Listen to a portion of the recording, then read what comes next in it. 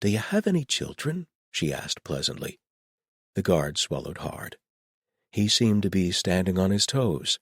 "No, ma'am." "Would you like to be able to?" "Yes'm." "Good answer." Shane waved Marguerite and Davith down the stairs. Marguerite plunged downward, gulping fresher air with great relief. Wren joined them a moment later, wrinkling her nose. "That smell is getting worse. What the hell is it?" "I believe it is a cynocephalic perfume," said Shane. "A what?" "Lady Silver is a member of a dog-headed race. I smelled one of her perfumes when I visited her, and it was remarkably similar." He shook his head, smile growing.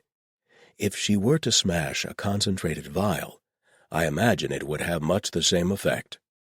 Marguerite glanced over her shoulder, as if somehow she would be able to see the spreading clouds of scent.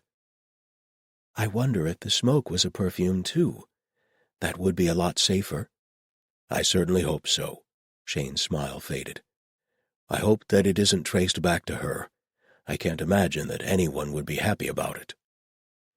"From what little I know of the lady," said Marguerite, "I suspect that she'll have taken precautions. Lady Silver isn't known for any intrigues whatsoever, and after a certain point, that lack begins to indicate almost superhuman skill." "I hope you're right."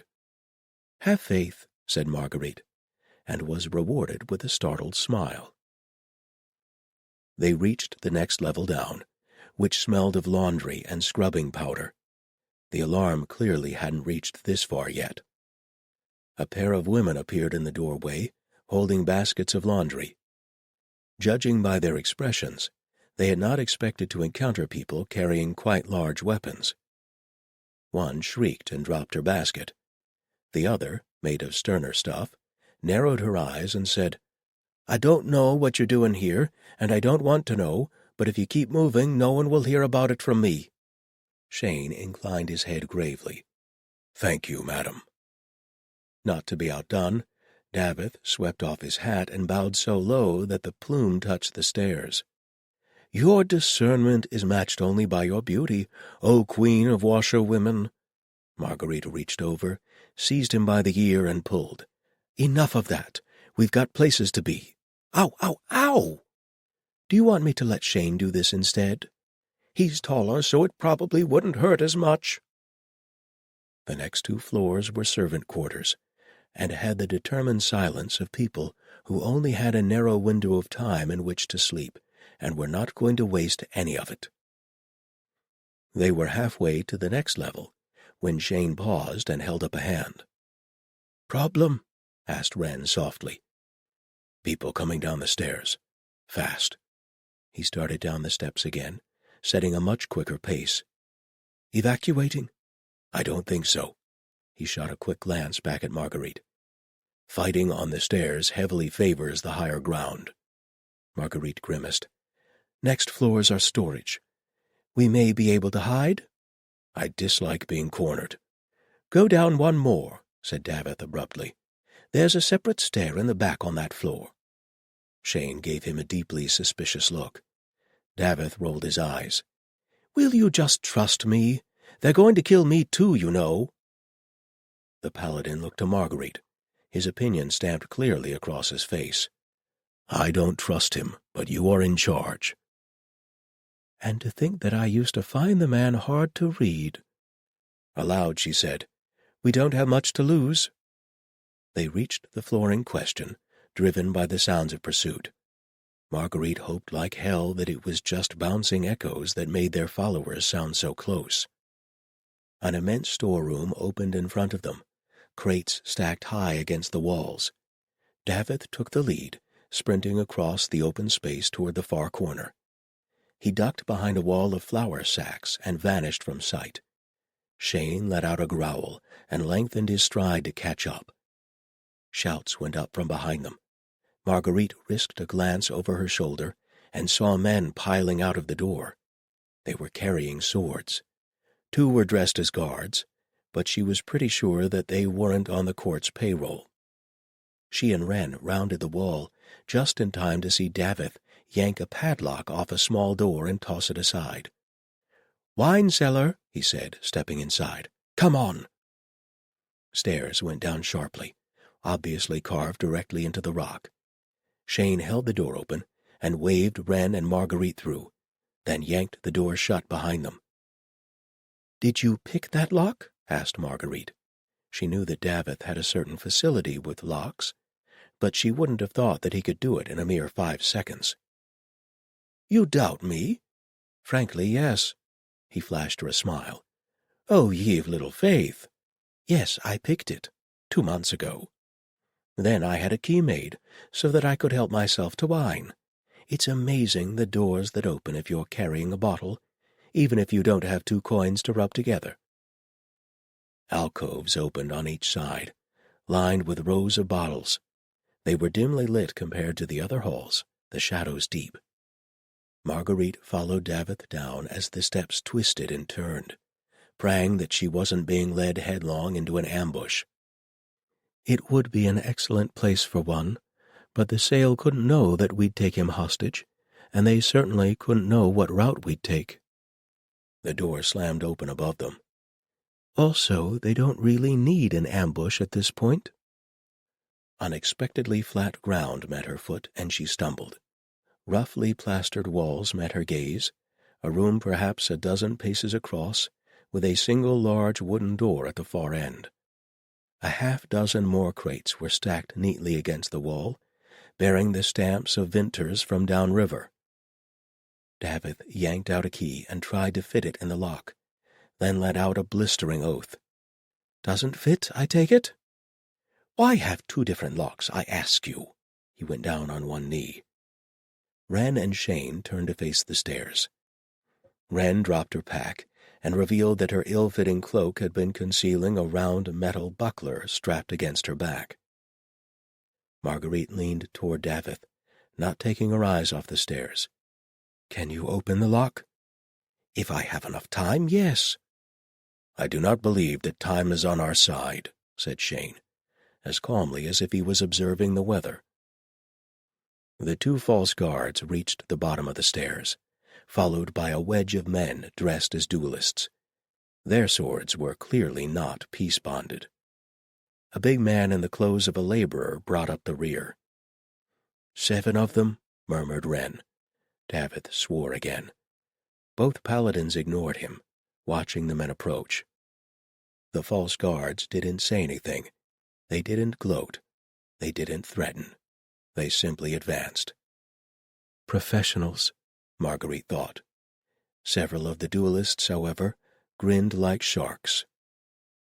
"I owe you, big man," one said. "You broke my brother's arm." "Ah," Shane said. "So that was a test. I had wondered." He still sounded extremely calm. Davith stopped trying the lock and stepped in front of Marguerite.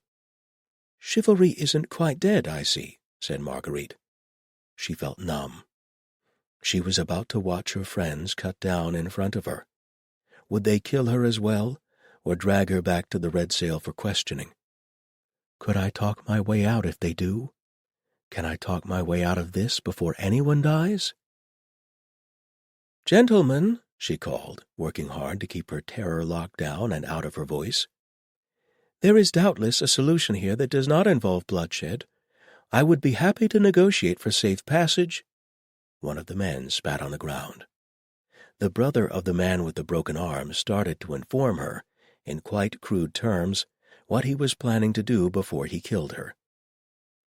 He got less than halfway through the speech when Shane's sword slid into his throat.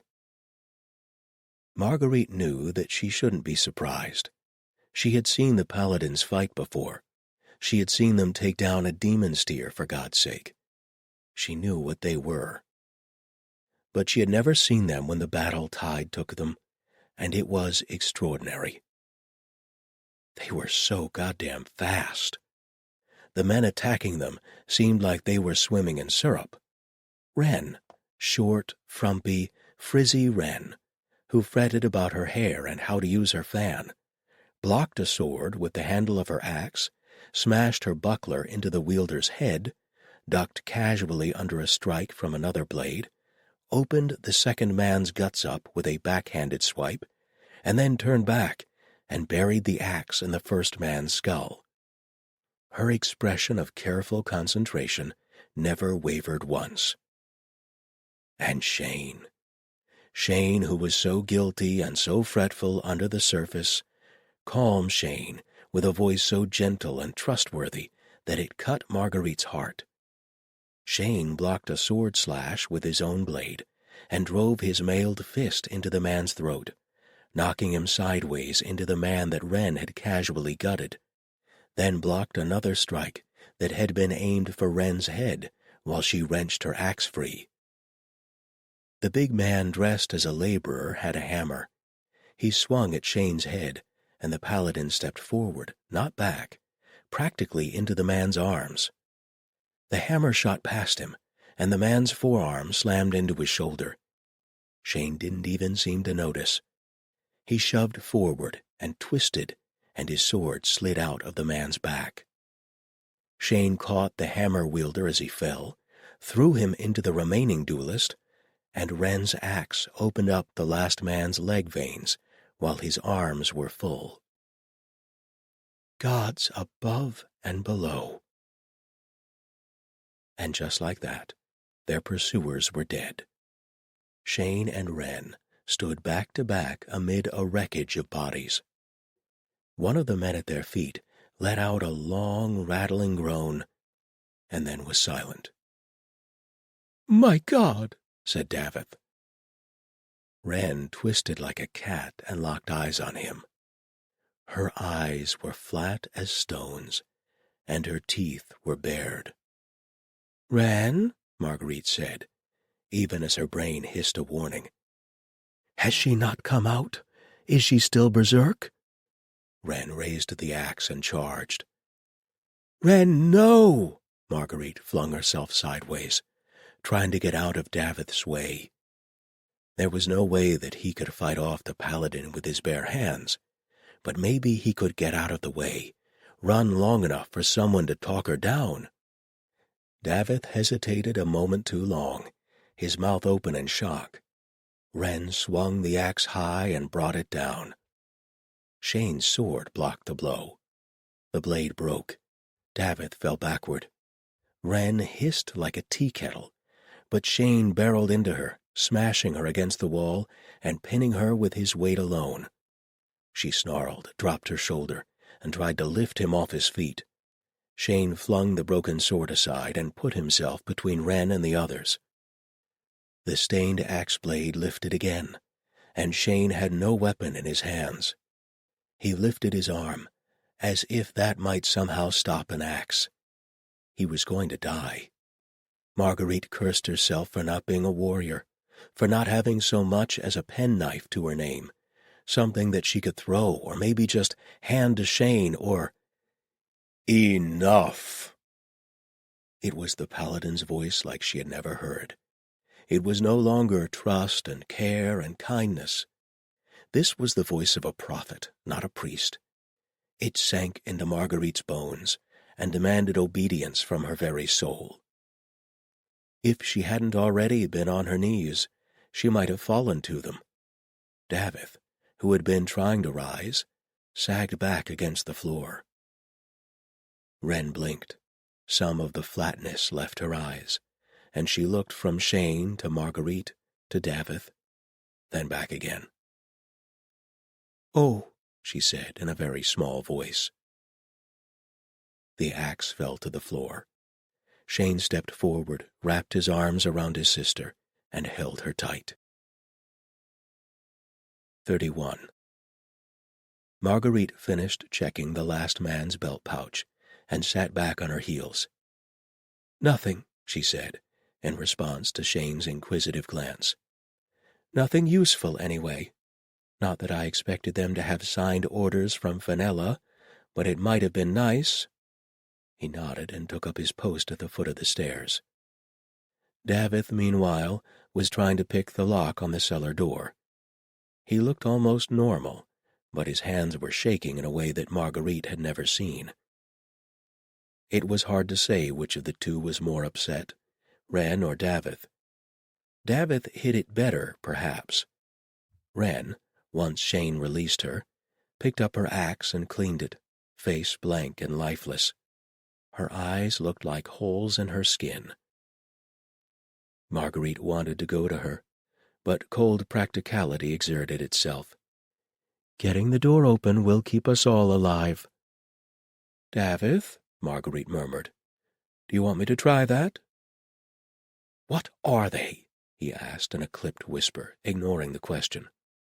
"What?" "Them. Those aren't ordinary bodyguards." One of the picks bent, and he pressed his lips together until they went white. "No." She thought about lying, but there didn't seem to be much point now.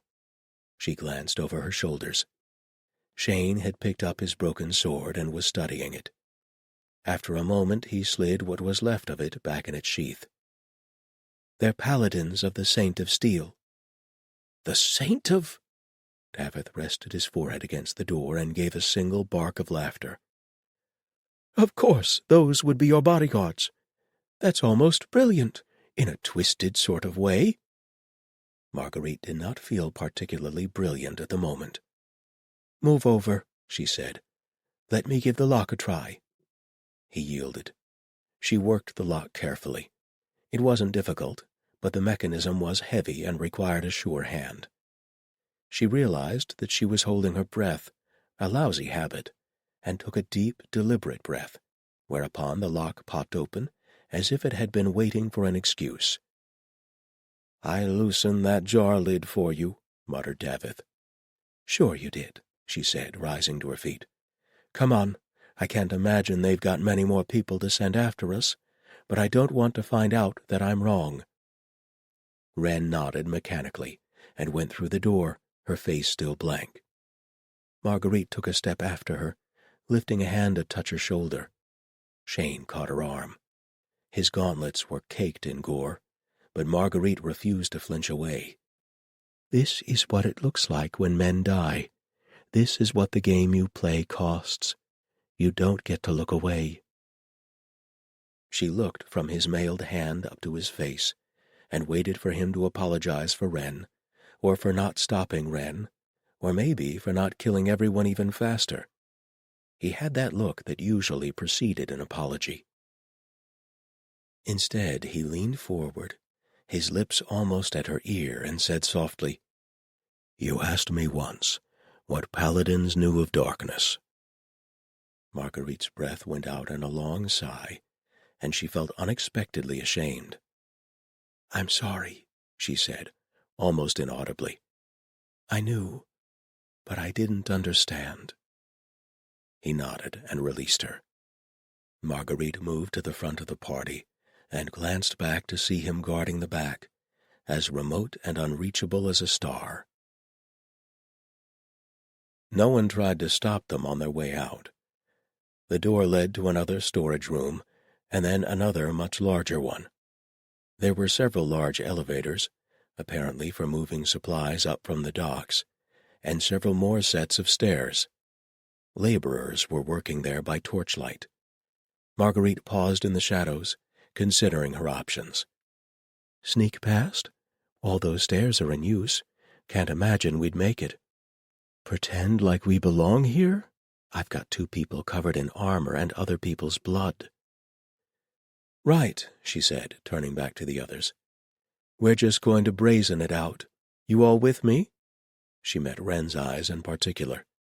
The other woman took a deep breath and squared her shoulders.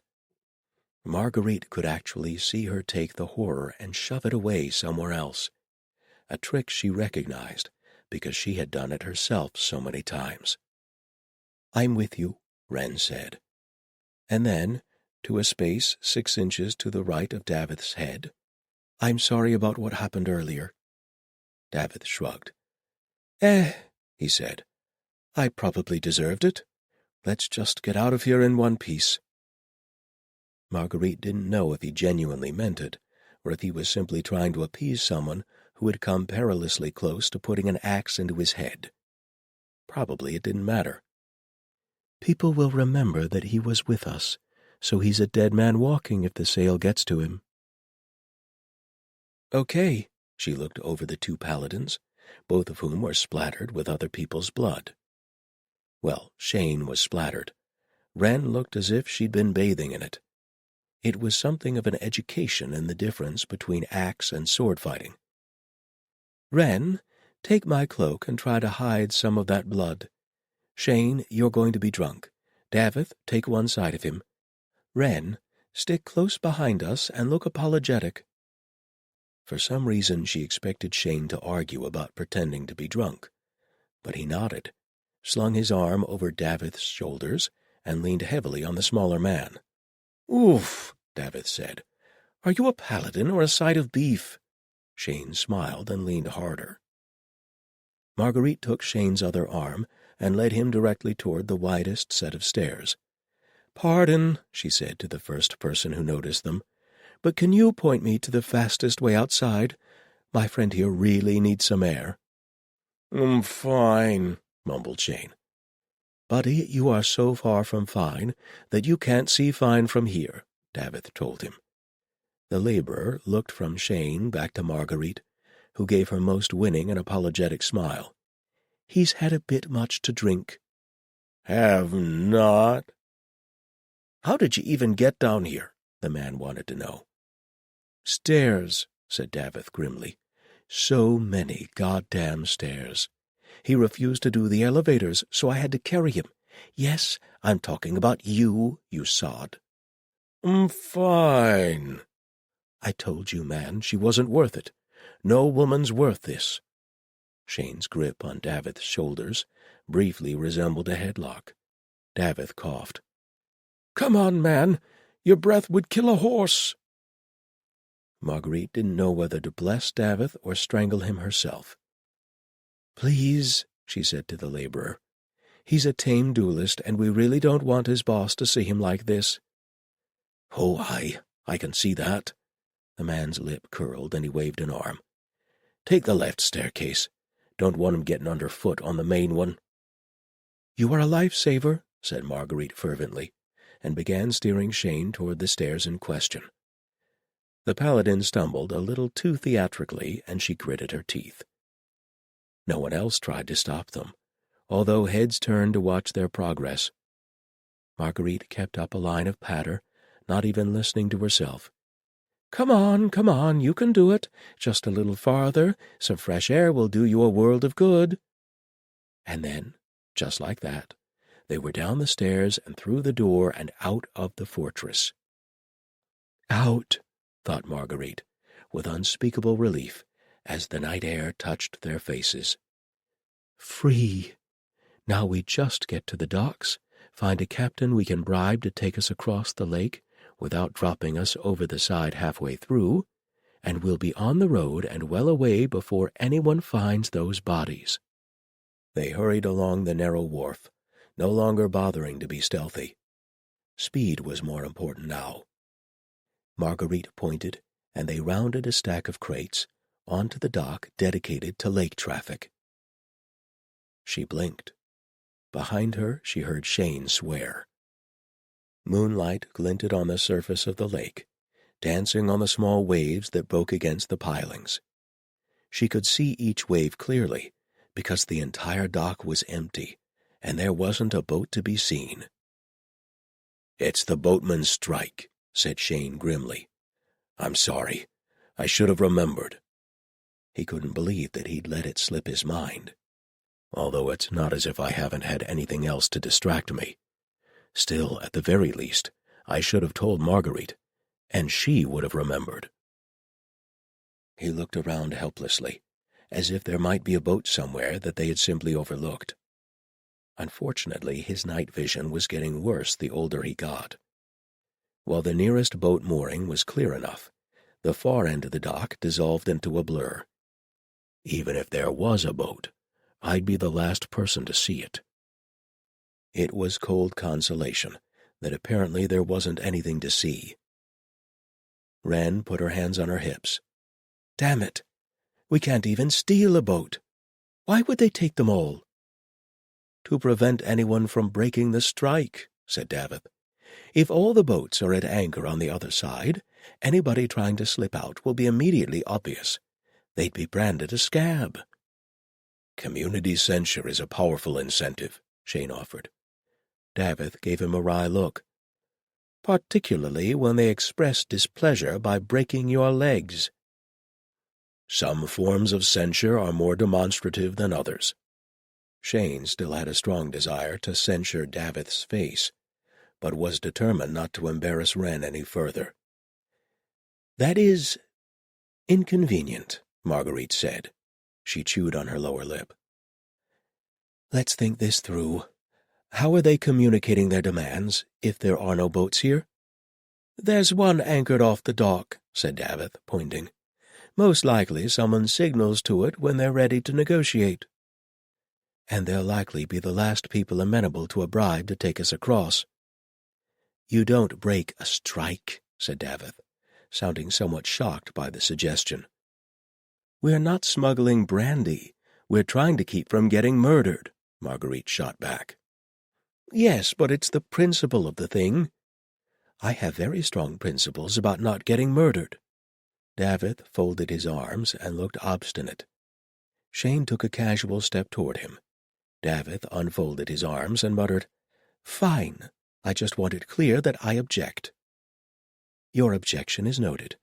Anyway, it'll be moot if we can't find a boat." Wren pointed over to the other dock.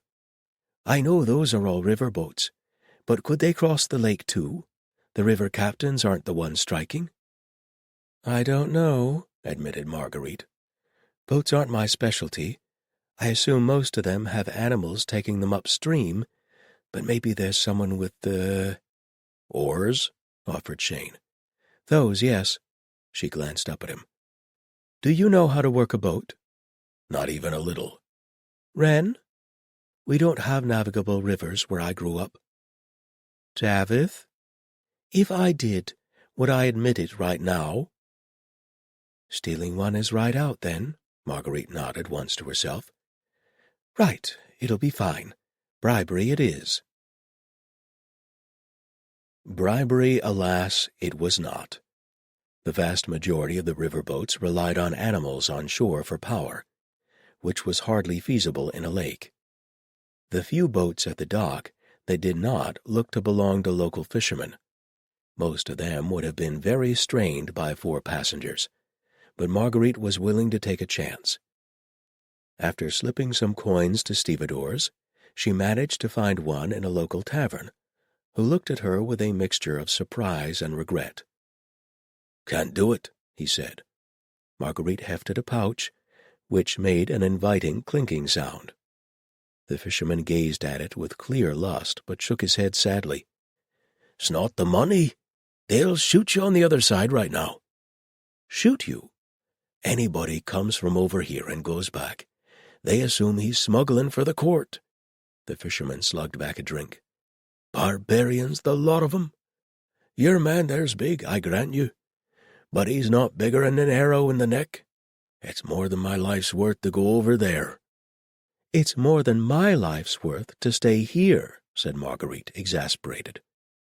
She didn't know the extent of the sales forces at the court, but even if Shane and Wren could fight off everyone sent against them, the local authorities were bound to notice the piles of corpses eventually.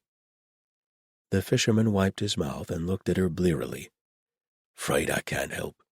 You'll have to go over the mountain." "I can't fly either," said Marguerite tartly. He shook his head, surprising her. "There's a trail, of course. Couple of 'em. How do you think they get back and forth when the lake's all slush?" Shane, who had been listening to all this in silence, said, "I would have thought sleds with runners." "Oh, aye, once it's good and frozen. But we get about 6 weeks where it's just slop. Can't push a boat through it, and you sink right through if you step on it." He jerked his chin in the general direction of the highlands. "You take the mountain road, then." "Bad season for it," said a man at the next table, turning. Marguerite stifled a sigh. Speed was more important than stealth, but she'd hoped not to have the entire tavern involved in the conversation. Not that they wouldn't notice Shane anyway. The Paladin stood out like a well-armed turkey in a henhouse. Trail's still a mess from the spring thaw, the newcomer said. Might be some bits washed out. This just gets better and better. Where does the trail start? The man shrugged. Can't really miss it. There's a stable right there, handles the pack mules. Before Marguerite could ask, he added, They won't sell you one now, in case you're trying to get around the strike. She looked at Shane, who predictably grunted. Thanks for your help, she said to the two men. I'll stand you around. Guess I'll be heading downstream instead. They both solemnly agreed that this was wise and drank to her health. Marguerite and Shane went back outside, where Wren and Davith were watching each other with all the friendly feeling of a blood feud. Right, Marguerite said. We're going to have to go through the mountains. Wren, I'm sorry. There's a trail at least? She decided not to mention it possibly being washed out, because there wasn't a damn thing anyone could do about it if it was. Wren took a deep breath and squared her shoulders. It has to be done. I just won't look down, I guess. Davith looked from one to the other. Wait, let me get this straight. You're named after a bird, and you're afraid of heights? Wren glared at him. My parents weren't exactly warned in advance about that, all right? So that they could have named me for something suitably earthbound, like a toad. Davith opened his mouth, and Marguerite truly did not know if he was going to say something sardonic or actually apologize. Shane stepped between them. Davith closed his mouth again. It can't be that far, said Marguerite. The other side of the lake is right there. Wren rubbed the back of her neck. That's not necessarily true. If the trail has to make a detour around a bit that's unclimbable, say. She shook her head. Even in my hills, the road's the best way, not the shortest way. Well, said Marguerite grimly, I suppose we're about to find out. 32. That is not a trail, said Davith. That is a goat track, for suicidal goats. Privately, Marguerite thought that he was correct, but she wasn't going to show it. The trail wasn't even flat, but had a distinct sideways tilt, as if it might spill people off the side at any moment. They take mules on it, so it can't be that bad. Wren came to her aid. I've seen worse. They've shored parts of it up, so somebody's repairing it. That's good. That it needs repair? Asked Davith. That it's in use, which means it's unlikely to run out or become impassable. She did not actually add, you asshole, to the end of the sentence, but it was strongly implied. Right, said Marguerite. Let's go. Shane insisted on going first to test the trail. Marguerite frowned at him. Why you? Because I'm the heaviest. If it will hold my weight, it will hold the rest of you. If it won't hold my weight, you'll find out before anyone else plunges to their death. I'd really prefer no one plunged to their death, she informed him tartly. Shane shrugged, possibly indicating that plunging to one's death was a personal decision best left to the individual. Marguerite put her hands on her hips. I assure you, I will do everything in my power to avoid it, he promised her. You do that. His eyes were the same color as the cold sky as he looked down at her, but then they shifted to something a little past her and softened. He's looking at Wren, she told herself. It isn't you he cares about. Still, her heart twinged a little as he bent toward her. Stupid heart. Wren would be the logical one, he murmured. She grew up in hill country after all. But she cannot do it, and I do not trust Davith. That leaves you and you are the one required for our mission to succeed. So I will go first. He was right, and she knew he was right, but she glared at his broad back anyway as he led the way. The trail was not so bad as all that. Mostly. In places it was quite serviceable. But it seemed like every time they reached a switchback, the outer edge of the turn was crumbling away and dropped pebbles. Sometimes the entire turn was simply gone, and they had to scramble from the lower trail to the higher, up 4 or 5 feet of steep rock. It was not such a difficult proposition for Shane or Davith, but Marguerite was feeling her lack of height severely. Wren, despite her clear discomfort with heights, did significantly better, possibly because she was so much stronger. Given a good handhold, the younger paladin could simply pull herself up. Marguerite, who could not have done a single push-up even if her breasts hadn't rendered the issue largely moot, tried not to feel bitter envy. "What happened to this trail?" she grumbled, as Shane reached down, took both her hands, and pulled her up to the next switchback.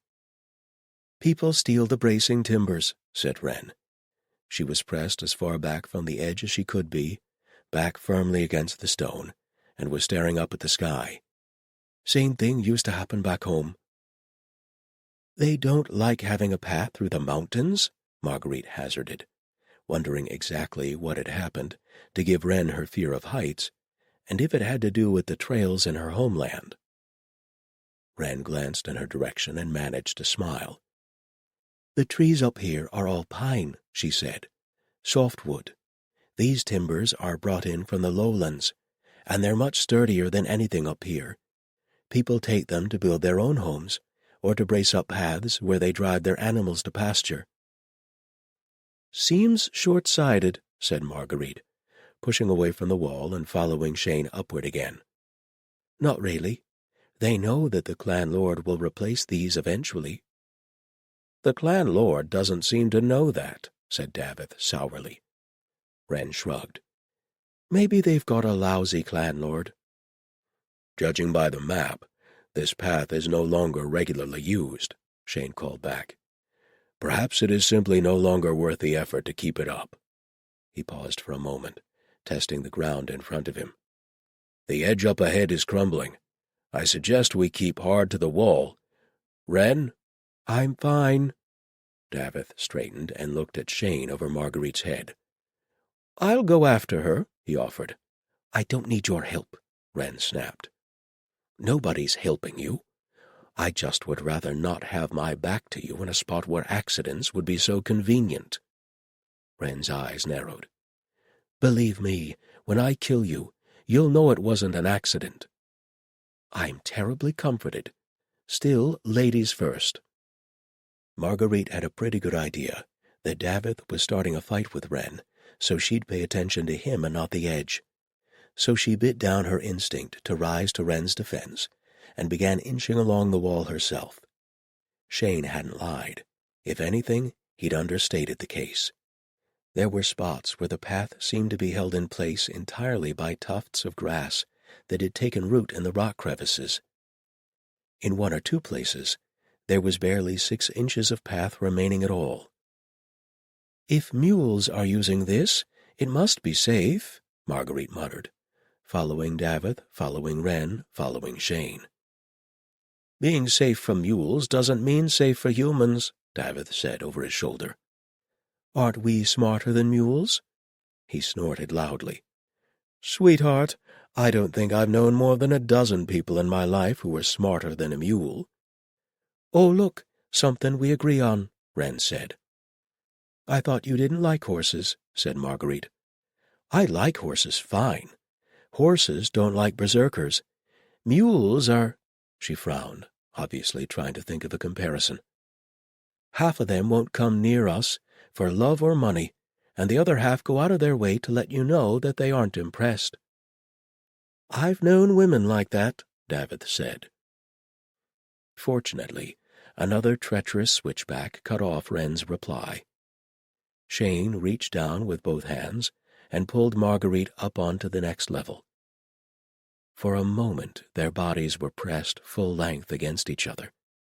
They both hesitated a moment too long, and then Shane hastily stepped back, and Marguerite stood aside to let Wren and Davith pass. "You remember how I told you once not to bed him?" Davith murmured, letting the other two get farther ahead and out of immediate earshot. Marguerite flapped her hand toward his face, as if he were a mosquito she could swat away. "You may have said something of the sort, It was none of your business then, and it still isn't." "I've changed my mind," said Davith, apparently unconcerned about whether or not it was his business. "You should definitely bed him at the soonest opportunity. In fact, once we hit the next wide spot in the trail, I'll happily turn my back and engage the other one in small talk." She swatted at him again, narrowly missing his nose. He dropped back a step. Marguerite concentrated on her footing. Occasionally she'd glance up to see Shane's broad back, still reassuringly far ahead. She wasn't going to ask. She wasn't. It was none of his business. God damn it. "Fine," she hissed, twisting to glare at Davith. "Why the sudden change of heart?" "Sweetheart, there's so much unrelieved sexual tension between you two that I'm surprised your clothes don't ignite. Bed him and be done with it before you grind your teeth into splinters." Marguerite realized that she had been grinding her teeth and deliberately unclenched her jaw. "It's not like that," she muttered. "The hell it isn't," she grunted. A minute later she realized that it had been a pretty good version of a Shane grunt, and had to unclench her jaw again. "Cheer up," said Davith. "It could always be worse." She grunted again. It was a lovely non-committal noise that did not indicate either interest or agreement, and furthermore did not give the other person anything to work with. She was starting to see why Shane liked it so much. Unfortunately, it didn't work on Davith. "Sure it could. You could have been dragged out of your nice cushy job, sleeping with beautiful women, and made into a fugitive, all because you had a moment of ill-considered mercy. Instead, you get to skip along this trail that would give a mountain goat heartburn without a care in the world, other than your libido." "I am not skipping," said Marguerite, planting her feet with extreme caution, and reminding herself that if she took a swing at Davith, he would very likely plunge to his death. That would be bad. Probably. In theory, anyway. "And at least the weather's nice," said Davith, gazing up at the mountain sky and the high white clouds. 2 hours later, it began to rain. "You just had to say something about the weather," Marguerite growled at Davith. "I didn't expect it to blow up so fast." "Flatlander," said Wren. The four had taken temporary shelter under a large overhanging boulder, which meant that they were only getting rained on when the wind gusted. Unfortunately, since they were on the side of a mountain, this was approximately every 10 seconds. "Weather changes fast in the mountains, and you can't see it coming." "At least it isn't snow?" he said hopefully.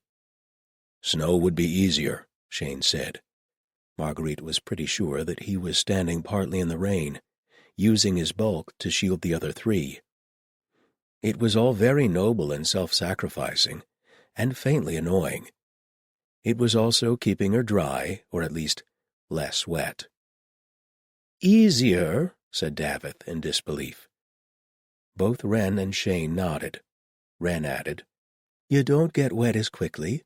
Being soaked through will kill you much faster than having snowflakes on your head." "Aren't there, I don't know, avalanches and things, though?" "There are," Shane began. "There, see? I don't want to get knocked off the trail by an avalanche." "But there are also mudslides," the Paladin finished. Davith threw his hands in the air, narrowly missing Marguerite's nose. "You know, given that I'm technically a prisoner, I should not have to be the optimist here." Shane and Marguerite grunted simultaneously, exchanged looks, his surprised, hers rueful. And then Shane gave about 1/10 of a smile, clearly involuntarily, and looked hurriedly away. "This isn't letting up," Wren said, after about 20 minutes. Shane nodded. Water dripped off the end of his nose. "You've got more experience in this kind of territory than I do," said Marguerite. "What's our best plan?" Wren sighed. "I hate to say it, but the longer we stand here in the rain, the colder we're going to get. At least if we're walking, we'll be a little warmer and we may find a better stopping point." She rubbed the back of her neck. "In my country, there would be a shelter eventually, but I don't know if we can count on that here. But even a hollow out of the wind would be preferable to this." "Right," said Marguerite. "You heard the lady. Let's go." Shane set out, with Marguerite behind him. She glanced back to see Davith and Wren waging a small psychological battle over who would bring up the rear. Wren won, probably because she had an axe and Davith didn't. It was cold. It was wet. The trail didn't melt away underneath them, which was about the best that you could give it. Marguerite kept her eyes on Shane's back, and realized that she was definitely, truly miserable, because she wasn't even ogling his backside. "Our greatest weapon is useless. We're doomed." She didn't have the energy to laugh, but she snorted at herself, though no one could hear it over the wind. She couldn't even tell if it was getting darker because of the hour or because of the clouds. Have we been walking long enough for it to get dark? I don't even know. It felt as if she had been walking for at least a century. But Marguerite knew just how easily time could stretch in such situations. "I think it's probably been an hour. That doesn't put us anywhere toward nightfall, does it? Certainly not in the middle of summer." She had absolutely no desire to be walking along this trail in the dark. It was bad enough in daylight. "And it'll get cold. Colder. And if we're not somewhere that we can stop, we'll be in serious trouble." They had passed several forks in the trail already, and each time had taken the branch that seemed as if mules could traverse it. Marguerite hoped that was the right choice. Wren seemed to think it was, but as the hours passed, Marguerite became less and less certain. "I honestly thought we'd be there by now. It's not like the lake itself is miles across." Life as a spy was frequently uncertain, and she'd had to hide out in the country before. It was just that the country was usually a lot flatter and had barns and churches and things. She'd managed to avoid crossing mountains before. "That was very smart of me. I wish I'd figured out a way to do it this time." When the ground gave way under her, it did so quite slowly, which meant that at first she wasn't sure what was happening. Shane was suddenly about a foot higher up the hill than he had been, and she had the vague notion that he'd taken a step up. Then she was listing sideways unexpectedly, and there was nothing under her right foot, and she realized that the section of trail she was standing on was sliding down the mountain and taking her with it. She let out an undignified squawk and grabbed for solid ground, and got 2 handfuls of mud instead. She slid sideways down the hill, mostly on her side. Everything felt strangely slow, as if she was moving through mud. "Which I am. I just expected mud to be faster." She came to a squelching stop. Marguerite looked around, confused, and realized that she had actually slid down the hill to the next switchback, about 10 feet down. Both her legs were encased in mud up to the knee. "Is it over?" She tried to pull herself out of the mud, onto the trail ahead. It did not go well. Mud oozed over the tops of her boots, and she stopped, realizing that she was going to lose both boots. "Still, if I stay put, maybe one of the others can get to me and we can dig down." The second patch of trail gave way. Either this section wasn't as solid, or the weight of the mud was starting to add up, because it went a lot faster. Marguerite flopped forward on her belly, grabbing for anything solid that might slow her descent. A small clump of sedge was the only handhold, and she sank her fingers into it, while the trail continued to pour out from under her, gaining strength and speed as it went. Mud pulled at her legs. One boot gave way. "Shit," she said aloud. "Shit, shit, shit." Her voice sounded very calm as she said it. It would have been rather nice if someone had been impressed by that. But Shane probably couldn't hear her, and Davith and Wren were presumably too busy trying not to slide down the mountain themselves. Her focus narrowed down to her right hand and the sedge, which was now at the edge of the washed-out area. Possibly its roots were what was holding the remaining section of trail together. What was the weight-bearing capacity of a grassy tuft less than 6 inches wide? "Good plant," she gasped. "Sturdy plant." Could she pull herself up? No, she could not. Was there another handhold? She groped for one along the exposed edge of the trail, and clumps of earth calved away under her fingers. Shit! And then an arm seemed to materialize next to her face, and Shane got a grip on her coat and pulled her up. Marguerite got a faceful of mud, and the fabric cut into her armpits in a way that would probably leave bruises later, but she didn't care. Her arm went around his neck, and she buried her face in his shoulder. "Good Paladin, sturdy Paladin, even better than the plant." He was saying something to her in that marvelously soothing voice. She wanted to collapse into it and rest. Surely you would not be allowed to fall off a cliff while someone was talking to you like that. What was he saying exactly? "You have to let go," he repeated. Let go? She couldn't let go. If she let go, she was going to fall. Still, he seemed insistent. Marguerite reluctantly tried to loosen her grip around his neck. "No," Shane said very patiently. "Not me. Let go of the plant." Marguerite looked down the length of her right arm. It seemed very long. She couldn't quite feel her fingers. But yes, there they were, dug into the sedge that was now very much worse for wear. "Ah," she said, and told her fingers sternly to relax. "Thank you, good plant. I will make an offering to the Lady of Grass in your honor."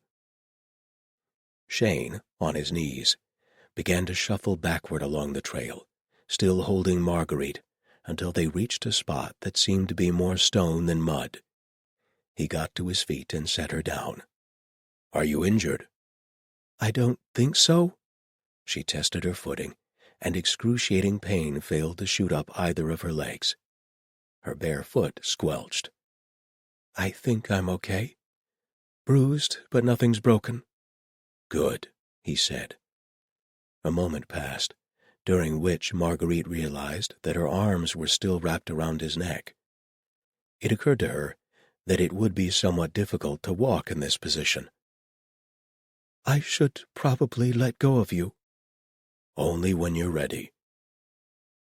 She did not feel particularly ready, but another, more pressing thought struck her. "Wren! Davith!" "They're fine, but we do have a problem." Marguerite reluctantly let him go. As soon as she stepped back, the wind hit her again, and the rain seemed to redouble. Rivulets ran down her face, and her hair slapped wetly against the back of her neck. "Oh well, at least it'll wash off some of the mud." She pulled the hood of her cloak up and turned back to look at the trail. She was glad that the hood hid her expression, because the sight made her blanch. A good 20 feet had been washed out, gone in a churn of mud that looked more like a cattle wallow than a trail. "I rode that down?" Another cold wave of adrenaline shivered through her as she realized just how bad things could have been, if not for the sedge. Up the hillside, on the next switchback, she saw Wren and Davith looking down. She waved up to them, and both sagged in relief. But if they're up there on the original trail, how did Shane get down here? "Did you get caught in the slide too?" "No, I climbed down." Given the steepness of the trail, it had probably been less of a climb and more of a controlled fall. She swallowed. Are you hurt?" "I'm fine. My armor could be better. Mud and chainmail is not the best of combinations." Marguerite eyed Wren and Davith.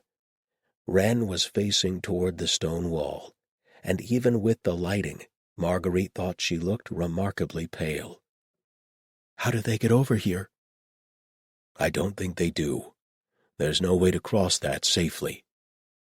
The others had clearly come to the same conclusion, judging by the hand gestures. Davith nodded glumly, then cupped his hands around his mouth. "We'll catch up with you," he shouted, then turned back, tugging at Wren's sleeve. "They'll have to backtrack to the last fork," said Shane. "Hopefully the two trails will reconnect somewhere lower down. I don't know how long that will take, but hopefully we can find shelter somewhere below and wait for them." "Think they'll be okay?" Shane watched the two, impassive. Davith appeared to be alternating talking and tugging Wren back down the path. "Will he take this opportunity to abandon her and escape?" "Davith? No, I doubt it would even occur to him. He's a cad, but he's not actually a bad person." "Then I doubt their risk is substantially greater than ours. I cannot imagine any pursuers would give chase in this weather." Marguerite nodded. The red sail had deep pockets, but there were limits. The pair vanished with a final wave. Marguerite dug into her pack and pulled out her spare pair of shoes. They were lighter, meant for court wear, and they were going to be absolutely ruined. But it was still better than going barefoot. She gazed at the embroidery with a touch of sorrow, then slid them onto her feet. "Ready?" asked Shane. She was cold and wet and miserable and shaky with adrenaline. She actually wanted to sit down in the middle of the trail and cry.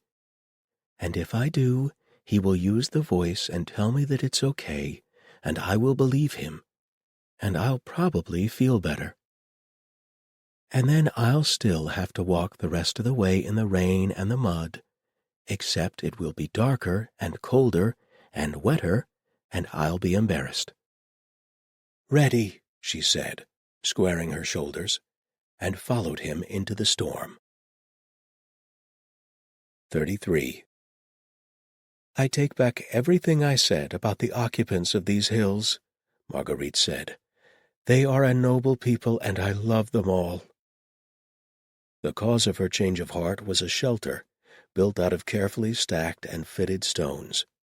It was dark and dusty, and various animals had obviously been using it, but it blocked the wind and the rain and felt a good 20 degrees warmer inside than out.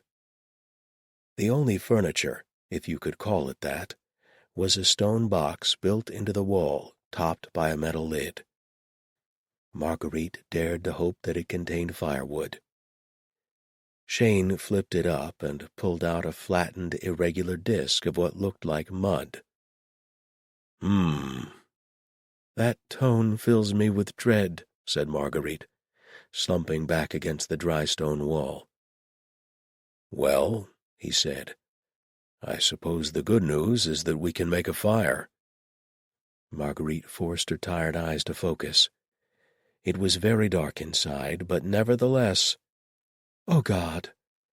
That's dried cow poop, isn't it?" "It might be sheep." "Is that better?" "No, I think it's about the same." He took a few more of the patties from the box and set them in the soot-stained depression in the center of the shelter, then pulled out his tinder box and set to work. "I suppose beggars can't be choosers," said Marguerite philosophically. "It was good of them to keep the place stocked and all." "Indeed. You should get out of those wet clothes. I'll build up the fire." She had no doubt that he was legitimately concerned that she might die of hypothermia. It was just that it also kicked the sexual tension up by about 5 notches. Impressive that I can even think about that, after a long hike and nearly sliding to my death down a mountain. On the other hand, that would definitely warm me up. "Right, Marguerite said, and began stripping her soggy clothes off. Painted orange by the fire, Shane's throat moved as he swallowed hard. Carefully, not looking in her direction, he rummaged through his pack until he found a suitable length of cord, and busied himself stringing it across the shelter to make a rough clothesline. Marguerite wrung what water she could out of her cloak and stretched it out to sit on. Even damp wool was better than bare stone. The pungent smell of burning dung began to fill the small space, but so did the first stirrings of warmth. "Aren't you wet too?" He said. Yes, a bit." Marguerite draped her sodden shirt and tunic over the line to dry, then sat back to enjoy the spectacle of a man trying to remove armor in an enclosed space with his eyes closed. Shane got the surcoat and chain hauberk off, and finally opened his eyes to look at his mail. "I need to hang this," he muttered, "and oil it as soon as I can." He looked up at the clothesline, then back down at the hauberk. "I don't think that'll support it," Marguerite offered. He glanced toward her, probably involuntarily, and must have gotten an eyeful, because he jerked his gaze back so quickly that she was surprised he didn't get a neck spasm. "No," he said. "No, no." He draped the chain over the stone box, looked at it, sighed, moved it a bit, then sighed again and sat back on his heels. "If the gods will it, we will be in the Highlands tomorrow, and I can treat it properly." "From your lips to their ears," said Marguerite. "How much fuel do we have for the fire?" "Enough to get through the night, so long as we are not extravagant with it." He sounded apologetic. "That is, I do not think we can build it up much further than this." "Ah, well," said Marguerite philosophically, "I suppose we'll just have to find some other way to keep warm." Shane looked over at her, clearly startled. Then his eyes dropped below her collarbone, came back up immediately, and he cleared his throat several times. "If I sit around and wait for him to make a move, we'll probably both freeze to death." "Hell with it," she thought, and kissed him. His lips were ice-cold as she flicked her tongue across them, and for a moment she thought she had made a complete fool of herself. But then his mouth opened under hers, and he was burning hot, and his hands slid into her hair and tilted her face up toward his. His hands were also cold, and her skin was cold, and she pressed her cold breasts against his equally cold chest, and the only warmth in the world was between their mouths, and for a little bit, that was all she needed. When it finally ended, when her back wasn't going to let him bend her over his arm like that any longer, and when breathing through her nose was no longer enough air, he pulled back, his eyes wide and almost alarmed.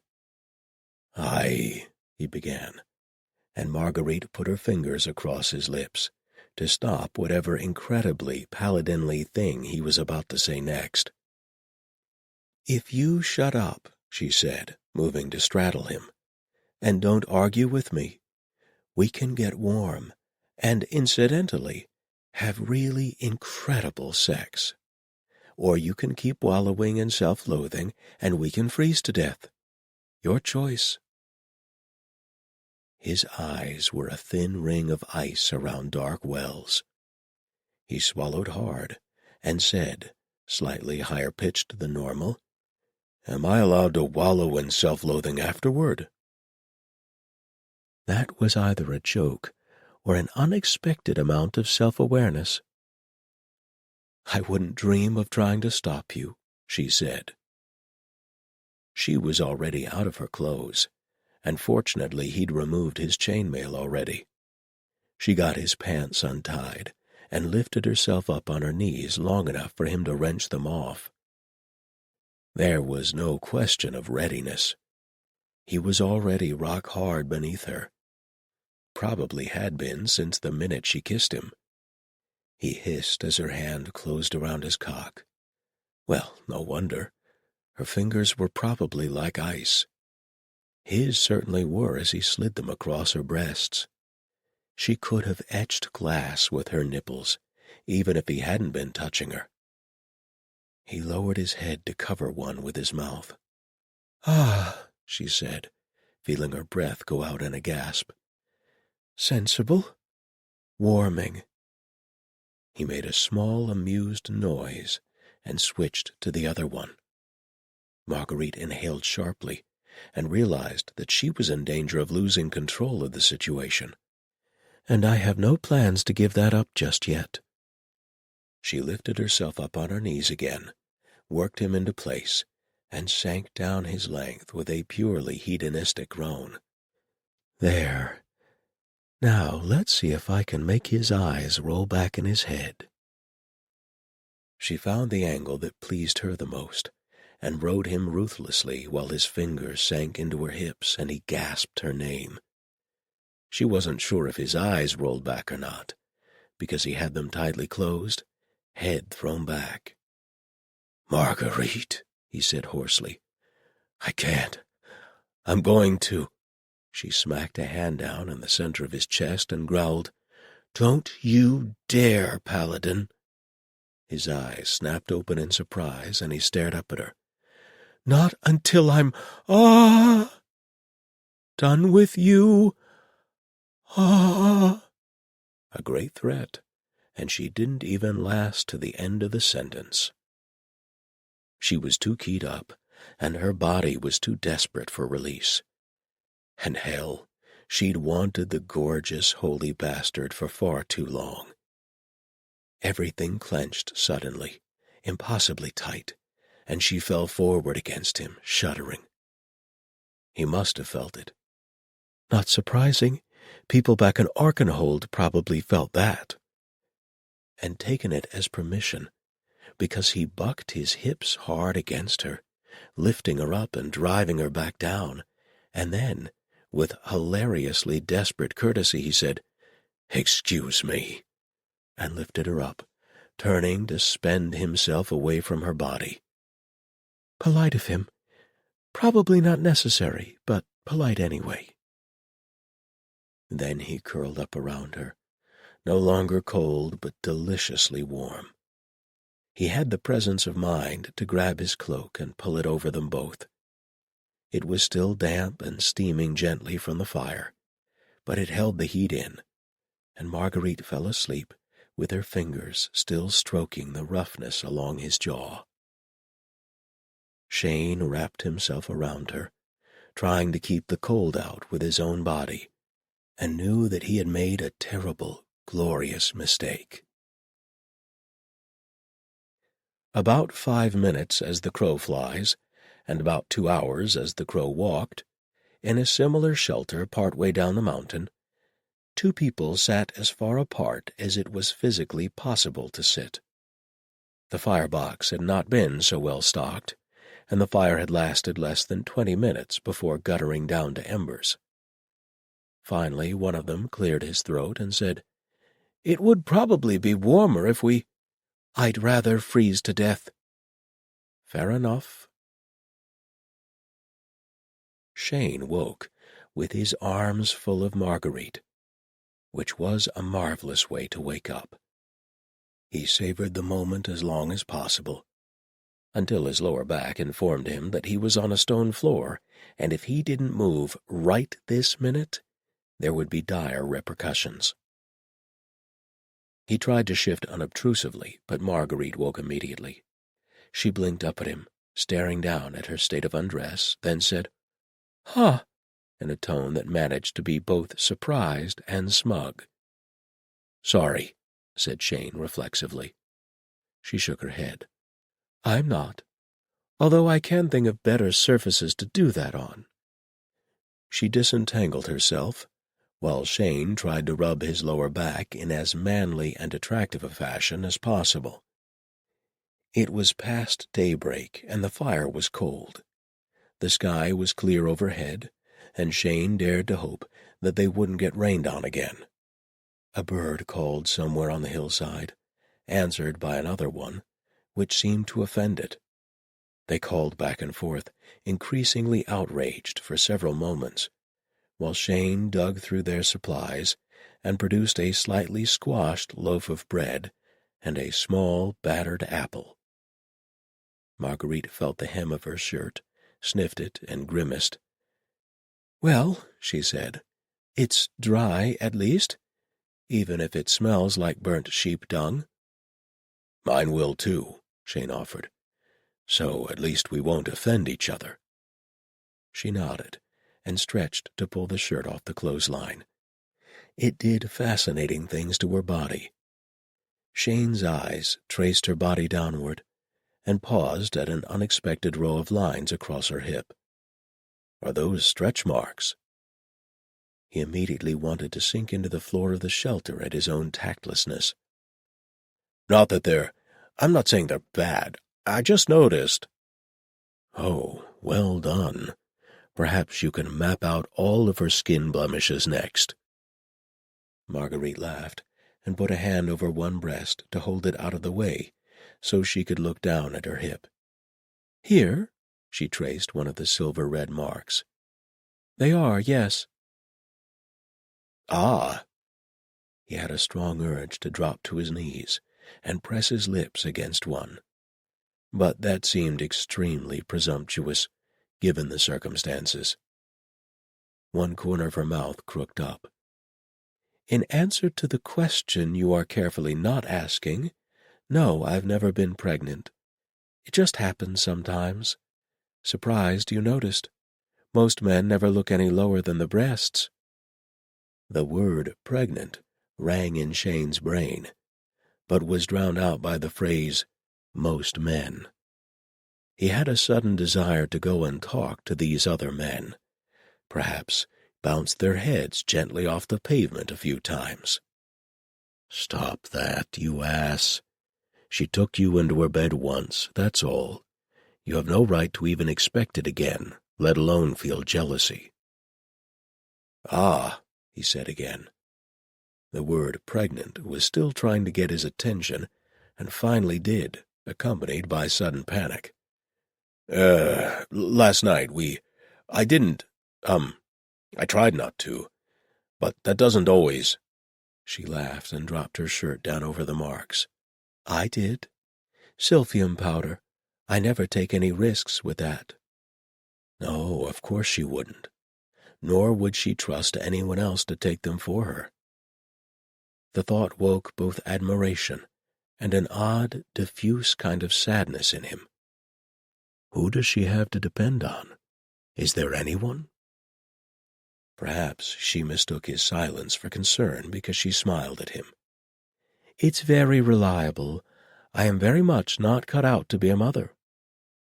"I would think that you could be almost anything you wanted." Her laugh had a little roughness around the edges, but seemed genuine enough if rueful. "Oh, I've tried. For a while there I thought maybe I could just sell perfumes for a living. But something always drags me back." She paused, staring at nothing in particular. "Anyway, this would be no life for a child. Besides, I have an absolute horror of pregnancy." Even Shane could recognize when it was time for the voice. "It can be very dangerous," he said gently. "The original Marguerite died of it, both her and the child. I decided early on that I didn't wish to tempt that fate." There was a note of finality that Shane had no desire to push. I don't have any children either, as far as I know." He cleared his throat. "That is, no one ever came to the temple to say that I might have fathered their child." "Does that happen often?" "Sometimes. After a battle, if you've helped people, some of them are grateful. Very grateful." He realized unaccountably that he was blushing, which was completely ridiculous given what they'd done the night before. Marguerite's eyes danced, and he knew she was about to say something hilariously cutting, when a familiar voice drifted up from the path to the shelter.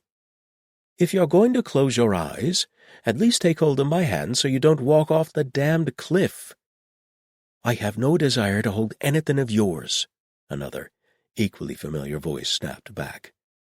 "I promise I'm not going to enjoy it. I just don't want to see you splattered all over the landscape on my watch." Wren's reply was too low for Shane to make out. "No, but that over-muscled brother of yours would," Davith said, clearly in answer, "and I'd rather not give him another excuse to punch me."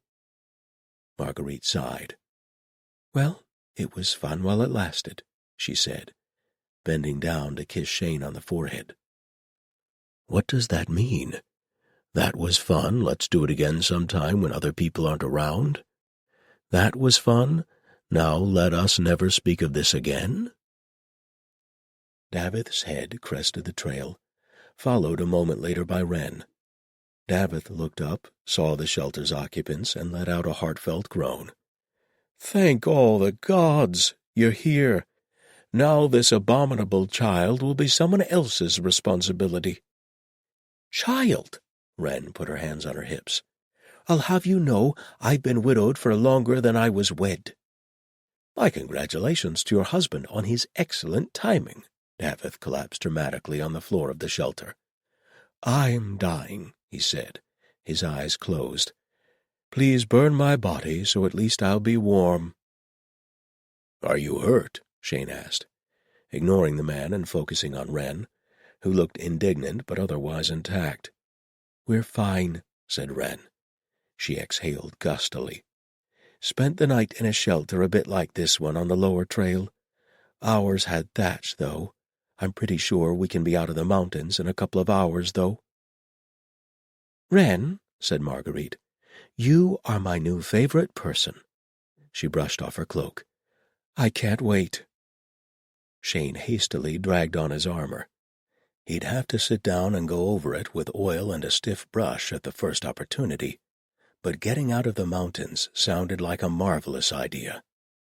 "You are well?" he asked Wren in an undertone. Despite Marguerite's assurances, he had worried for them. "Sure," she said. He looked at her steadily, and she finally rolled her eyes. "Fine. It was incredibly awkward, and there is no good way to say, 'I think you're an asshole, but I'm sorry I tried to kill you.' But we lived, and nobody fell off a mountain and died." Shane nodded. He was the last one out of the shelter, and paused on the threshold. "I wish there was some way to replace the fuel we used," he said. "Or pay for what we took." "That's why it's there," Wren said. "It's for anyone who needs it, that's all." "I know. Still, in case someone else needs it, I wish I could help." He started down the trail. Ahead of them, Davith put one hand on Marguerite's shoulder, leaned down and murmured something in her ear. She gave a rueful laugh and swatted at him. Jealousy struck Shane so hard that it felt like a sharpened stake piercing his chest, as if he might look down and see blood. He took a handful of deep breaths, trying to settle himself after the unexpected assault. "What is this? Why? I have no right. She is not mine. I am not hers." "Like hell you're not," whispered the little voice that usually cried failure. "You are hers completely. She's just not yours. Best get used to it." He did not want to get used to it. He wanted to lay claim to her and snarl at any other man who came too close. It was nasty and primitive, and it boiled in his chest, wonderful and horrible. He had no right to feel that way. More than that, feeling it was dangerous. Jealousy was fear, plain and simple. Fear of abandonment, fear that one would be judged in comparison and found wanting. "Can't imagine why I'd feel any of those things," he thought dryly. It was just a damn shame that knowing you shouldn't feel something didn't make the feeling go away. The dreaming gods people taught that jealousy was the kind of crack in a soul that a demon could exploit. The Saint of Steel, perhaps more practically, pointed out that a jealous berserker was a very dangerous thing. I cannot afford to feel this. I cannot. Look at what happened when Davith broke Wren's heart. She nearly killed him, and I know they hadn't so much as kissed. And if I snap because I'm jealous or heartbroken, who's going to stop me? You doing all right? Asked Marguerite, touching his arm. Her eyebrows rose as he jumped, startled. Something wrong? Just, thinking. He hadn't even noticed her dropping back. Saint's teeth. If this is what I do now when I bed a woman, it's probably for the best that I don't get much opportunity. We could be attacked by an army while I was staring off into space. Sorry, he added. Distracted, that's all. He wasn't sure if she believed him. He couldn't tell. That's part of the problem, isn't it? You can't ever tell. She's too good at hiding her responses. You have no idea if she would like more, or if that really was just two people staying warm. You could just ask. What, right here with Davith and Wren looking on? Are you sure you're all right? Marguerite asked. Fine. He picked up the pace. We should get going. 34. Wren was not exactly wrong about getting out of the mountains in a couple of hours. It was just bad luck that those hours occurred sometime in the afternoon, and not actually when they set out. I knew that was the wrong direction, muttered Davith. It was the correct direction, grated Wren. It was just that the rock slide was in the way. Yes, but— Children, said Marguerite wearily, if you do not stop bickering, I will turn this escape attempt around, so help me God. Suits me, said Davith cheerfully, and I will tell Shane to kill you. Shane did his best to look like a killer. He wasn't sure if it worked, or if he just looked constipated. Davith rolled his eyes. At any rate, said Marguerite, there was a detour, a clearly marked detour no less. Those were arrows painted on boulders. Yes, clearly painted, and here we are. In the highlands. Marguerite made a sweeping gesture, taking in the expanse of rolling hills, the lush grass, and the absolute lack of other humans. It pained Shane to agree with Davith in any way, but— Unfortunately, I'm not certain where we are in relation to the rest of the highlands, and the trail seems to have stopped. Marguerite took a deep breath, squared her shoulders, and strode out across the green hillside. It'll be fine, she said. We'll find someone and ask for directions. It took an additional hour before they found someone. The light was starting to fade, and Shane was beginning to look for anything that might work as shelter. It hadn't rained again, thankfully, but lacking even dried sheep dung to burn, it was going to be a long night. Davith's insistence of asking directions of every sheep they passed wasn't helping. Are you certain we need him? Shane asked, while the other man interrogated a ewe about which side of the hill to go around. Theoretically, he'll point out Sale operatives to us if he sees them, Marguerite said, with an expression that indicated that she wasn't certain if that was enough. It's his skin, too, and he knows that. Davith is a jackass, but he's not going to risk his neck out of spite. I could make it look like an accident, said Wren hopefully. Shane just looked at her. An axe-related accident? I can hear you, you know, said Davith, returning from the unimpressed ewe. And once you're done plotting to kill me, you might like to know that there's smoke coming from over that-a-way. He pointed. Shane couldn't see it, but Wren and Marguerite evidently could. "Oh, thank the rat," said Marguerite. "Civilization at last." Civilization, in this case, turned out to be a solitary shepherd's hut, built of the same stone as everything else, but with a heavy thatched roof. Light leaked around the edges of the shutters and under the door. As they approached through the deepening twilight, Shane first saw a pen holding a flock of sheep, then heard a dog begin to bark from inside the hut.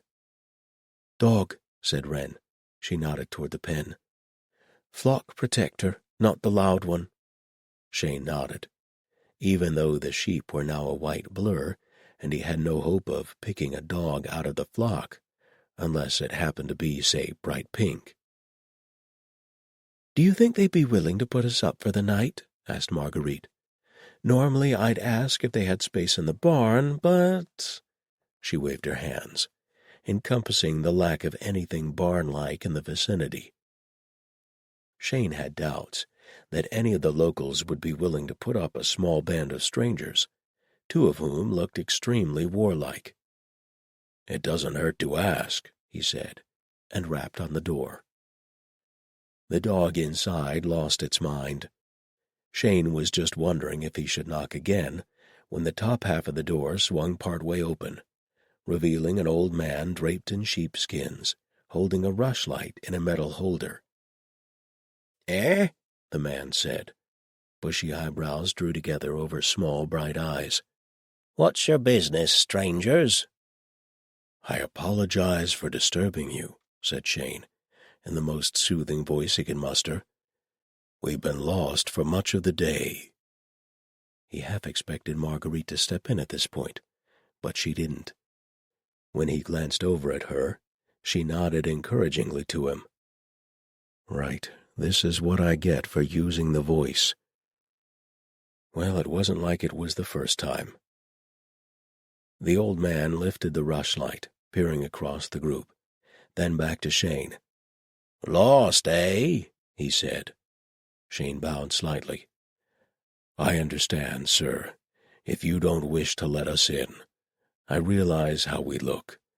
But if we could impose upon you to purchase some fuel, or perhaps a hot cup of tea—" "I would commit mortal sins for hot tea," said Wren, which, while clearly heartfelt, probably did not put the shepherd at ease. "Quiet!" the old man snapped. Shane immediately closed his lips on what he was going to say. "No, not you. The dog. Quiet, you!" The dog did not stop barking, but at least began to space the barks out somewhat. The shepherd turned back. "Came over the mountain, did you?" "Ah," Shane glanced back at the other three, not sure how much to reveal. "I ain't asking," the man said. "You must have come that way, because if you came the other way, dog down the way would have gone off when you went by." "Ah," said Shane again. "Yes." "Humph." He looked across the four again. "You ain't bandits?" "No, we're not," Shane agreed. "Course not. I know every bandit in the hills, and they know I ain't got nothing worth stealing but sheep. And you'd have just taken the sheep?" He reached down and unbolted the lower door. "Might as well come in and get warm." "Bless you," said Marguerite, as fervently as any priest. They tromped into the little building, which filled up rapidly with all the extra bodies. Shane stationed himself by the door. Marguerite and Davith made a beeline for the fire. Wren tried to help the old man make tea until he told her to sit down. He wasn't quite in the grave yet. The dog ran from one person to another, sniffing wildly, barked at Shane several times in apparent confusion, then shoved its head under Davith's elbow until he gave in and petted its ears. "You have no taste," Wren told the dog. Davith covered its ears with his hands. "Hush, you'll hurt her feelings." To the dog he said, "They just don't understand our love." The dog gazed at him adoringly and thumped its tail on the floor. The shepherd passed around mismatched mugs filled with some brown tannic liquid that resembled tea more than it resembled anything else. The only thing that mattered was that it was hot. Shane suppressed a hedonistic groan. Marguerite didn't even try. "S'pose you can stay the night," said the shepherd. "Ain't got blankets for the lot of you, but it's warmer than outside." "We are very grateful," said Marguerite. She paused, then gave the shepherd a disarmingly frank smile. "As you guessed, we're not from around here. Is it acceptable to offer you money, or would it be offensive?" Apparently, elderly men were no more immune to Marguerite than anyone else. He didn't exactly smile, but the deep lines in his face rearranged themselves in a slightly less forbidding fashion. "You go handing out money willy-nilly, some people'll think you're saying they look poor. What you do if someone gives you a good turn is hand 'em a coin and ask 'em to offer a prayer for you in church." "Ah," Marguerite nodded, understanding, and reached into her coin pouch. "So may I ask you to offer 2 prayers for me, one for your hospitality and one for the good advice?" The shepherd made a slightly awkward bow. "Be glad to do so, lady." He paused, then added, "That advice wasn't worth a full prayer, so I'll also tell you this. You ladies probably want to cover your hair. Not considered quite proper here if you're not married. I don't think worse of anybody, but there's those who'll make assumptions." Marguerite nodded. "I understand. Thank you again." "I don't understand," said Wren the next day, as they left the shepherd's hut. "What was he trying to say? Why do we have to cover our hair?" "Because we're unmarried women, and otherwise people will think that we're whores," said Marguerite, who had learned not to rely on euphemism around Wren. "What?" I know. She reached up to pat the shawl that she had draped over her own head. "But it's a common enough custom in this part of the world. Then you go 100 miles east, and people assume that if you cover your hair, you must be married." "But why does it matter whether we're married or not? People don't have sex with their hair," Wren said, sounding much aggrieved. Davith had a sudden, suspicious coughing fit, and Shane immediately looked even more inscrutable than usual. "Some places have very specific rules about clothes," Marguerite said. "So do we, frankly. We just don't notice them. If you ever find yourself around the 100 houses, for example, they find bare feet absolutely scandalous." Wren clutched her forehead. "Feet? But people don't have sex—" "Actually, some of them do," Davith interrupted. When they all stared at him, he said, "Not me. I'm just saying." He paused. "Come to think of it, most of the fellows I knew who were very interested in a lady's feet were from the 100 houses. Lure of the forbidden and all that." "How does that even work?" asked Wren, whose curiosity appeared to have briefly overcome her loathing of Davith. "Well, I didn't know a fellow who always wanted to suck on his ladies." Shane's growl sounded like a volcano deciding whether or not it was quite dormant. Davith stopped in mid-sentence. "On second thought, that's a very boring story." He cleared his throat. "You know, perhaps I'll scout ahead a little way. Our charming host last night said that there were bandits." "Do not think about running," said Shane. Davith rolled his eyes and gestured at the vast sweep of highlands. "Where am I going to run to exactly?" "The bandits must be able to hide somewhere," Shane pointed out. "Perhaps they're under a sheep. Or perhaps—" "Both of you, stop," snapped Marguerite. "Look." A narrow ribbon of reddish-gray wound across the opposite hillside. "Is that a road?" Wren asked. Cart track might have been a more accurate term. It was narrow, deeply etched with wagon ruts, and had grass growing down the center. It was also possibly the most beautiful thing that Marguerite had ever seen in her life. "Roads go from one place to another. Roads join up to larger roads. Larger roads mean towns, and towns mean inns, and inns mean hot baths and beds that are not packed earth with a dog trying to burrow in next to you." "Which way do we follow it?" Shane asked. "Cambraith is north," Marguerite said. "So we'll go north and hope that the road isn't squiggling around the hills until it ends up going south again." "That's going downhill," said Wren, siding along her thumb. "All else being equal, larger towns will tend to be downslope." "The gods be praised," said Davith. "If I had to hike across another mountain, I'd ask the big guy to just kill me and be done with it."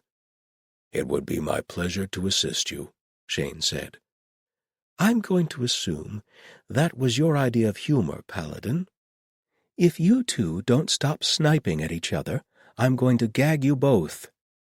There was a long silence, and then Wren leaned toward Shane and said, "She sounds just like Bear Tongue when she does that."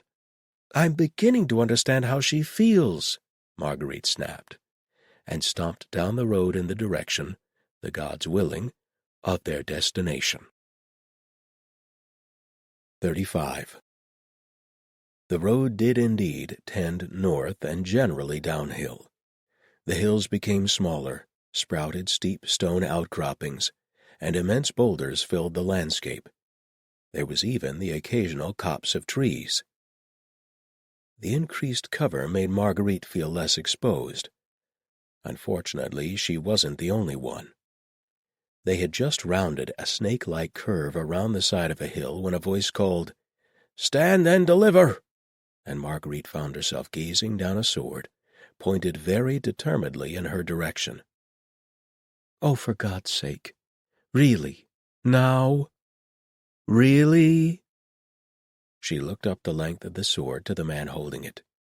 His skin was so weathered that it looked like old leather, and his hair had gone mostly gray, but he did not look the slightest bit frail. Neither did the three bowmen standing at the edge of the road behind him. Shane reached for his sword, and one of the arrows moved very determinedly in his direction. "I wouldn't do that," the bandit said. "I fear that my associates are not known for their patience."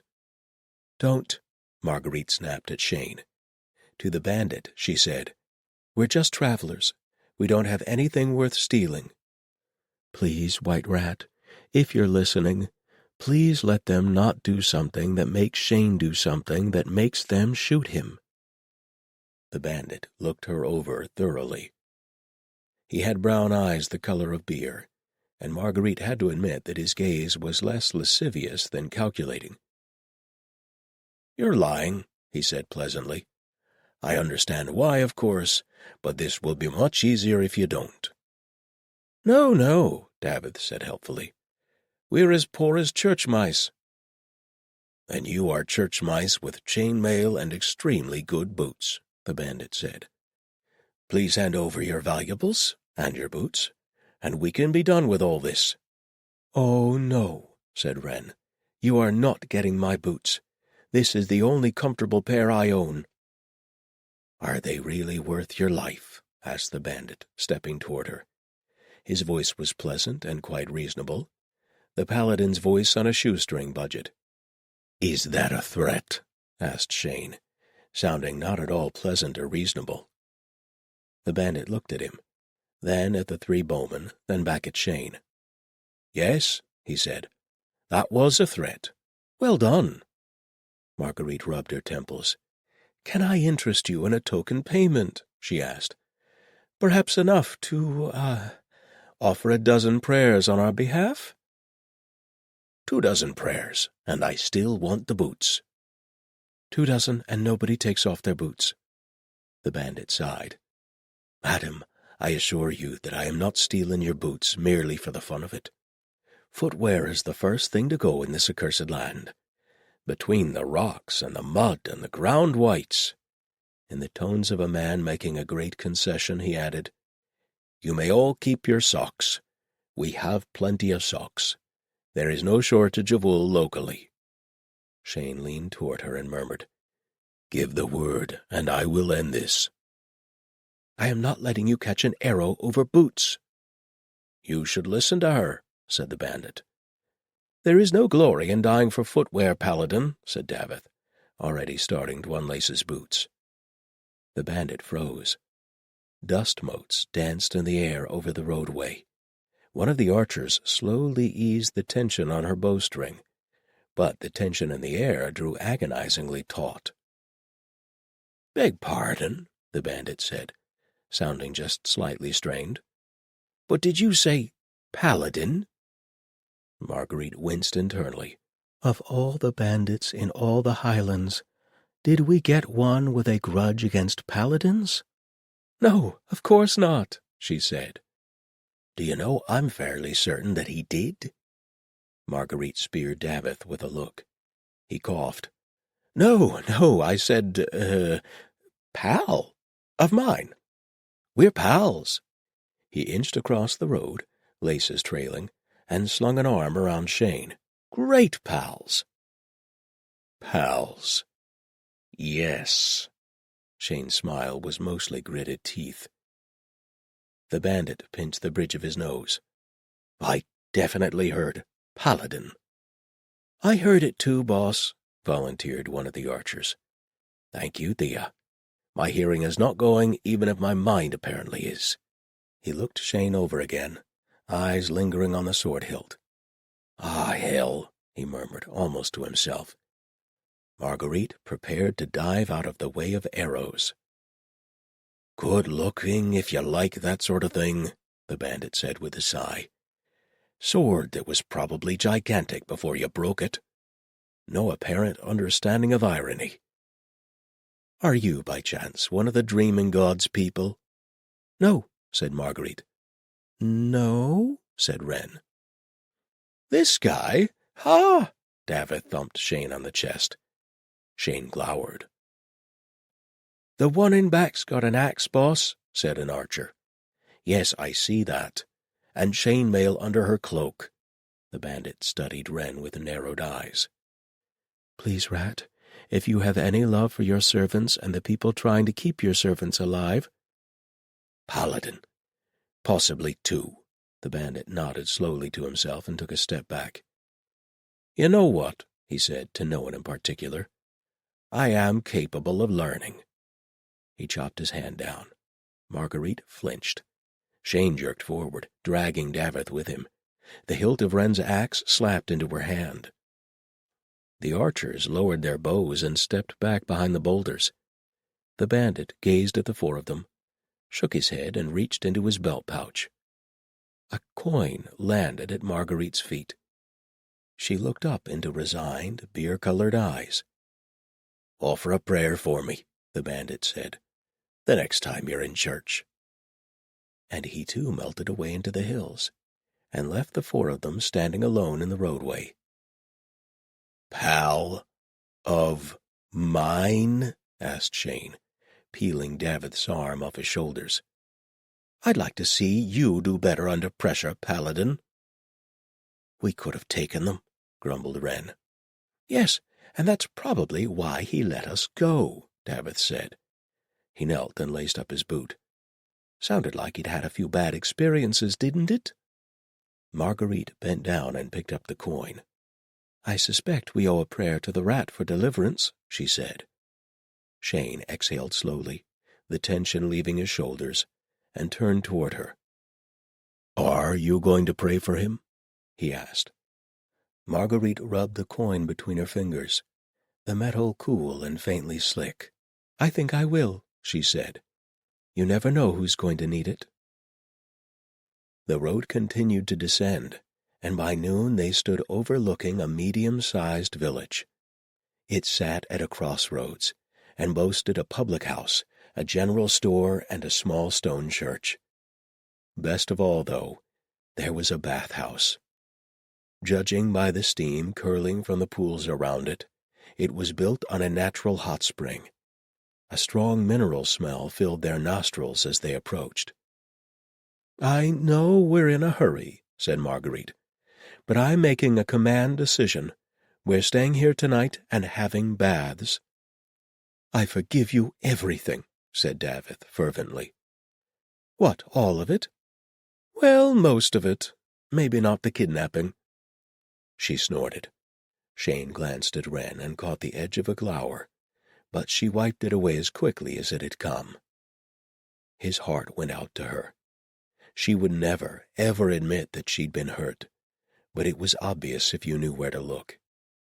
He wondered if his own feelings for Marguerite were as obvious to her.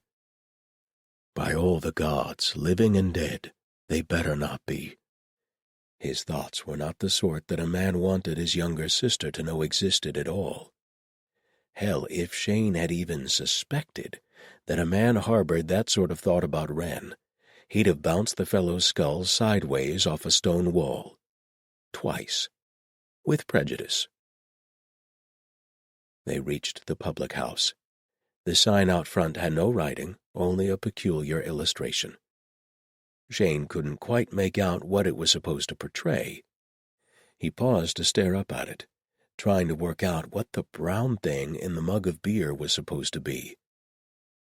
"Is that a turd?" asked Avith in an undertone.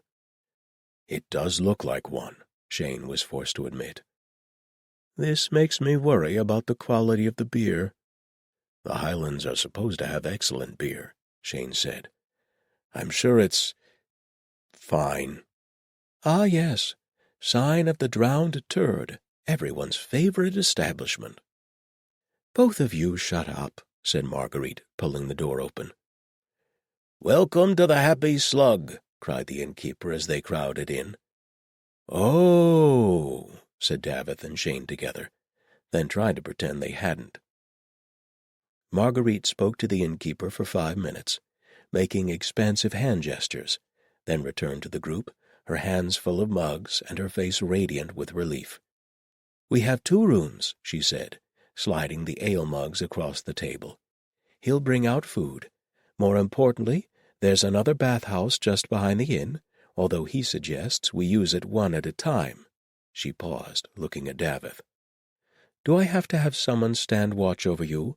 Are you going to run off?" "Am I really going to say anything but no?" He raised a wry eyebrow at her. "I wouldn't trust me." Which is exactly the sort of thing you'd say if you were trying to appear trustworthy, Shane thought. Marguerite evidently agreed. "Right. Shane, if you don't mind guarding the door." "Oh, he can come inside if he wants. I'm not shy." She cut Shane's retort off with a look. "You know what? I'm going to go have a bath now," she said, sounding very calm. "Then I'll come back. Then I will have food. Then perhaps I will be able to deal with all of this without screaming and bashing your heads together. How does that sound?" There was a long silence, broken only by the innkeeper rattling mugs. "Can I go second?" asked Wren meekly. "Yes. Yes, you may." Marguerite nodded to the group as if they were business associates, then turned and stalked back to the innkeeper. Shane watched her go. His eyes dropped to the shape of her hips through the concealing fabric. Even now, the memory of how they'd felt under his hands made his mouth go dry. This was ridiculous. He knew how desire worked. You lusted after someone, and then, assuming it was mutual, you fell into bed together, and that took the edge off. Even if it was good, very, very good, your thirst was temporarily slaked. And fantasy never quite lived up to reality. And wanting was always more powerful than having. Except now that he knew exactly what betting Marguerite was like. He wanted her so badly that his back teeth ached. He took a long drink of his ale, which tasted much better than anything called the Happy Slug had any right to. Marguerite finished her discussion with the innkeeper. He handed her a towel. She stalked out the door without so much as glancing in their direction. Wren followed hastily, either to keep potential enemies at bay or to make certain she got the second place in line. "As a friendly bit of advice," Davith said once she was gone, "if you don't stop ogling her like a piece of meat, she's eventually going to get annoyed." Shane blinked at him, not sure whether to be angry or appalled at how easily the man had read his thoughts. "It is not your business," he said. "Actually, it is very literally what I do for a living. Seeing someone doing it so badly offends my notion of craftsmanship." He lounged back in his chair, looking cool and amused, and very much in need of a mailed fist to the face. Lacking any better reply, Shane growled at him.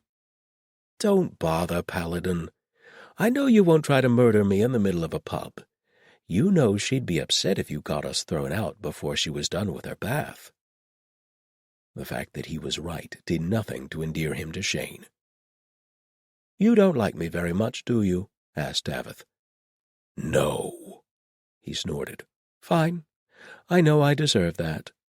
But this is what I do. I'd ask you if I needed to know how to chop someone in half." "I do not require the advice of a degenerate," Shane informed him. He clutched his chest in mock anguish. "You wound me." "Come now. It's no different than Marguerite cozying up to lords to raid their desks." "It is," said Shane. "You do it to women." "Are you saying women are somehow inferior?" asked Davith, raising both eyebrows. "Because I'd say Wren has more than proved that wrong." Even knowing better, Shane put his hand on the hilt of his sword. Davith shook his head. "Don't bother," he said. "You could kill me in a heartbeat. So could she. I'm not going to fight back."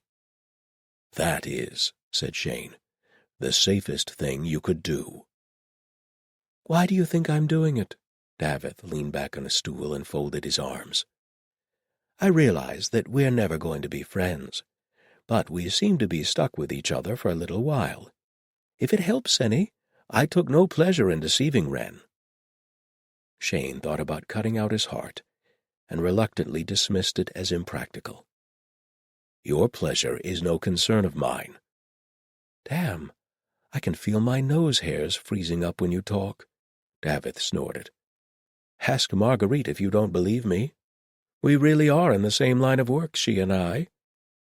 Shane gazed at him levelly. "Are you done?" Davith sighed, and his shoulders slumped a little, and suddenly he looked older and more tired. He took a swig of ale and set it down. "She can't love you, you know." Shane blinked at him. "Marguerite," Davith said, "she can't love you."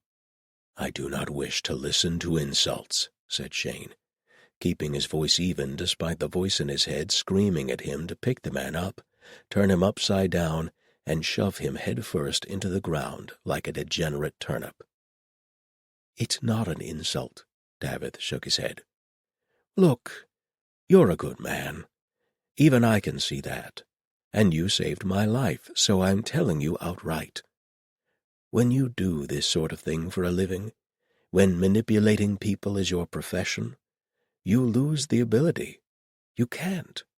If you loved people, they'd be used against you, or you'd be too afraid to send them off into danger. She can't love you. All you can ever be to her is a weapon that she can use." Shane met his eyes. "Then I am honored to be the weapon in her hand." "Shit," said Davith softly. "You've got it bad." He got up and went to the bar, while Shane stared at his back and wondered if the man was actually right. 36. In the morning, clean, fed, and having slept somewhere better than the floor, the four set out in the general direction of Cambraith. They had not bought horses, though their packs were much heavier with food, and Marguerite had finally acquired a map. "Fortunately, we can go from town to town," she said, consulting it. "We shouldn't have to sleep rough again, thank all the little gods." "This would be faster with horses," said Davith. "Yes, but then we'd have to take care of horses." "I thought you were in a hurry." "I am. That's why I don't want to deal with horses.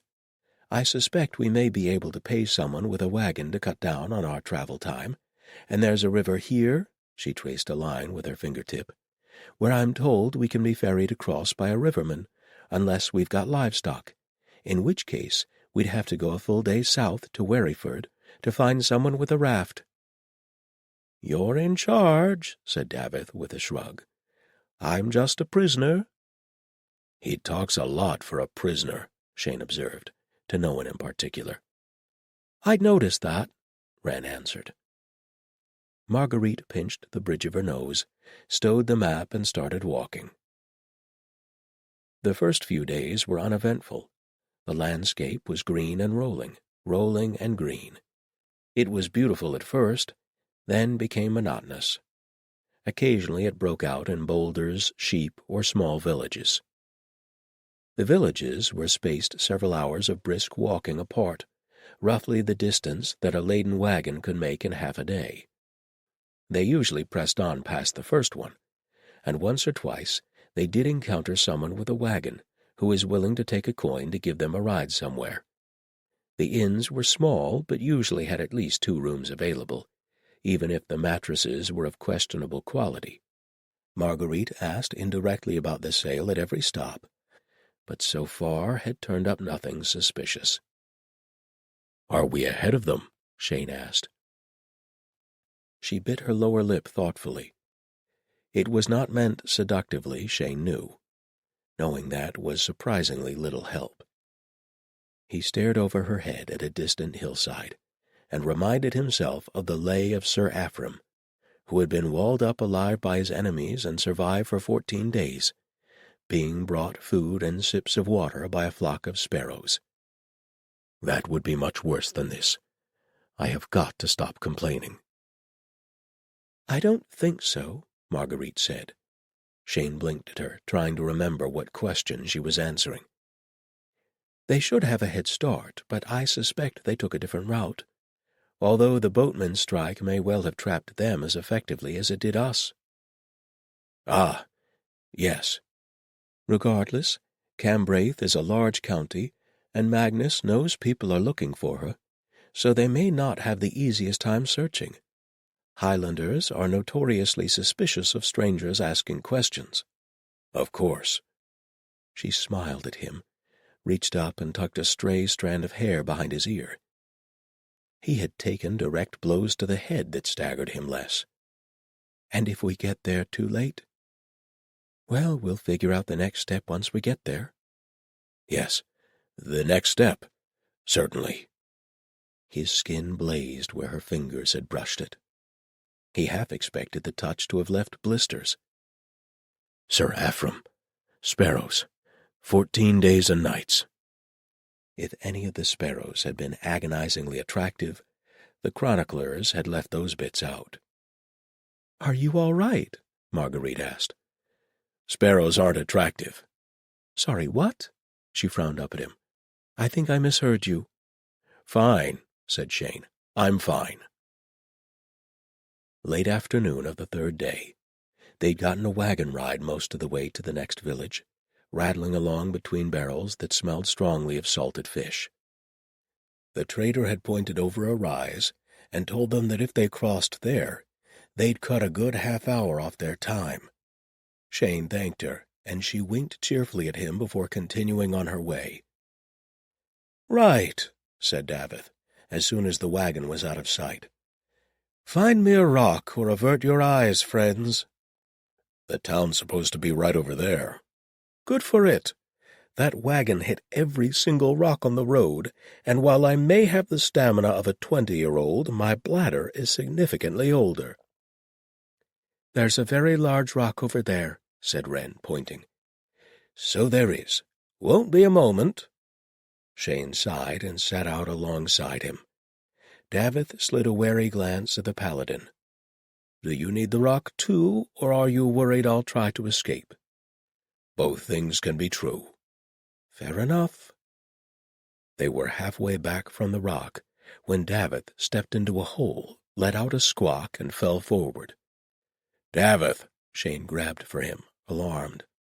He'd seen men break legs after stepping in concealed gopher holes, and while he had no particular fondness for the man, that wasn't something he'd wish on anyone. Also, Shane would probably have to carry him. "Gah! Ah!" Davith levered himself upright. "Shit!" "Is it broken?" "No, it's stuck. Ah!" "You're stuck," Something just bit me. Davith sounded more outraged than hurt. Bit you? Shane glanced up and saw the distant figures of Marguerite and Wren hurrying toward them. Here, let me look. Maybe you're trapped under a root. It is not a root, you armored jackass. I know the difference between a root and being bitten. Something is gnawing on my... Get it off!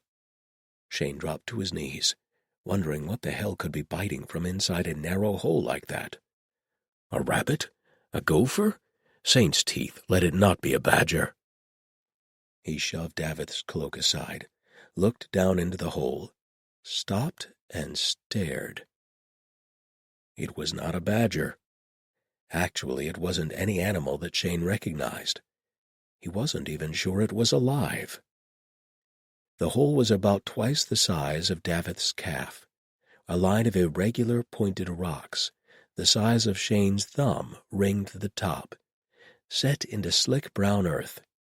As Shane watched, the sides of the hole seemed to flex, and it closed a little tighter, the rocks digging into Davith's boot. Deep gouges were already forming in the leather. Davith yelped as it tightened. "Is it some kind of trap?" he panted. "It's, something." Shane drew his sword, not quite sure what to do next. They certainly looked like teeth, but what was he going to do, stab the ground? He prodded the inside of the hole with the broken blade. The rocks that formed the teeth scraped along the metal. They were definitely rocks, too. He could see a thin thread of quartz sparkling through one, and though they were all sharp, it was the jagged sharpness of broken stone. For lack of anything better to do, Shane did indeed try stabbing the hole next to Davith's boot. Clods of earth broke off and tumbled down into the dark. The stone teeth clenched again, tighter, and Davith's yelp turned into a hoarse yell. "What the hell?" said Wren, dropping to her knees in time to see the hole bite down. "I've never seen anything like it," Shane admitted. "That is really not what I want to hear right now." "If it's a trap, can you lever it open?" Marguerite asked. Shane and Wren exchanged helpless looks. It was as good an idea as any. Shane pulled the heavy scabbard off his back. "This may hurt," he warned. "That'll be a nice change from the general Shane thrust the scabbard down, along the side of Davith's leg. Stone teeth ground against it. He pushed against the scabbard, trying to pry the hole apart, wondering if that was as bizarre as it sounded inside his head. Astonishingly, it seemed to work a little. The earth walls flexed again, but didn't close any tighter. Wren reached down past him and struck at a tooth with the handle of her axe. She hit it twice, and it broke free from the earth holding it. "Not gums. Don't think of it like gums." Wren started on another tooth, and Shane stopped her. "Grab him," he said. "Get ready to pull. I'll see if I can get it to open a little farther." "Right." She scrambled aside, hooked her hands under Davith's armpits, and set her feet. "Ready." "Are you sure this is a good—" Shane slammed his full weight against the scabbard and prayed that the hardened leather would hold. "Now!" Wren pulled. Davith shrieked. Shane's feet slid as he tried to find something to brace against. There was a loud crack, and Davith came free. Wren fell over backwards, still clutching him. Shane felt the scabbard twist as the hole snapped shut around it. "Please tell me that wasn't your leg," said Marguerite, in the panting silence that followed. "I don't know," said Davith. "It might have been." "Get off me," growled Wren. "I can't. I think my leg came off." "It wasn't your leg," Shane said. The scabbard had split in half, the stone teeth buried in it. It stuck up from the ground at an absurd angle. Anyone stumbling over it would think that someone had tried to bury a sword in the ground and given up halfway through. He glanced over at Davith, who was missing his right boot. Dark red marks were already forming a ring halfway up the shin. Davith rolled off Wren and grabbed for his leg. "My foot! My beautiful foot! It's attached!" "Barely, by the look of things," Shane said. "Let me take a look." "May I suggest that we first move off this patch of ground that appears to have random mouths in it?" asked Marguerite. "Yes, please, yes. I'll hop." Davith leaned heavily on Shane as they made their way up the hillside. "Do you think this is far enough?" Wren asked, when they reached the summit. "How would we even know?" Shane checked the ground for suspicious holes or suspicious movements, but found nothing. Would the dirt need to move, though? Would the mouth tunnel like a mole, or would more dirt just open up? Hell, for all we know, the whole hillside is alive and covered in mouths. This was an unpleasant thought. However, after half a minute of standing, nothing tried to swallow them. Good enough. The Paladin helped Davith sit and felt his leg for breaks. "Does this hurt?" "Yes, of course it hurts. The dirt bit me. Dirt shouldn't bite people." Shane reached, with some difficulty, for the Paladin's voice. "Does it hurt like a break? Here. How about here?" It was not broken, nor, thankfully, sprained. A bad sprain could have been worse than a break, as Shane knew all too well. "You're going to have a fantastic set of bruises," he warned. "I don't suppose there's any way I can get my boot back?" Wren held up the top half of what had previously been a rather expensive boot. "I went back. I think it's digesting the rest." "Now we know why that bandit wanted our boots so badly," said Marguerite. "I hate this place," said Davith, to no one in particular. "Can you walk?" asked Shane. "The village isn't far." "I can hop," said Davith grimly. "If it gets me away from that damned hole, I'll even crawl." 10 minutes later, Shane pushed open the door to the inn. Davith limped through and didn't stop. He made a beeline for the bar, grabbed the edge to hold himself up, and hissed, "Do you know that there are holes that bite people here?" The bartender gazed at him with clear astonishment. "Aye," he said finally. "Ground whites. Did you run afoul of one?" "You knew about this?" Davith's voice trembled with emotion. Shane started forward, and Marguerite caught his shoulder. "I think he's earned this one," she murmured. Shane relented. "Aye?" The bartender glanced over at the other three, as if seeking backup. "They get a sheep now and again, so they do." "A sheep. You pour water down the hole, they back right off. Do they not have ground whites where you're from?"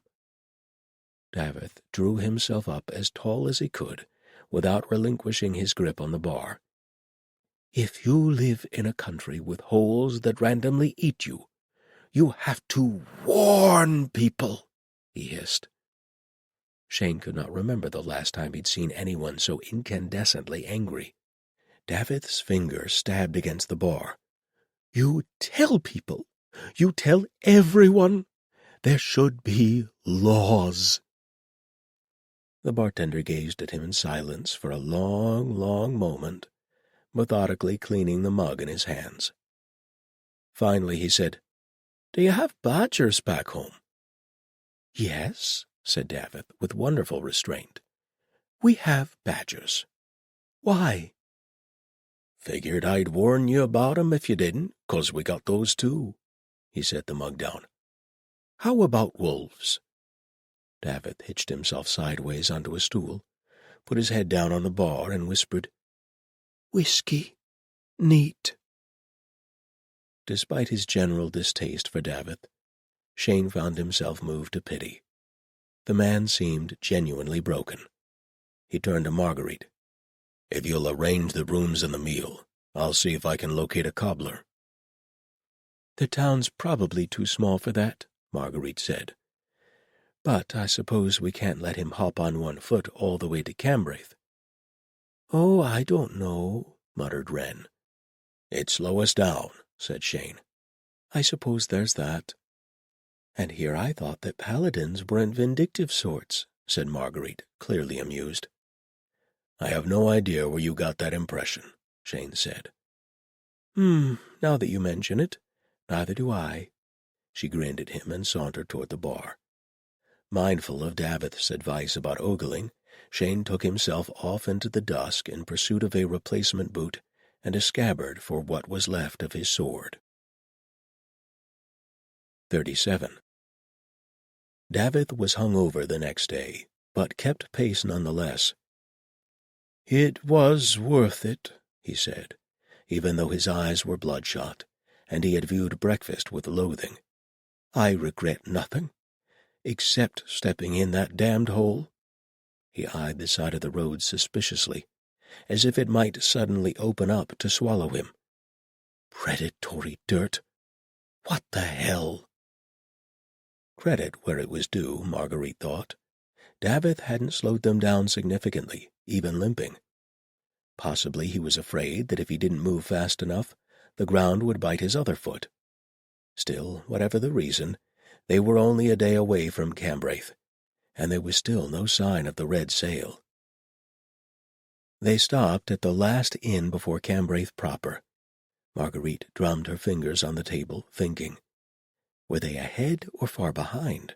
Did the sail know that they'd gone into the Highlands instead of bolting to safety? What did they make of Davith's apparent defection? The questions occupied only half her mind. She was watching Shane out of the corner of her eye. This was the third time in as many days that she had moved near him, not even touched him, and he'd started to lean toward her, then jumped back like a startled cat. It was getting on her nerves. She wondered what was going on inside his head. Something, clearly. Probably something paladinly, God help them all. If he's regretting rolling around on the floor with me, he could just say so. Or if he wants to do it again, he could just say that. Though it's not like we can share a room anyway. I'd have to rent separate rooms for Wren and Davith, or they'd murder each other, and I don't want Davith left unsupervised. The thought that Shane might regret betting her sent an unexpected pang through her. She stamped it down. These things happen, just because you want to do it again, as soon as possible, preferably several times, and preferably not on a stone floor, doesn't mean he's obligated to feel the same. Sometimes good and decent people just aren't interested in you. She snorted. Good and decent people probably shouldn't be interested in her. Spies and paladins did not mix. Most of the time she knew that. It's probably for the best if he isn't interested, but it would be nice if he didn't act like I was about to stick him with a pin. Assuming that's what he's thinking at all. She laughed at herself. Here we are, the future of the world's economy at stake, probably being chased by people with murder on their minds, and I keep thinking, but does he like me?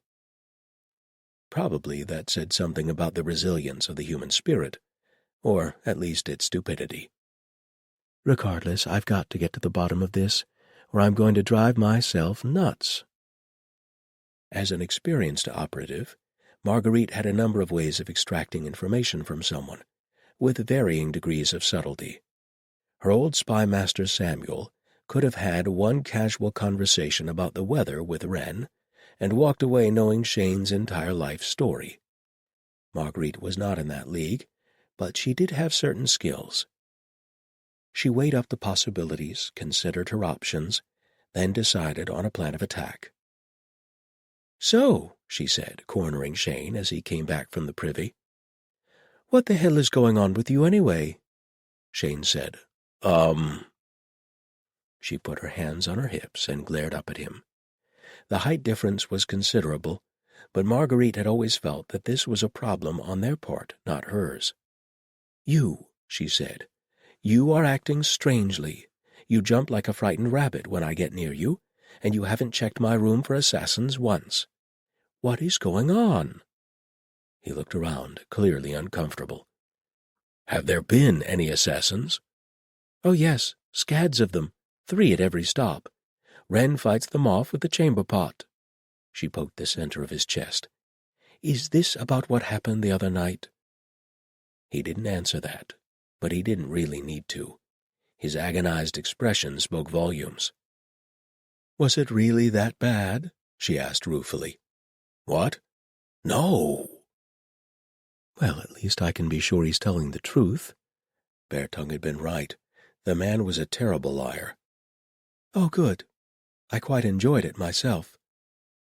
The inn's back garden was dimly lit, and under better circumstances Marguerite would have considered it romantic. "The Paladin is a decorative addition, or would be if he didn't look as if he was about to be drawn and quartered." "Yes," Shane said. Yes, as well." He rubbed his forehead. "I'm sorry. I'm doing this badly. I wasn't expecting to have this conversation right now." Marguerite took pity on him. "It was just sex," she said gently. "It's fine. People do that. I'm not asking for your soul." "No," said Shane with sudden bitterness. "No one's been interested in my soul for quite a while now." His lips twisted and he held up a hand. "Ignore that. I'm being more than usually self-pitying, it seems." "Actually, I find it rather refreshing to see that you've got normal human flaws." "I have so many flaws." "So you say." There was a low bench against the wall, and she sat down on it and patted the seat next to her. Shane gazed at it like a martyr witnessing the place of his imminent execution, then lowered himself down next to her. "Any particular flaws troubling you at the moment?" she asked, since it seemed like he wasn't going to say anything on his own.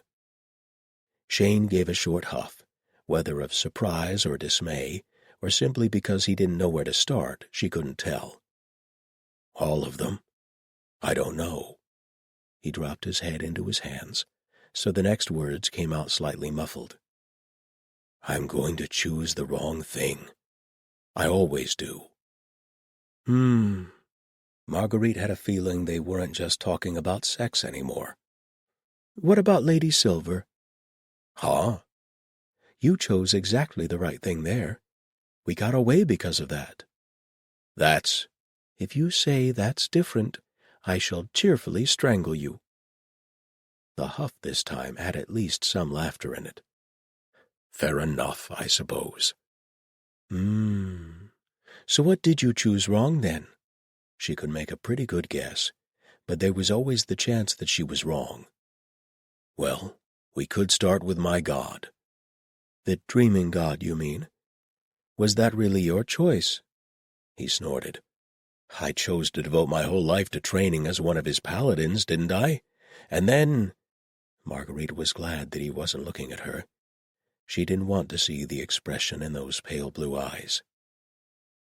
"Days I waited," said Shane. His voice was as bleak as winter. "Weeks. Everyone else was chosen. And finally it was obvious. My god didn't want me." Nearly 2 decades old, and the wound had only scabbed over, Marguerite thought, never healed. "What did you do?" He sighed, looking faintly embarrassed. "I was young. I thought if I couldn't fight demons, maybe I could still do something worthwhile, justify all the effort they'd put into me. Word came down that a Gargath was in the woods. Do you know those? No? They're more common around the Dowager's city, I think. Rather like a wolverine. But once it's killed something, it hollows it out and wears the remains around and, I don't know, fuses with it somehow. Every kill means it gets bigger and bigger, just layering the bodies." "That sounds disgusting." "Oh, very.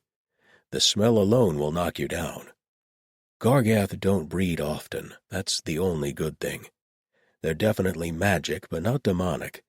But the Dreaming Gods people will still try to take them down if they find them, because the smaller they are, the easier they are to kill." He rubbed his nose, probably at the memory. "I thought if I could kill the Gargath, I'd be doing some good, and if it killed me, well, no great loss. So I went off after it by myself." Marguerite put her head in her hands. "That is such a you thing to do." "It was a boneheaded thing to do, if that's what you mean. Swords are not the optimal weapon for fighting a Gargath.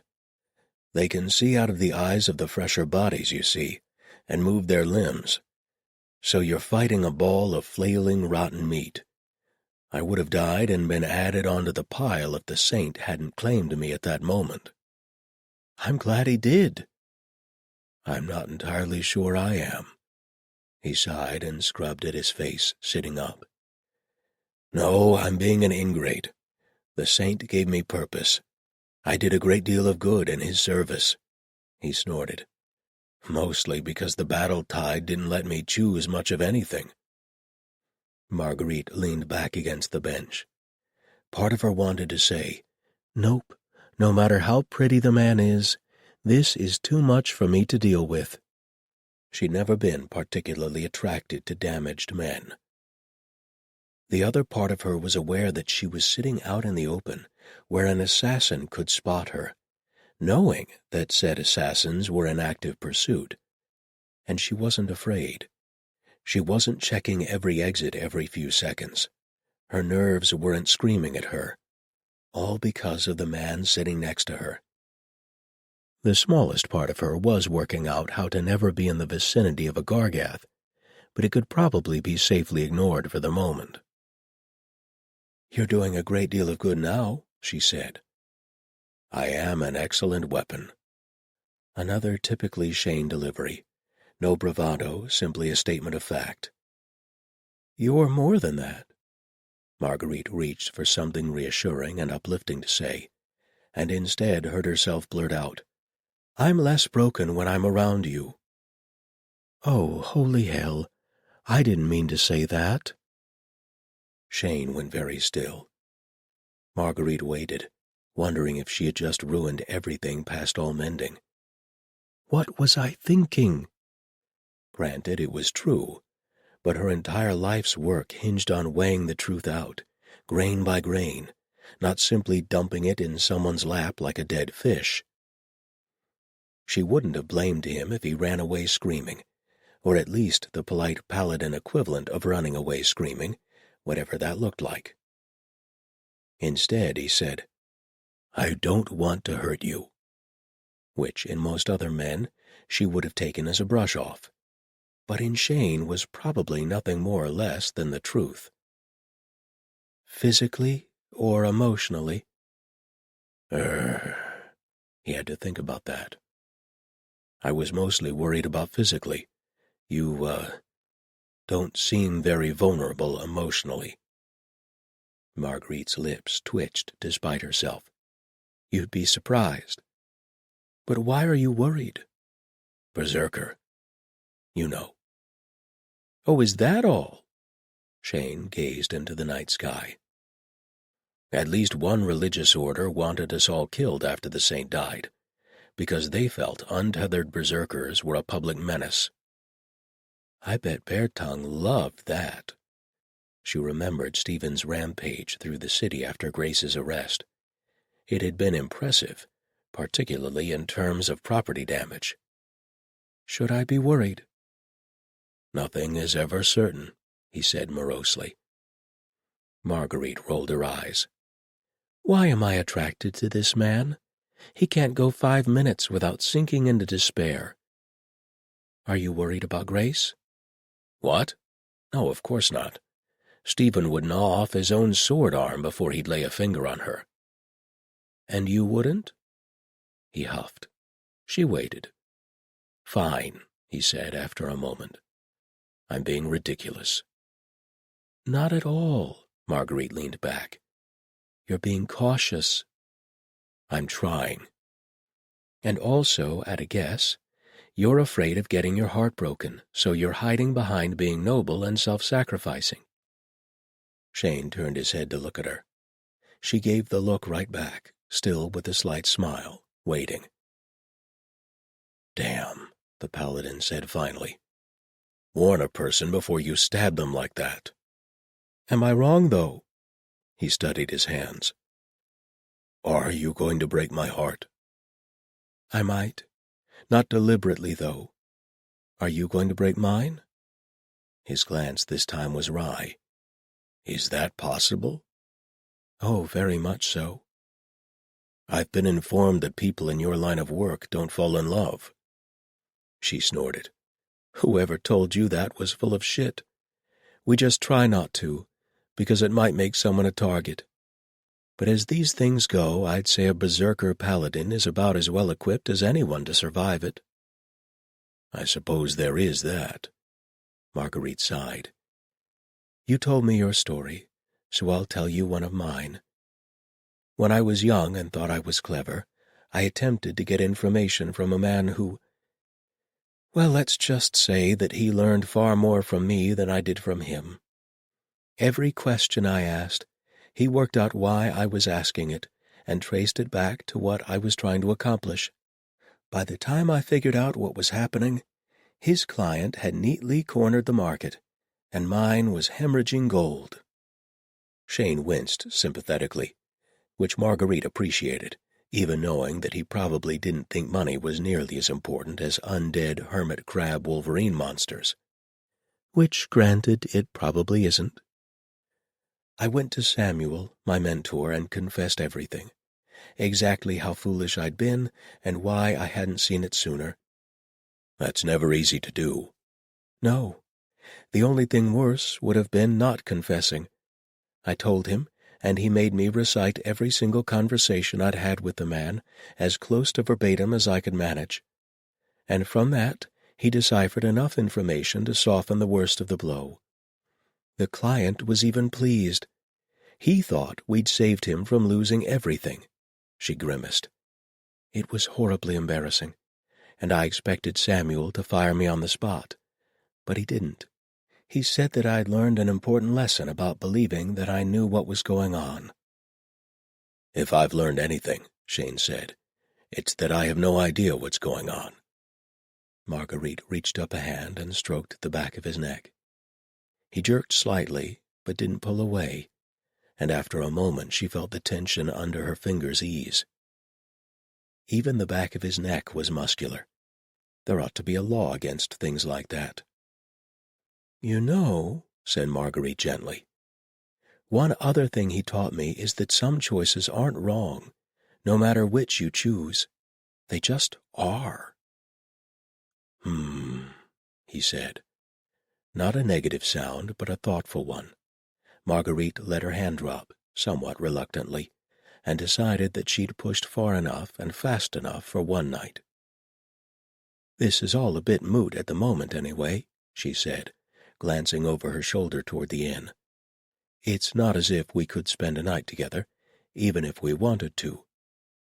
Dreaming God, no, Shane blanched at the thought. I'd never ask Wren to share a room with Davith. I was more thinking that Davith would be murdered in his bed, but it's the same thing. Shane frowned. Is it just me, or has he been quite, caustic toward Wren? I have been wondering if I should step in. Yes, he has, and no, you shouldn't. Marguerite got to her feet. It's the kindest thing he could do under the circumstances. Shane looked blank. Marguerite sighed. She fell in love with him, right? Unfortunately. Yes, and now he is trying very hard to make sure that any feelings she had for him are gone. It's much easier to get over a total jackass than it is someone who's kind and decent and noble and... She closed her mouth before she started describing Shane instead of Davith.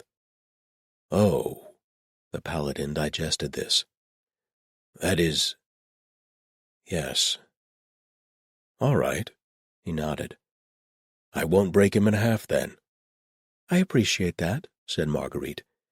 And then, because he was still sitting down, and thus was just about the right height, she leaned in and kissed him. He said, "Oomph." It was a good kiss. It started to deepen into a great one. But Marguerite tore herself away. "This won't make anything easier, unless you want him to take you right now on this bench. Which, actually—" "No, you've left Davith and Wren alone long enough. It's like that riddle with the goose and the fox and the corn. And if you don't stop now, you're going to find that the goose has beaten the fox to death with the corn."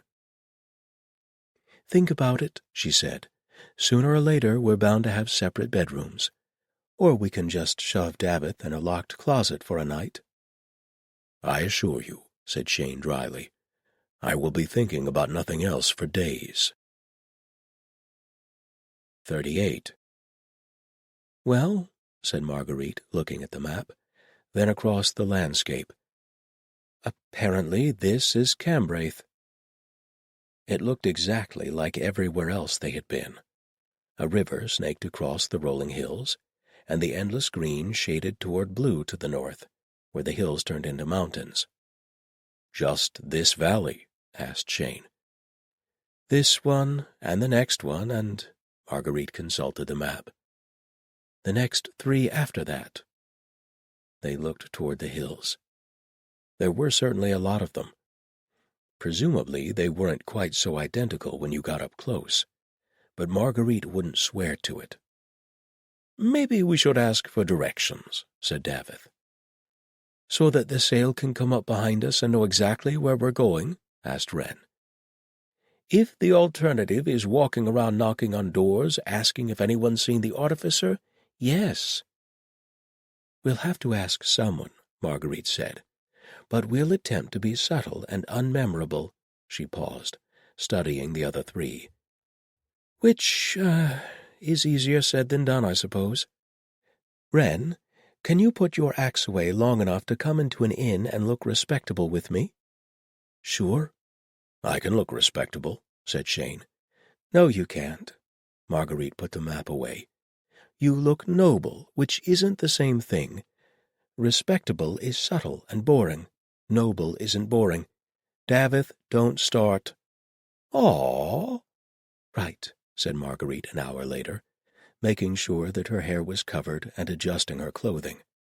"We are traders of small, valuable goods, who are looking to finish our business as soon as possible and go back to the lowlands. Got it?" "Got it," said Wren, who had handed her axes over to Shane at the outskirts of the village. It was a sizable enough place, in that it had both an inn and a store. She pushed the door to the inn open, did a quick scan for assassins, none unless they were disguised as chairs, and let Marguerite enter first. Marguerite strolled up to the bar, which was manned by a middle-aged man with hair that had thinned considerably in front, but made up for it by descending over his bare shoulders. He wore an apron and the impersonally friendly expression of innkeepers everywhere. "Can I help you?" he asked. "God, I hope so," said Marguerite, with a broader accent than usual. "I'm looking for—" She dug through her belt pouch and came up with a scrap of paper. "A clan called the Kearsays, maybe? Crest looks like a wolf." The innkeeper considered this. "Couple of Kearsays around these parts. Don't know about the crest, though. You might try over in Halfstone. There's plenty of them there." "Oh, thank the gods," said Marguerite, beginning to get into character. "The last time I asked, I got accused of being a bounty hunter, wanting to run someone in for banditry. I don't think they believed me when I said I was just supposed to make a delivery. I ask you, do I look like a bounty hunter?" She did a little twirl. The innkeeper grinned. "No, ma'am. Though I ain't saying some of those Kearsay boys don't get up to some mischief now and again, so I can see why they were worried." Marguerite sighed heavily. "All I want is to settle this order."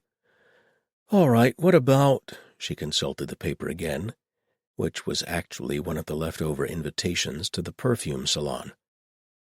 "The Nollans, at a ford somewhere, I think." "That one's easy," said the innkeeper. "Nollan Ford's up the mountain, next valley over." He grinned again. "Word is the Lord took a new bride not long ago, actually. Would that have anything to do with your delivery?"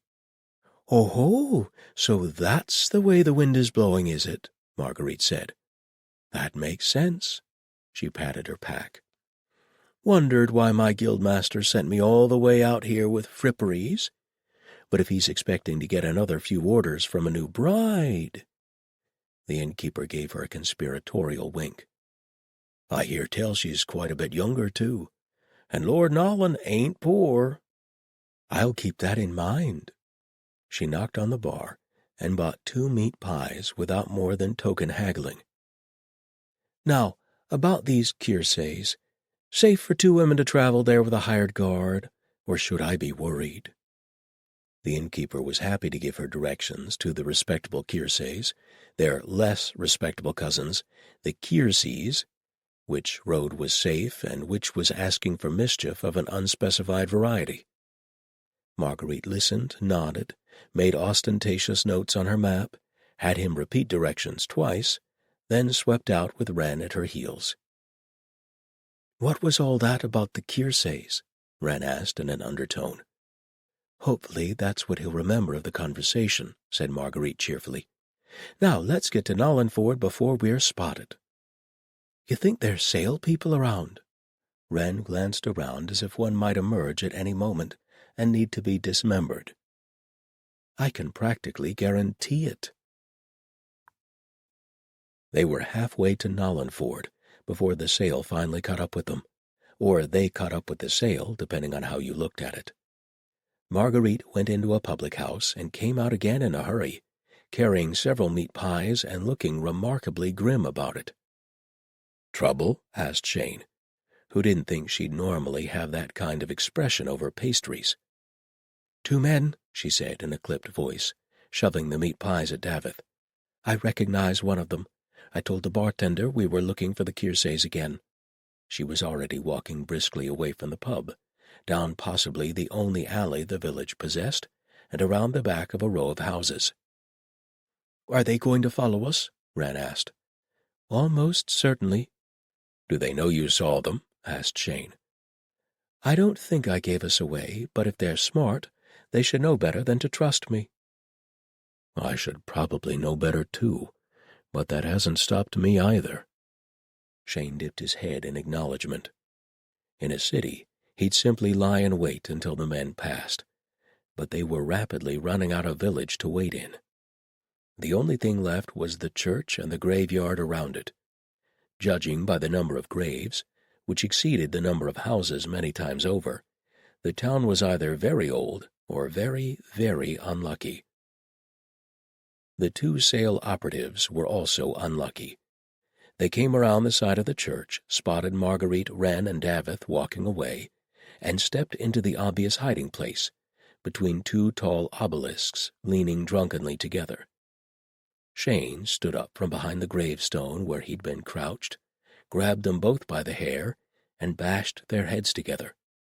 Both men went limp. Shane dropped them behind the obelisks, dusted off his hands, and followed after the other 3. "Are they dead?" Wren asked.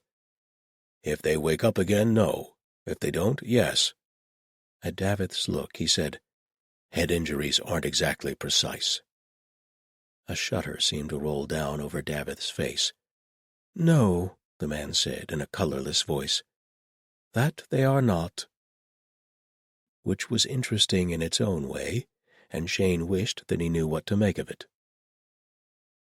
"Right," said Marguerite. "If the gods are kind, they'll all think we went south. We're sleeping rough tonight, I think," she grimaced. "Let's hope it doesn't rain." It did not rain, but the dew the next morning was so thick that everyone was soaked through anyway. Davith took off his shirt and wrung it out. Wren pointedly did not look at his bare torso. Shane did, long enough to determine that Davith was not a professional fighter of any kind. While he knew plenty of warriors who were slim rather than stocky, Galen, his fellow Paladin, was built along almost identical lines. Davith's skin was as smooth and unmarked as a fresh sheet of vellum. Not that I should assume. He could just be supernaturally lucky. I doubt it, though. "See something you like, Paladin?" asked Davith, striking a pose. "You don't fight much, do you?" God, no. Davith made a gesture to avert the evil eye. I avoid it whenever possible. Afraid something will happen to your face? Asked Wren sweetly. Yes, as a matter of fact. Davith lifted his chin. You see this nose? This nose is a sculpture. Breaking it would be a crime against humanity. It might give you character, Shane rumbled.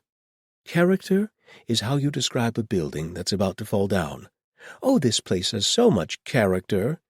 Then you get there and the roof's made of 2 sticks and a prayer. No, thank you. If you're done showing off, put your clothes back on and let's get moving, said Marguerite. I have a dream that perhaps we'll get to Nollenford and I'll get to sleep in a real bed. Maybe with a real pillow. And sheets? Asked Wren. I don't dare dream that big. Nollenford, at first sight, did not look like a place that you would find pillows, unless they were made out of rock. It appeared to be less a town than a sprawling compound inhabited by one enormous clan, a cross between a keep, a village, and a half-assembled rock pile.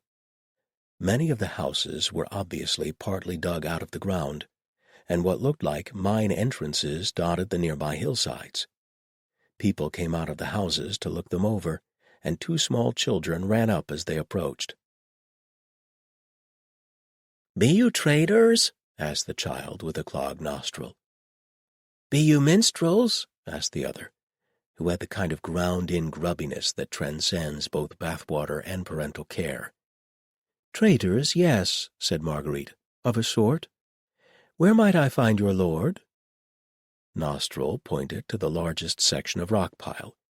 Grubby bounced. "What have you got to trade? Is it good?" "That's for your lord's ears first," said Davith. "Run along and tell him we're coming, will you?" Shane gave him a sharp look. Davith rolled his eyes. "What? The whole town will know we're here in under 5 minutes. It's not like we could hide even if we wanted to." Shane was forced to admit the truth of this. Could Magnus really hide here, then? "Maybe," said Marguerite. "Strangers will stick out like a sore thumb, so the Sales certainly won't be able to sneak up on her." Shane glanced around the town as they walked through it. It looked prosperous enough. Most of the rock piles, on closer inspection, were actually houses, with cut stone and timbers in the right places, and they looked to be in good repair. People wore good clothes, many with brightly colored scarves. Still, he was automatically suspicious of anyone that Baron Maltravor would be inclined to trust. It didn't help that the valley here actually had a good amount of trees. The river running through it held several mill wheels and something, perhaps the added water, perhaps the shelter from the wind, meant that there was something resembling a wood on both slopes, which of course meant that there might be a great many more people lurking than Shane could see. Still, the Nollans didn't act nervous. Visitors were clearly interesting, but not frightening. That bodes well that the Sale hasn't gotten here first. They followed the children to the keep, which initially looked like a walled courtyard built around a hole in the ground, with chimneys. A stoop-shouldered man, probably the castellan, came out to meet them. Shane listened to Marguerite dazzle the man with half an ear while mapping the defenses. Stubby stone towers at the courtyard's corners didn't rise much higher than the hill itself, but were manned by alert-looking sentries. The entrance had heavily reinforced double doors, and Shane suspected that they could withstand a siege engine. I'd probably try to find where the air intakes are and close those off. They're probably keeping fires burning there to draw air in. Indeed, as they entered the doors behind the castellan, air blew down the corridor behind them, pushing them deeper inside. The castellan led them to a side chamber, appointed as a waiting area. The furniture had more wrought iron than wood, but was fortunately heavily padded with cushions. "I will inform Lord Nollan that you are here," said the castellan. "Now," said Marguerite, as the door closed behind him, If I was actually a double agent and planning on betraying you, this is about when I'd do it." Shane and Wren looked at her, with what Shane suspected were identical blank expressions. She sighed. "Neither of you even thought of that, did you?" "No." "No." "I did," said Davith brightly. "What do I win?" "You already won. You're still alive." "That's a pretty crappy prize." "We could always rescind it," offered Shane. "That joke wasn't funny the last 10 times you made it." "Maybe not to you." "Children, behave," said Marguerite, running her hand over her face. "He started it," said Davith, and winked at Shane, who wasn't sure how to feel about that. Fortunately, he didn't need to decide, because the door opened again, and the castellan beckoned them through, down another corridor to another room. The walls had been plastered and painted bright colors, but the lack of windows cast a certain gloom to the scene, particularly combined with the dark smoke stains across the ceiling. "You will have to leave your weapons here," said the castellan, pausing in a large alcove. "Haven't got any," lied Marguerite, "unless you count an eating knife." "Haven't even got that," said Davith cheerfully. Wren and Shane began stripping. It took a while. The castellan rocked on the balls of his feet and hummed, clearly no stranger to heavily armed warriors with more swords than sense. The meeting room itself had a higher ceiling and a fire in the hearth, and was plastered in freshly scrubbed white, and so managed to avoid feeling gloomy. A screen blocked off half the room. It was made of leather framed with more wrought iron, though an attempt had been made to make it decorative, with iron vines and a heavy iron rose. Lord Nolan was tall, but had the stooped look common to miners everywhere. He wore a leather apron, like a smith, and an expression of cheerful skepticism. There was even a smith's hammer laid on the table, as if he'd been called away from working in a forge. "Now, I know that I didn't buy anything from a trader," he said, "and I don't know who this Magnus person may be, but I didn't buy anything from them either." "No, you didn't," said Marguerite cheerfully. "May we?" She gestured to the chairs around the table. "We had a long walk to get here." "Of course, ma'am. Not one to stand on ceremony myself." He dropped into his own chair, watching them all with eyes that betrayed his wariness. "Not so cheerful as he seems. And if that hammer couldn't do double duty as a warhammer, I'll eat what's left of my sword." He also had a sneaking suspicion that there was someone behind the screen. They weren't making anything as overt as a sound, but he could feel a presence there nonetheless. An advisor? A guard? "I'll be completely honest with you," said Marguerite. "I'm only posing as a trader, and I've really come to warn Ash's Magnus that the Red Sail is about to find her." Lord Nolan's face was marvelously impassive. "I've told you, I don't know who that is." Marguerite waved away his protests. "Baron Maltravor's contact sent her to the Nolans at the ford in Cambraith. I'm pretty sure that's you. If it isn't, I'm very sure that you know exactly who it is. You can't tell me that anything happens around here without you knowing about it." Nolan was too good to let his eyes flick to the screen, but Shane was sure that he heard a sound from behind it. It sounded like a very quiet snort of amusement. "I don't expect you to admit it to me," Marguerite continued. "I wouldn't in your shoes. But the Red Sail is closing in. They already know she's in Cambraith, and if they don't know exactly where by now, it's a matter of days, not weeks." The Lord drummed his fingers on the table, looking displeased. "Even supposing I knew who this person was, what business be it of yours?" "Let's say we're interested investors," said Marguerite, leaning back in her chair. Nolan raised a skeptical eyebrow, and she grinned at him. Shane wondered how the man didn't melt like butter on the spot. "No, really. We're here from the Temple of the White Rat in Arkenhold. These two are paladins, Magnus has an invention that could help a lot of people, and the rat wants to make sure it gets in the hands of people who will use it, not lock it away in a vault somewhere to keep their profits up." "That may all be well and good," Lord Nolan began, but a voice cut him off from behind the screen. "I've heard enough," she said. "I am Ashes Magnus." 39. "Just as well, really," said the artificer, stepping around the edge of the screen. "Sitting on that stool was going to put a permanent crease in my backside." She made her way, slowly, to the small bench beside the table. Davith hastily jumped to his feet and pulled it out for her, bowing dramatically. This time her snort was clearly audible. Ashes Magnus was 70 if she was a day. Shane thought that she might be older than she looked, because she was also very fat, and had the sort of cherubic face that aged less quickly than her cohorts. She had immense sloping shoulders and nimble fingers, so covered in ink and burns and small scars that it looked as if she were wearing patchwork gloves. "Magnus," Lord Nolan said, clearly dismayed, "be you sure about this? We can still send these outlanders off with a flea in their ear." "No," said the artificer with a sigh. "You've been nothing but kind to me, Lord, and I don't plan to repay that by having your warriors killed for nothing. These Sale people are ruthless. It's best I leave while I still can."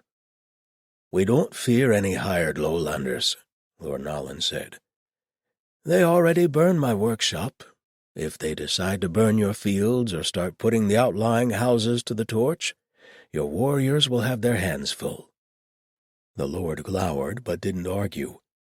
His gaze lingered over the 4 outsiders. "And you be trusting these people?" "2 of 'em are paladins. I'm not going to get a better deal than that, and the White Rat's people are as good as holy folk get, and better than most. Besides," she grinned at Shane and Davith, "the view won't be bad, at least." Shane coughed. Davith swept another bow, this time brushing the floor with the back of his hand. "Madam Artificer, you will put me to the blush."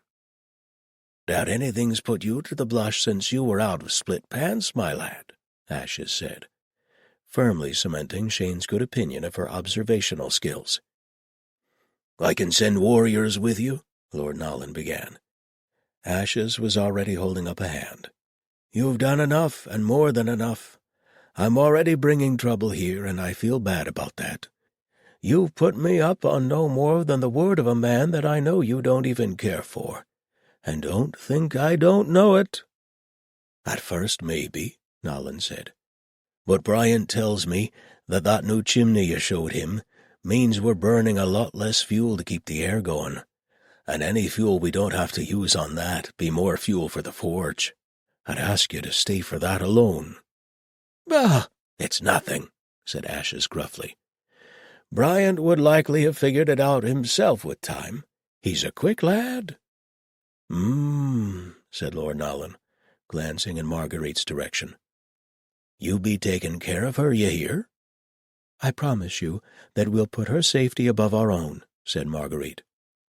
"You've got paladins, so that's not saying much," Ashes said, elbowing Davith in the ribs. "You're not one, though, are you, lad?" "No," said Davith pleasantly. "I'm the entertainment." "Ha!" Nolan shook his head. "If the rat doesn't treat you right, you've got a home here, Magnus. As long as I'm Lord, anyway, and if my son doesn't promise the same, he's not the man I raised him to be." "Ah, don't talk like that. You'll outlive me by 50 seasons, I'm sure. But it's good to know nonetheless." She leveled small, bright eyes on Marguerite. "The rat's going to give me the money to build another device. The sale dropped my workshop ceiling on top of the first one." "You'll have to talk directly to the bishop for that," said Marguerite. "But if she doesn't, she's not the person I think she is. I'll scrape up money for it myself, if I have to sell my body on the street." Shane cleared his throat. Marguerite winked at him. "You're right. I'll sell your body instead." "No one is selling anyone's body until we talk to the bishop," said Shane firmly, then recognized the voice that was coming out of his mouth.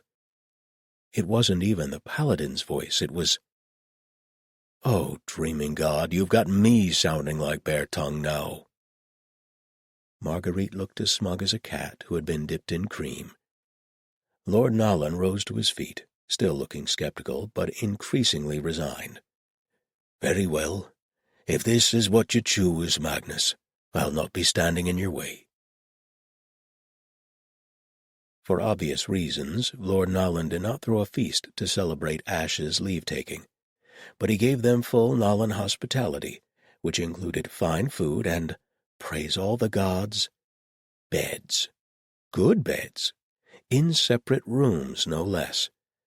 After a discreet word, a guard was posted outside of Davith's door, but given the sounds he made upon seeing the mattress, it seemed unlikely to be necessary. Marguerite lay in her extremely comfortable bed and pretended that she wasn't waiting for the door to open. This lasted for about an hour, and then she pretended that she wasn't disappointed that the door hadn't opened. "It's fine. He gets to choose. It's fine." It did not feel fine. God damn it. The Nolan Keep was built into the hillside, and there were no windows, only a ventilation shaft with a decorative metal grill. Any assassin trying to get in would have needed to have their bones removed first. If someone made an attempt on her life, they'd have to come in by the door. Not that she was worried. Much. She certainly wasn't going to use being worried as an excuse to go find Shane. That would be absurd. Wren was just as capable a bodyguard. If she was feeling paranoid, she'd go find Wren, since Shane obviously wasn't going to come here on his own. Marguerite closed her eyes and told herself that she was being stupid and should go to sleep at once. The insides of her eyelids laughed at her. There was no reason for anyone in Nolanford to attack her. Ash's Magnus had been here for over a month now, and if the Red Sail had an operative here, they'd have gone for the artificer already. She should definitely go to sleep. In fact, she was going to sleep. Right now. Sleep is occurring. For real this time. 5 minutes later, Marguerite got up, lit a candle, wrapped a dressing gown around herself, and went to the door. She pulled it open. The interesting thing was that even though there was a looming figure in the doorway, she wasn't startled. Her nerves recognized Shane before her brain caught up. He was fully clothed, one hand raised to knock. He said. "Oh, good," said Marguerite, and pulled him inside. Less than 30 seconds after she'd gotten Shane undressed, Marguerite knew there was a problem. Not with his ability to perform. Based on what was nudging against her leg, that was not going to be a problem. But well, actually, maybe performance is the exact problem. The man was as nervous as a new bridegroom. Not that Marguerite had ever actually had one of those. He barely seemed to notice her touch. Instead, he was touching her and, frankly, trying to do too many things at once. The slightest hitch in her breathing made him freeze. "Is that good? Do you want me to stop?" "Shane," she said gently, "this isn't an exam." She ran a hand down the muscles of his stomach and felt him quivering with what might be passion but was probably nerves. "Relax." She tilted her head back and found those ice-blue eyes less passionate than frantic. "But I need to do this right. I want to make you feel—" He glanced away, probably not knowing himself how that sentence was supposed to end. "Just like a paladin? Needs? Paladins don't have needs." "Here to serve, ma'am. Just point me to the part of your anatomy that needs servicing." Hell, I'm probably lucky he doesn't salute. Davith had been right ages ago. She did like being in charge. But this didn't feel like being in charge. It felt like being an object of duty. She curled her fingers around his cock, and he hardly even seemed to notice. Marguerite weighed her options. Well, let's see. I can let him work himself into a lather trying to work me into a lather. I can kill him and dump the body in an open mine shaft, or... She pressed her forehead against his. Shane, do you trust me? Should I? Probably not, but that wasn't the question. Yes. Then lie down on the bed. And let's hope this works and he doesn't run away screaming or burst into tears, because that will be really awkward at breakfast. She turned away before she could see if he complied. The room did not come supplied with ropes or long scarves or anything of that sort, and anyway, they wouldn't have done any good. Marguerite was pretty sure that a berserker could snap anything short of iron chains, and she wasn't completely sure on that last one. But being tied up had nothing to do with the material, and everything to do with what was inside a person's head. She opened a side pocket on her pack, found the tiny sewing kit that had kept her clothes from turning into rags over the last week, and measured out 2 lengths of red thread. When she turned back, Shane was lying on his back on the bed, and no matter how awkward this second time was turning out to be, there was nothing awkward about the picture he made. It was all long bones and hard muscle, and those extraordinary blue eyes, which were watching her, puzzled. Now then, she said, grab hold of the headboard, however's comfortable. It was, of course, more wrought iron. Shane clasped it obediently. All right, he said, but what are you— Move! Marguerite straddled his chest and leaned forward. In that position, her breasts would have muffled better men than Shane. She carefully looped the thread around each wrist, leaving plenty of slack, tied them neatly, and then sat back. Shane, breathing heavily, looked bright-eyed and slightly worse for wear after the time spent in her cleavage. He said. Thread? Thread, she agreed, looking down at him. He pursed his lips. This is a trifle more sophisticated than I'm used to. No, it's really very simple. If the thread breaks, we stop. He tested the slack. Don't people usually use whips and chains and so forth? Whips are a different thing. I haven't got any chains. Lord Nolan probably does. His lips twitched. I suppose I could go ask. Not without breaking the thread you can't. She leaned back on her hands and watched his face carefully. He swallowed and tested the slack again, then gripped the metal bars harder. Are you sure? I wanted to please you. Marguerite grinned, feeling like the cat who had caught the canary and was about to fuck its brains out. Oh, you're going to. Believe me. I expected I'd be using my hands. My dear Paladin, there are a remarkable number of things you can do without using your hands. I'll show you. Her grin widened. Don't think you're just going to lay back and think of Arkenhold. Just don't break the thread. She actually saw the moment he relaxed. A tension in his arms and the line of his jaw eased, and then, slowly, was replaced by a different tension entirely. Whatever my lady commands, he said hoarsely. Good. In the end, they didn't actually do anything terribly sophisticated. If nothing else, they had an early start tomorrow. But once he was bound, even just by a pair of threads, it was suddenly easy. She positioned herself exactly as she liked, looking down at him, and he pressed his mouth against her flesh. She didn't let him stop until she was gasping and clutching the bed frame herself. Not that he showed any signs of wanting to stop either. "Very good," she said, when she could breathe again. "Very, very good. Now, I suppose I could untie you." A tremor went through him at the words, and she wondered if it was eagerness or disappointment.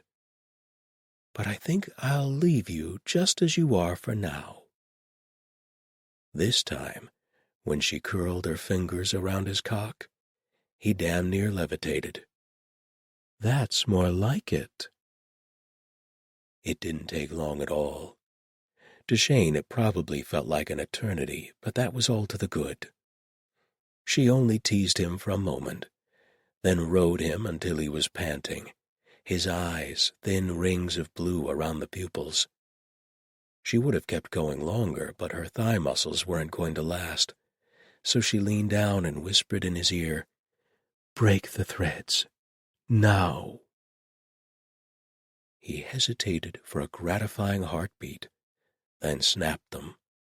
An instant later he rolled her over and took her, hard and fierce, frantic this time with his own need. She wrapped her legs around his waist and listened to the small sound, almost a whimper at the base of each breath. And then he shouted her name loud enough to wake anyone in the next room, and collapsed on top of her as if he'd been killed. Marguerite stroked the back of his neck and felt ungodly smug about everything. Several minutes after having come so hard that he wasn't sure he still had bones left, Shane said, "Dear God," into Marguerite's hair. She said. He propped himself up on his elbows, suddenly worried. "Was I too rough?" "Not in the least." She stretched against him, which would have turned his mind to paste if it hadn't been already. "You were magnificent. Was I too, sophisticated?" "Dreaming, God, no. I've never—" He raked a hand through his hair, not even sure what to say. That is, no one's ever—" He swallowed and tried again. "I knew what I was supposed to be doing." Which was a bizarre thing to say, he realized, even as he said it. But it was true. The saint had given him certainty, which Shane had always lacked, and he felt that lack keenly every moment the saint was gone. But with a length of red thread, she had given him a different kind of certainty. Be here, right now. Touch me like I show you. Don't break the thread until the end. He'd heard about such things, of course, but the notion of being restrained had never struck him as interesting. He'd assumed those people enjoyed being immobilized. He'd had no idea at all. It was terrifying and glorious, and he hardly knew how to feel. Astonished that he had found what he needed. Appalled to realize how much he had needed it. Marguerite did not laugh or scoff, or demand that he explain himself. She simply nodded. "Good. And you did it perfectly." And it turned out that he had needed that too. A thought occurred to him suddenly, and he turned toward her. "Should I be calling you Marguerite?" You, said it wasn't your real name. Would you rather I call you something else?" Her body tensed just slightly. If he hadn't been pressed full length against her, he likely would not have noticed. Damn, that was the wrong thing to say. He stroked the curve of her back hesitantly, hoping to soothe her and cursing his misguided impulse. "I've used a number of names," she said. "Different names and different personas for different jobs. But Marguerite is the one that I've been the longest and like the most. Marguerite is the person I want to be." Her back was smooth, the hollow of her spine leading to the warm curve of her buttocks, and Shane ran his fingers along it, trying to decide what he could say that wouldn't ruin the moment. He wanted to say, "I am desperately in love with the person you are," but he could not imagine that she felt the same way, and the thought of driving her away horrified him. Marguerite stretched again and propped herself up on one elbow. She had a slight, inquisitive smile on her face. "Better than a stone floor, I trust?" "Answer her for the dreaming god's sake," he ordered himself. "Say yes. Make a joke. Tell her she's beautiful. Say something." "I will serve you," he said hoarsely, "however I can, as long as you'll have me." "Or you could say that, I suppose." Marguerite set her fingers against his lips. "That's a dangerous thing to promise," she said. "I might take you up on it, and then where would you be?" He thought about answering her. Then he thought about just how badly words could ruin what lay between them, and instead he reached out and gathered her up in his arms, turning so that they lay curled together on the bed. Said Marguerite sleepily, and that, it seemed, was answer enough. 40. It was difficult to tell the time of day underground, but it still seemed very early to Shane when someone tapped on the door. Marguerite had moved away from him in her sleep, and was now a lump of covers that growled when he touched it. "It's time to get up. We wanted to make an early start. There are bad people after us." Ugh. She shoved the covers back and scowled at him. "They're very bad if they're taking me away from this bed." "No question there." Her scowl softened. "You should do that more often." "Do what?" "Smile." "Was I?" "Yes, don't deny it. I know what I saw." "If you say so." She threw a pillow at him, which he caught easily. "Right," she muttered. "Mornings, on the road, dodging murderous thugs. I can do this." The earliness of the hour was confirmed when the foursome trooped outside. Ash's Magnus was already up, inspecting a wagon and a pair of mules under a sky the color of raw egg whites. "Why is it so much earlier when you've been in a bed instead of sleeping on the ground?" asked Davith blearily, still drinking tea provided by Nolan's servants. "Because when you're sleeping on the ground you want to get up so you can stop," said Ashes. "At least that's how I remember it. I've managed to avoid sleeping on the ground for the last 20 years or so." "I can't swear that you'll be able to for the next 20, said Shane apologetically. The artificer sighed. "On the bright side, after a day or two of that, I may be downright grateful if the sail tries to kill me." There were 2 mules hitched to the wagon. They did not look any more pleased about the hour than Davith did. "This is going to make us more visible," Wren murmured. "Yes, but I don't think we have much choice." "You most certainly don't," said Ashes, who apparently had extremely good hearing. "I can sleep in the wagon if I have to, but if you expect me to hoof it across the landscape, you're out of luck."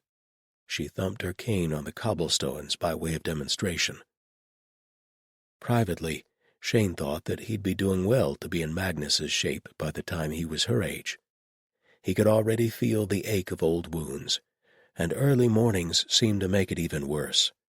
The Saint of Steel's chosen generally died in glorious battle, and the few survivors went on to train the next generation, so he'd never given much thought to how his bones would feel once he was in his 70s. If the last few days are any indication, not great. Lord Nolan appeared, looking as if he'd been hard at work for an hour already. He helped Ashes up onto the wagon seat and said something to her that Shane didn't catch, but which made the artificer laugh. "You've got supplies for a few days," said Nolan, patting the side of the wagon, "and I thought you might be wanting this." It took Shane a moment to realize the man was talking to him. "What?" Lord Nalin held a sheathed sword, lying flat across his palms. "Not as long as the one you be used to using," he said, nodding to the broken sword across Shane's back. "But a damn sight better than the one you be carrying now." "You're not wrong," said Shane. "Thank you." He unslung the broken sword and traded it to Lord Nalin for the one in his hands. "I've had no chance to replace it, and I felt half-naked for days." Nalin nodded. Wren became very interested in the wood grain on the side of the wagon. "Right." The Lord lifted a hand. "Go well." Then he turned and went back inside, clearly not one for long goodbyes. "Time to go," said Asha's Magnus.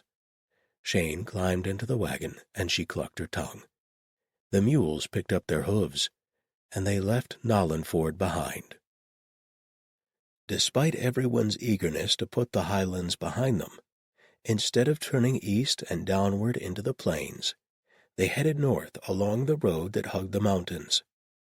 Marguerite judged that it was more important to get out of Cambraith rather than travel down through a valley that was guaranteed to be swarming with the salespeople. The northern road was a lonely one. Once they left the activity of Nollenford behind, the population thinned out to shepherd huts and the occasional prospector panning along a stream. Marmots with mottled coats sat on small rises and watched the wagon suspiciously, giving hoarse whistles of alarm whenever a human did anything that might be construed as a threat to marmot kind. Despite Asha's initial comments, she didn't complain about the long hours spent on the wagon seat, nor did she object to a night spent on the road. Some of that was probably because one of the bundles in the back turned out to be a very thick bedroll, which she unrolled in the wagon bed. "You youngsters have a good time with your dirt," she said. "Wake me up if anyone attacks us." To Lord Nalin's credit, there were also blankets for everyone else, so they slept warmer, if not that much more comfortably than they had before. Shane, daring greatly, set his blankets close to Marguerite's and waited to see what she would do about it. She smiled archly at him, and while he would have been appalled at the thought of doing anything sophisticated in front of other people, he did wake up with her pressed against his back, and her morning growl emanated from somewhere between his shoulder blades. Neither Davith nor Wren commented much. Davith's eyebrows did the talking for him, and Wren whistled a tune that might or might not belong to a song with extremely bawdy lyrics. Shane chose to ignore them both. Midway through the second day, Marguerite consulted her map and pronounced them officially out of Cambraith. Everyone sighed in relief, except the mules. Shane was not skilled at reading mule expressions, but they seemed to disapprove of everyone, except possibly Davith. Davith was the one who had rubbed them down and given them oats, and told them that they were good and strong and pretty mules. This affirmation of equine self-image had earned him slightly more tolerance, though not by much. "Phew," said Ashes. "I feel less hunted already. Now where do we turn east?" Marguerite consulted the map again. "As soon as we find a road going downhill. There's supposed to be one, but don't ask me how far it is. Parts of this map involve a lot of artistic license." "Ah, well, it's pretty country anyway." The artificer surveyed the green rolling landscape. A nearby marmot took that as a threat and sent up an alarm whistle. "Though, to be honest, I'm near dying to see a color that isn't green. A wheat field ready for harvest would damn near make me cry." "I may cry just thinking about it," Davith said. "No, wait, I'm thinking of what they make with wheat." "Bread?" Wren asked. "That too." Ashes snorted. "Don't start with me, lad. I've been drinking the stuff they brew up here for months now. At first I thought, oh, a nice, rich, dark beer. How lovely. Now I'd give my arm for something light enough to read a book through, she considered. Well, somebody's arm, anyhow. Have you really been up here for that long? Asked Wren. Probably feels like longer than it was, but it feels like it's been years. When did you first realize the red sail was after you? Marguerite asked. You might say that my workshop being burned to the ground was something of a clue, Ashes scowled. Stupid bastards. They didn't realize that an artificer's workshop either blows up or melts down at least once every few years.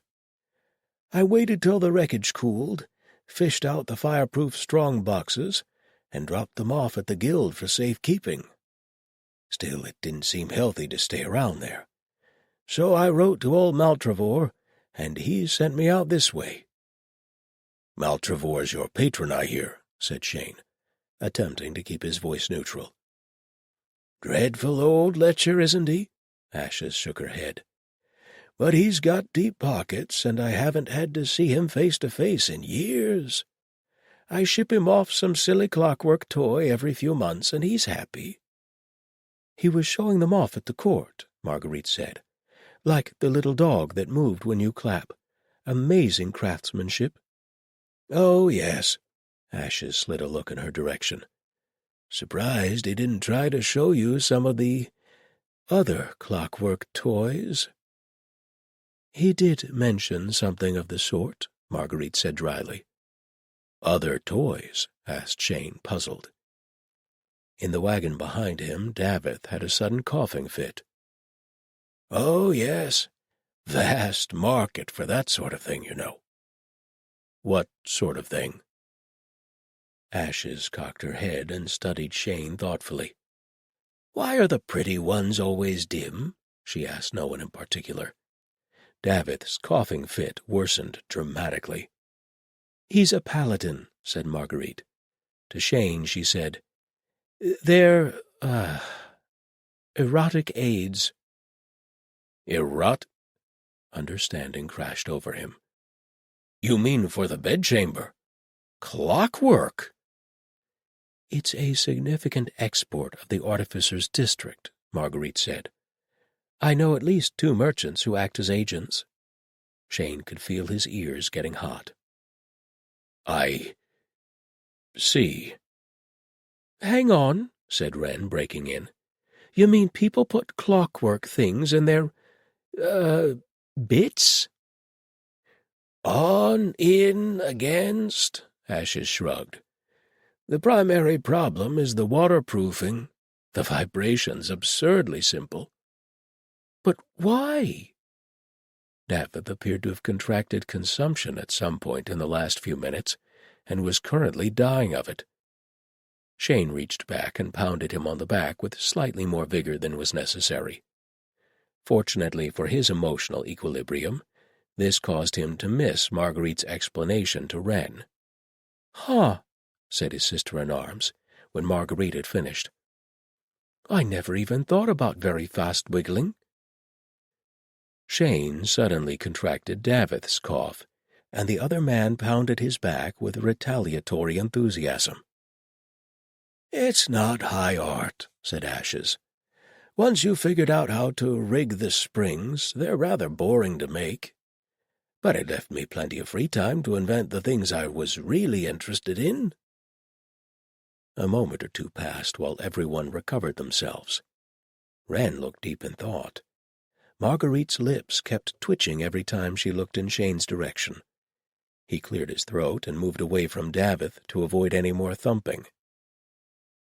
"So you invented a magic box that makes salt?" he asked, praying to the gods that this would lead to a change of subject.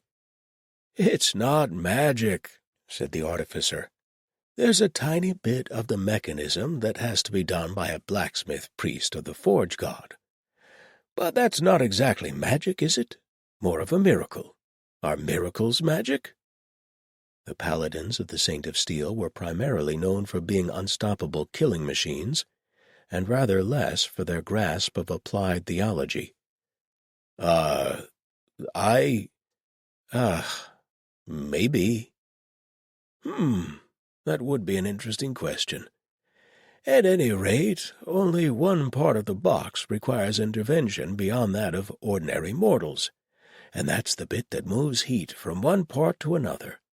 She waved one surprisingly delicate hand. It's really a very simple device. Fresh water freezes faster than salt, yes? Yes, said Shane, back on firmer ground. Of course it does. That's one of the ways they harvest salt up in Moorstone. They freeze off the fresh and concentrate it into brine. That's basically what my device does. Fresh water floats on top of salt because of the difference in specific gravity. We freeze the top, we output the ice, we freeze the top again, until we're down to a concentrated salt brine. Then we boil it. The really impressive bit happens after, if you ask me, since seawater is full of impurities, and of course nobody wants to be putting dried fish piss on their potatoes. Shane paused a moment to give this turn of phrase the attention it deserved, then frowned. But if it is so simple, why are people not doing so already? Oh, they can, said Magnus. They did it all the time. That's the method behind a salt works, usually. You have a series of brine tanks that are getting evaporated down. But in order to do it on a large scale, you need the right climate for it. Most of the coastline between Moorstone and Delta is rock cliffs. You'd have to build floating platforms, and people do that too. But of course, one good howling windstorm through the Toxican Straits, and your salt works is on the bottom of the ocean. And Delta's a marvelous city, but it rains 5 days out of 6, and on the 6th, the air is humid enough to chew. She grinned. The food's amazing, though. One of my favorite cities. So how is your machine different, then? Because you only need a little bit of heat to prime it. A log now and again. I was annoyed by the waste, you see. You need heat to evaporate the brine, but most of that heat is lost and not good for anything. And we want to take heat out of the water to make the ice. So why not just take the heat out of the water and store it, and then use that heat to boil the brine with? So I invented a device to do that. The Forge God's people were very helpful, although I think I confused them.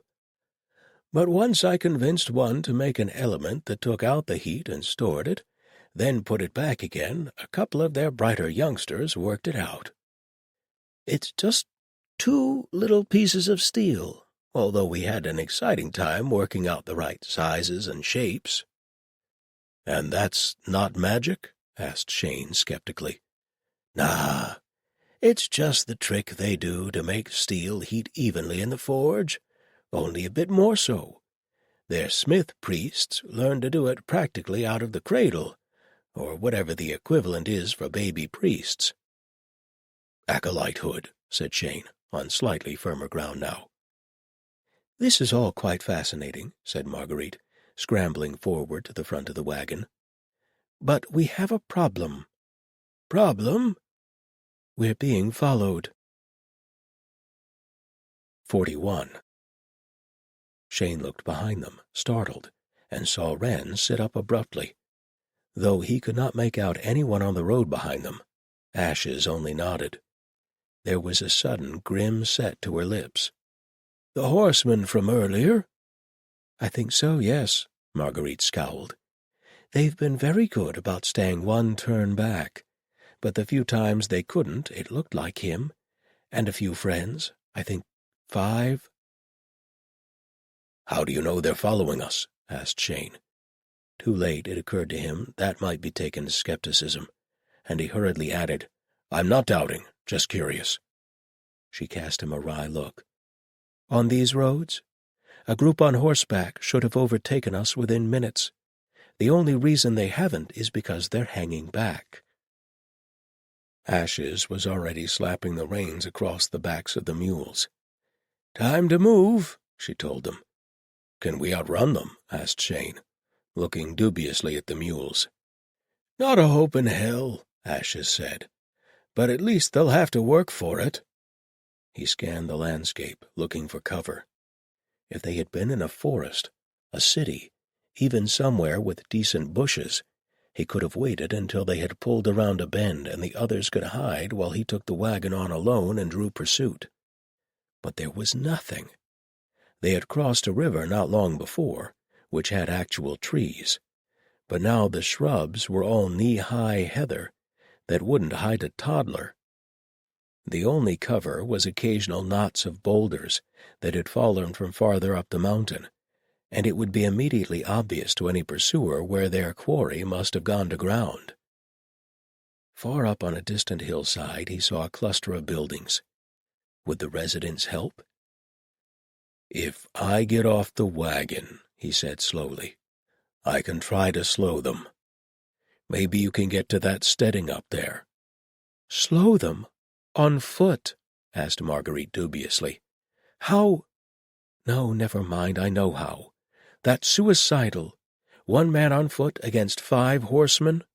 Shane shrugged. "After a point, a horseman is simply a larger target." He didn't enjoy killing horses, but the black tide did not distinguish. When the Saint of Steel had still lived, well, that was before and this was after, and there was no point in dwelling on it. "I'm more concerned that they aren't going to stop and fight you," said Ashes, her eyes still on the road. "You're not the one they're after. I expect a few of them will simply go around you, possibly all of them." "That is my fear," Shane acknowledged. "You'll have Wren here, but if they all break around me—" Wren looked at Shane, then at Davith, then back at Shane. She nodded. "Ah, I think maybe I'll come with you," said Davith. "Buy the lady some time, right?" Marguerite put her hands on her hips. "You are both out of your—" Something zipped by Shane's head with a crisp zip, and one of the mules let out a scream of pain and surprise. An arrow had buried itself in the animal's haunches. It bucked, kicking out wildly, then tried to run away from the pain, which set the wagon careening sideways. Had it just been a matter of controlling the maddened mule, Ash's Magnus might have proved equal to the task. But the wagon went off the curve of the road and down the boulder-strewn hillside, and no amount of skill with the reins could overcome the massive stone looming before them. "Bail out!" shouted Magnus, and with remarkable speed for her age, flung herself off the seat. Shane swept Marguerite up in his arms and threw himself after. He saw Marguerite's mouth make an O of surprise. Then the sky became the ground, became the sky, and he landed on his back and skidded, still clutching Marguerite in his arms. Wood crashed somewhere nearby, and the screams of the maddened mule ended abruptly. There was a very long moment while the dust settled, and then Marguerite said faintly, "Ow." "Are you hurt?" he asked. "I don't think so."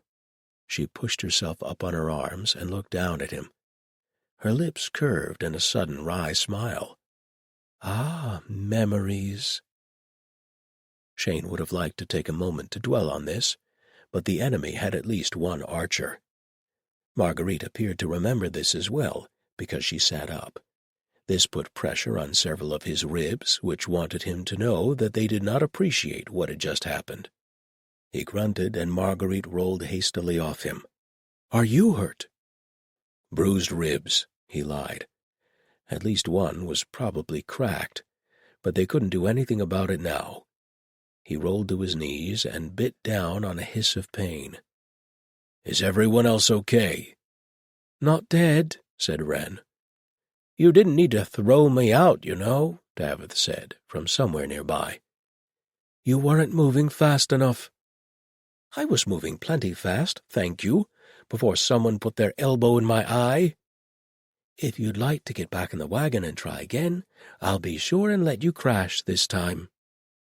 Shane looked around, staying low in case the archer took another shot at them. Davith and Wren were both moving. Davith's left eye was red and already swelling, but that seemed to be his only injury. He was most worried about Ash's. She was far too old to be flinging herself off wagons with aplomb. But when he turned, she was already up on her knees beside the shattered wagon. "Are you hurt?" he asked, moving toward her. The boulders were going to be their only hope of cover. He gestured for the others to follow. He couldn't see the horsemen from his position downslope, but he could hear hoofbeats. Ashes glanced back at him.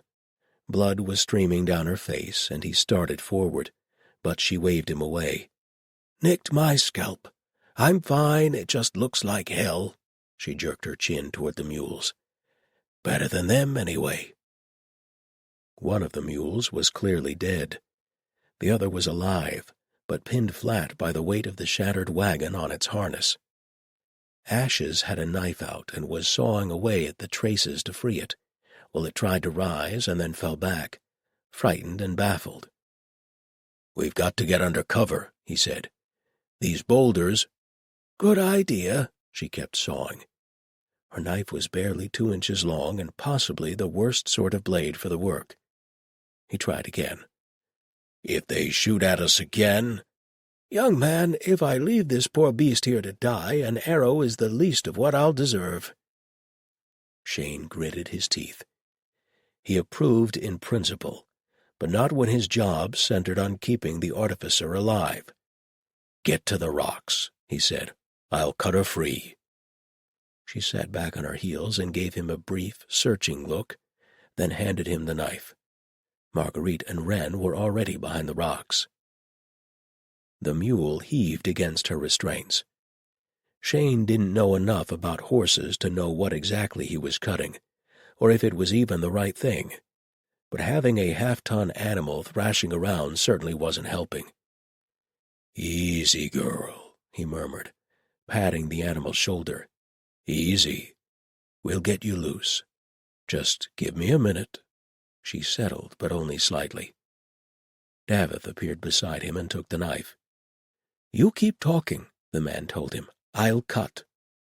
Shane decided not to argue.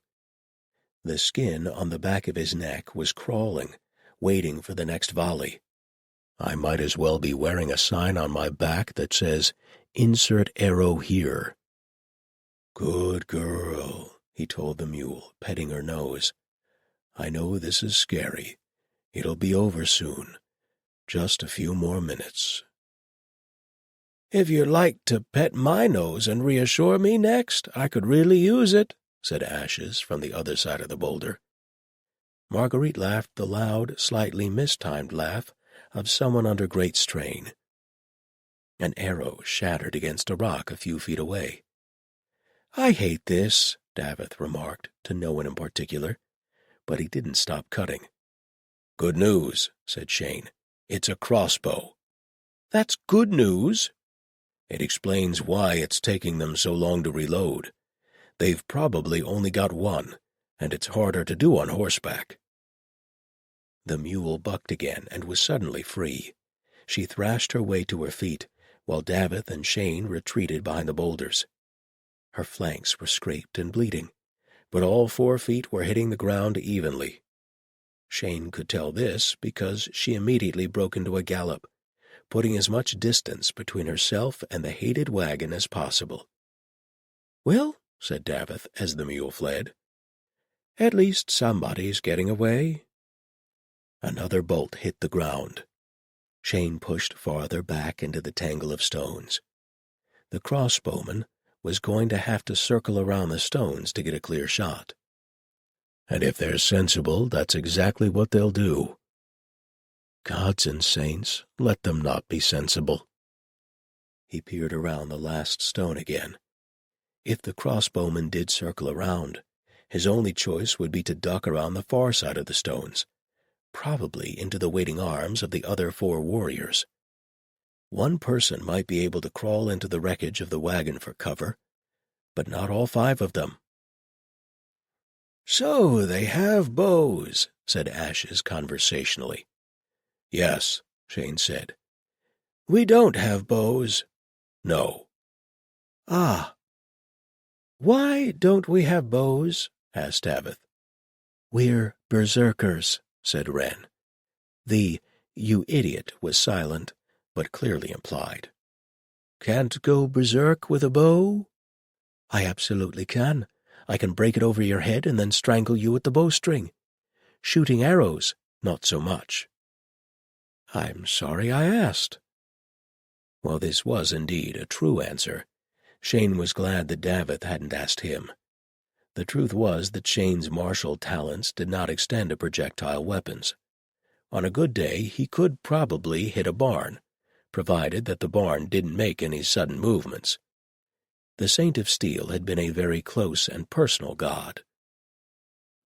Ashes leaned down and picked up a rock, tossing it in her hand.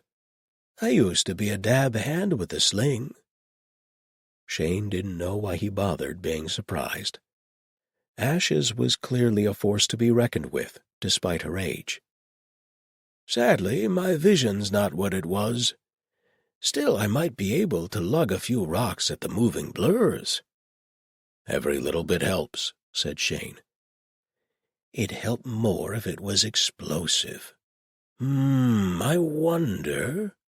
Davith cleared his throat. Paladin? Eh? I'm a lover, not a fighter, and I know you don't trust me with sharp objects. But if you aren't using that dagger of yours, I can at least make it harder for them to kill us all. Marguerite? Do it. Shane unstrapped his dagger and passed it back without looking.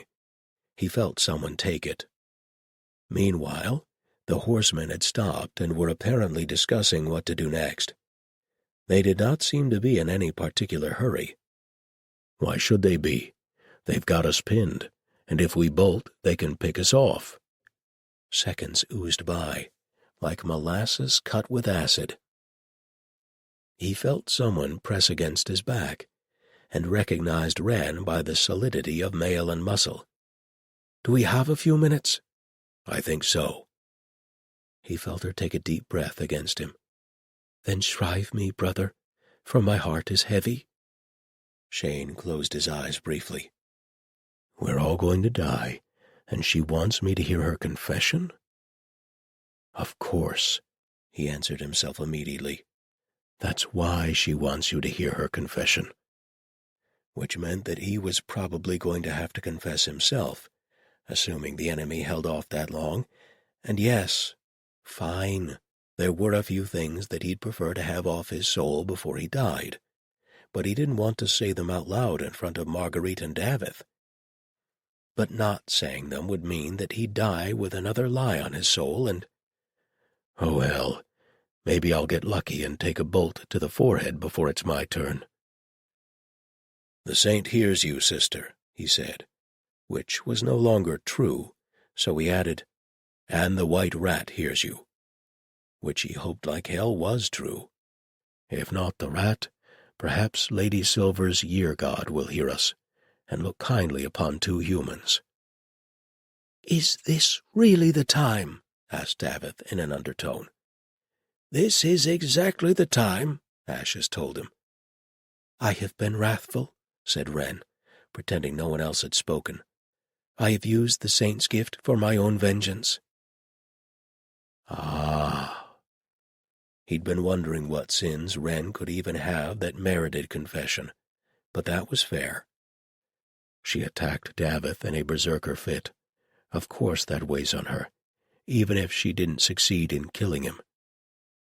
No matter how justified, no matter how accidental, you did not use the tide for your own ends like that. It was part of the creed that was hammered into the saints chosen from the very first time the tide rose. It is my duty to serve. I will be sword and shield for the weak against the strong.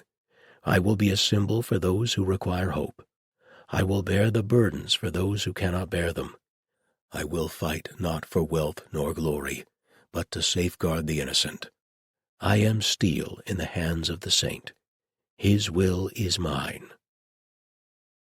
Which did not leave a lot of leeway for settling scores, or for taking up a lucrative career as a pit fighter, like Istvan keeps threatening to do. And have you made restitution for your sin? Shane asked. If Davith says a damn word right now, I'll kill him myself and make the whole thing moot. There was a lengthy pause. "Working on it," Wren said in a small voice. "I am unworthy," said Shane, "but I absolve you of your sin. The gods forgive you your weakness." "Thank you." He risked a look around the edge of the rock. The horsemen had dismounted, and 3 of them were beginning to make a broad, wary circle around the outcropping. The crossbowman, who appeared to be a middle-aged woman, was still standing with the horses. "Checking to make sure we're here before sending their archer to pick us off. So we still have time. Damn it." "Shrive me, sister, for I have sinned."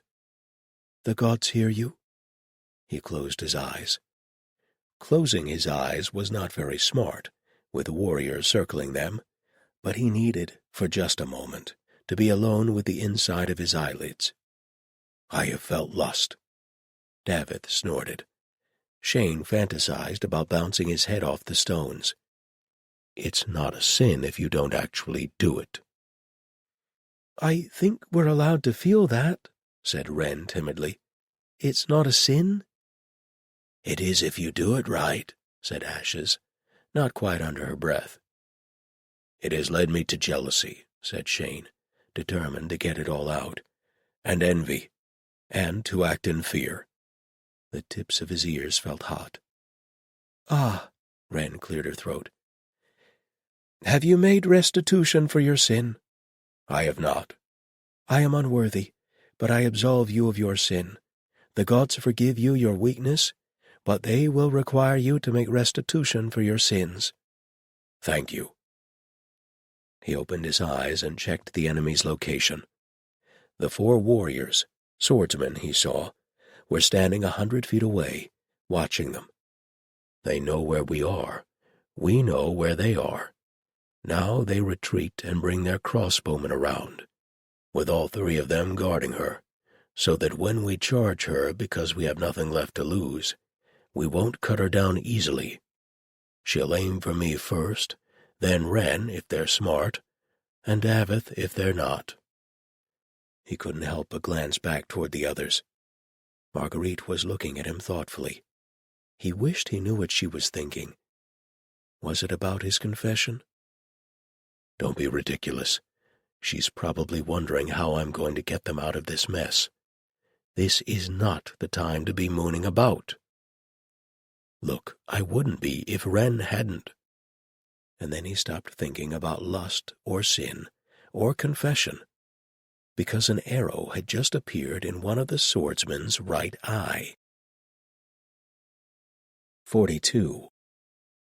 Shane was so surprised that he sat there gaping as the swordsman toppled over. Then he looked over his shoulder, halfway convinced that one of the others had pulled a bow out of thin air. "What is it?" hissed Wren. "What's going on?" "There's an archer somewhere." "Are they on our side?" "I have no idea." He looked back, in time to see the remaining 3 running straight for their position. They must think the arrow came from us, too. Crap. "Here they come," he said, drawing Lord Nolan's sword. Wren set her back against the stone, axe in hand. Shane waited until the first one was almost upon them, then rushed to meet him. He hated to lose cover, but it was more important to keep the fighting as far from the non-combatants as possible. Dreaming God willing, the crossbowman couldn't get a clear shot through her comrade. The black tide rose at once, and a good thing, too. His opponent had a shield. So did his opponent's friend, who arrived a second later. Shane blocked a strike and stepped out of the way of another, but even with the preternatural speed of the battle tide on him, it was all he could do to keep ahead of their blows. And dodge and duck under that one and cut for the legs and... They fought as a pair, too. If he had been capable of conscious thought, he would have cursed. The Sale operatives back in the fortress had fought like a bunch of individual fighters. These 2 had clearly been working together for a long time. "Block that. No, duck, it's a feint. And step around the side and cut." He managed to slice one across the forearm, but he took a blow from a shield in return that made his collarbone creak. If Wren had been beside him, they could have made short work of the pair, but Wren was holding off the third swordsman, who had a lot of reach on her, and kept trying to draw her away from the rocks and leave her charges exposed. It occurred to Shane, in a distant fashion, that he might be about to die. Then he saw it. 5 feet away, half hidden in the grass, was a hole with a line of stones in it that might simply be stones, but which glinted in the afternoon light. The tide rose higher. He blocked a strike from the swordsman on the left, saw the shield rising to bash him in the chest, and instead of trying to get out of the way, he charged directly into it. He weighed more than his attacker, who gave ground, startled. Shane kept shoving, bearing his opponent's sword down, their faces so close over the top of the shield that he could see the whites around the man's eyes. Then his opponent did what anyone would do in that situation, and put a foot back to brace himself against the ground. Probably he was thinking that his partner would swing in any second now. Pressed against the shield, Shane might as well have been laid out on a cutting board waiting for the knife. Except that the man's foot hit a hole and went in. He let out a cry and fell backward. Shane dropped low, feeling a sword strike go so close over his head that it ruffled his hair, then scrambled back gracelessly. He had no idea where the crossbowman was any longer, and all he could do was keep moving. The swordsman let out a shout of pain, tried to get up, and failed. Shane felt a rush of bitter satisfaction. Distracted by the cry, his partner was just a hair too slow getting his shield up, and Shane smashed the pommel of his sword between the man's eyes and watched him drop like a stone. He made it back to the rocks a fraction of a second before a crossbow bolt slammed into the ground precisely where he'd been standing. Wren's opponent was missing large chunks of his thighs, where his femoral artery had previously been located, but was no longer in a position to be concerned about this. Shane shook off the remains of the battle tide, just in time to hear the trapped swordsman's shouts cut off abruptly. "Did the ground white?" He peered cautiously around the rocks and saw another arrow protruding from the man's neck. "Ah, I see. I don't know if they're friendly, but they seem to have helped us quite a—" An arrow shattered against the rock an inch from his head. "Or not. Shit." He looked around wildly and saw, for the first time, 3 figures standing in the field, on the opposite side from the road. 2 of them carried bows. As he watched, one notched an arrow and drew back the string. "Don't shoot!" Marguerite shouted. "Don't shoot! We mean you no harm." The archer paused. The one who didn't have a bow said something, though Shane couldn't hear what it was. On the other side of the rocks he heard a voice say, "I surrender." He risked a glance around and saw the remaining Sale operative setting their crossbow on the ground and stepping back, hands in the air. Marguerite elbowed him in the side. "Put your weapons down," she hissed. "There's only 2 archers," said Wren in an undertone. You could get turned into a pair of pincushions is what you could do." They lowered their weapons. "This is a misunderstanding," Marguerite called. "We were attacked, not attacking. We don't mean you any harm." The trio approached, though the archers didn't lower their bows.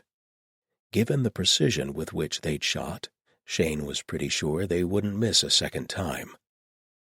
"The closer they are, the quicker they have to move if we dodge. A few more yards and it might be worth trying." Their leader was a barrel-chested older man with a lined face and an unsheathed sword. "You're trespassing," he growled. "We are terribly sorry," said Marguerite. "We didn't mean to. We were attacked, and so we were trying to get away." "I am surrendering," called the sail operative again. "Neither of the archers have swords, so if Wren and I move together, and I grab the shield from the one Wren killed—" The leader rocked on the balls of his feet, then put 2 fingers to his mouth and whistled shrilly. 5 more people stood up from the grass. They must have been lying almost prone, given how little cover there was. All 5 of them carried bows. "And what about you? Do you surrender?" the man asked, looking over Wren and Shane. "Dreaming God have mercy." "Yes," said Shane, "we do now." They were not treated cruelly. Their hands were bound in front of them, and their weapons were taken, but that was all. At least 2 archers kept arrows on strings the entire time, and Shane had no doubt that they would use them. "This is really a misunderstanding," said Marguerite. "You can tell that to wisdom," said the leader. "There's no point in telling it to me." Shane glanced back toward the road, hoping for witnesses.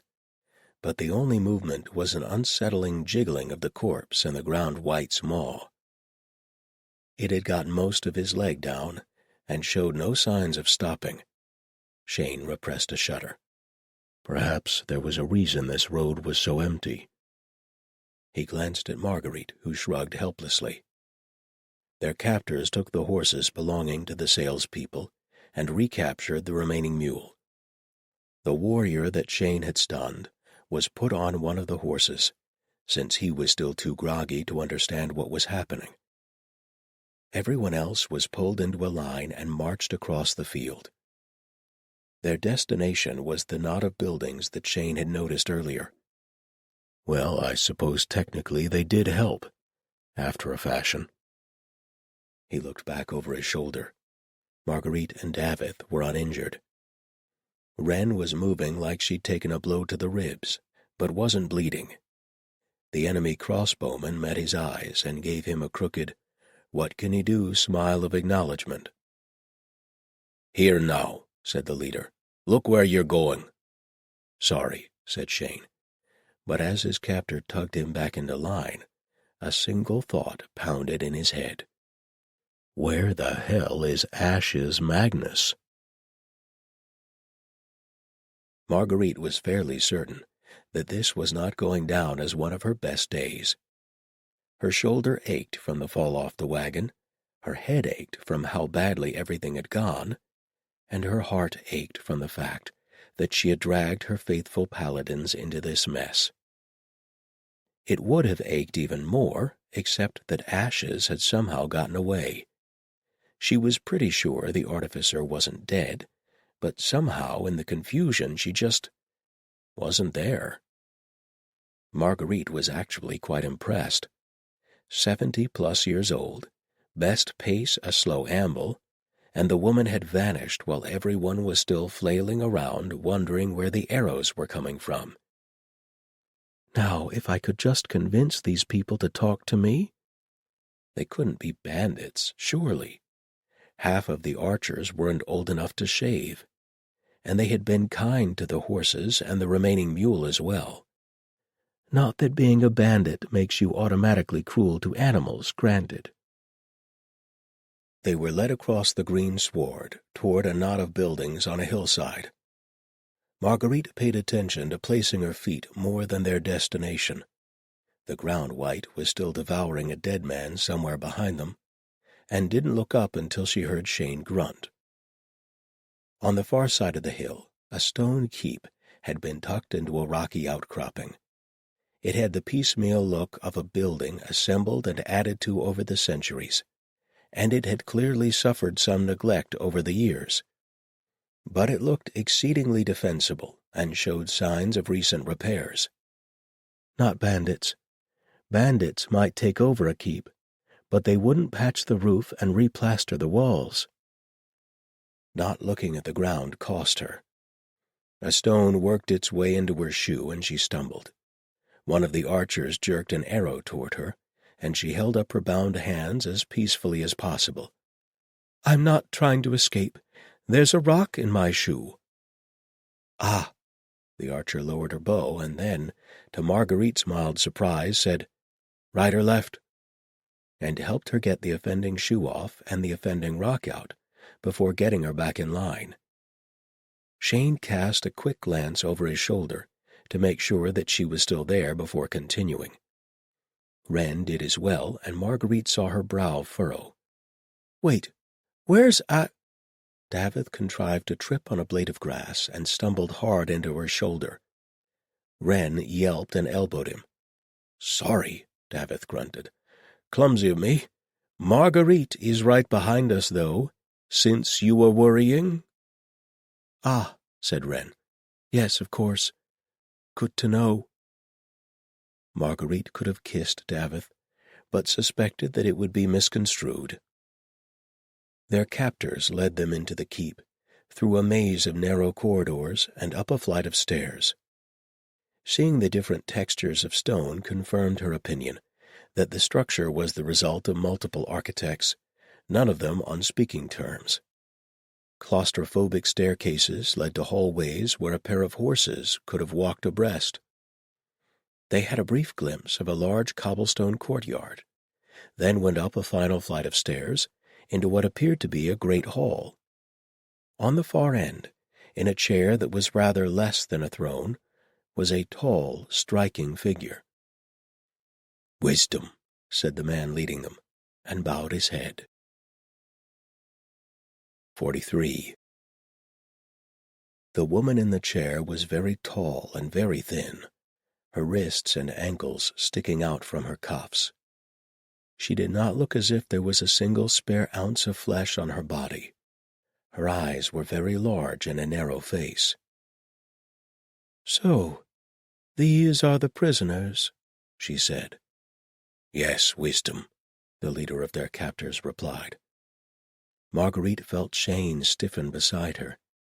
She turned her head slightly, but the Paladin was still staring straight ahead, as still as a mouse under a hawk's shadow.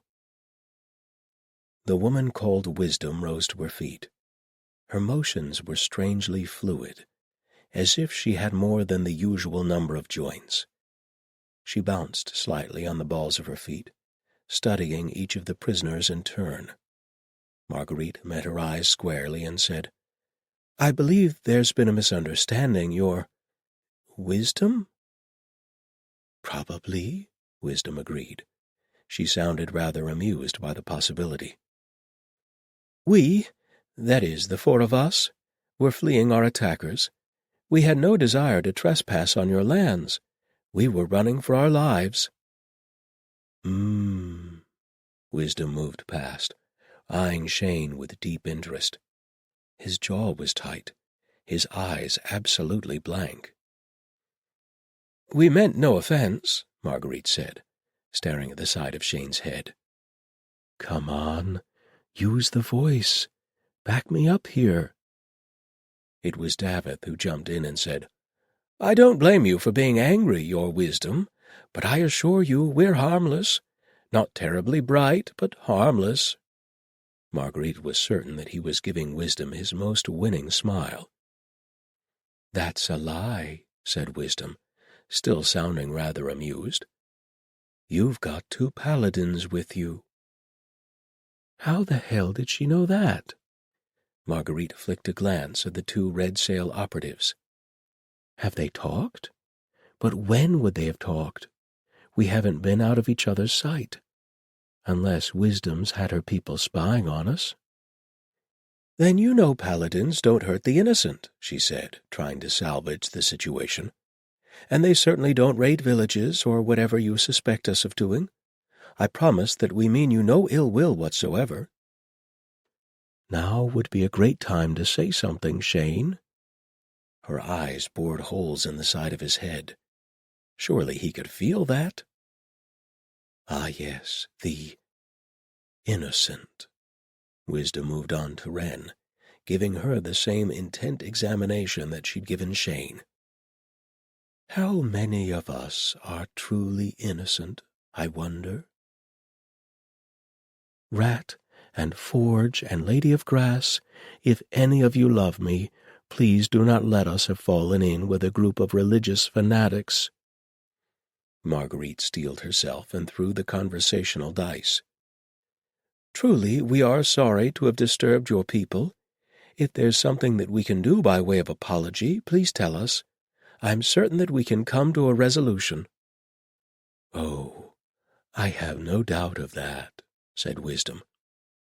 She stepped back and gestured to the man who seemed to be leading their captors. "Ehrlich, take our guests to the cell, politely."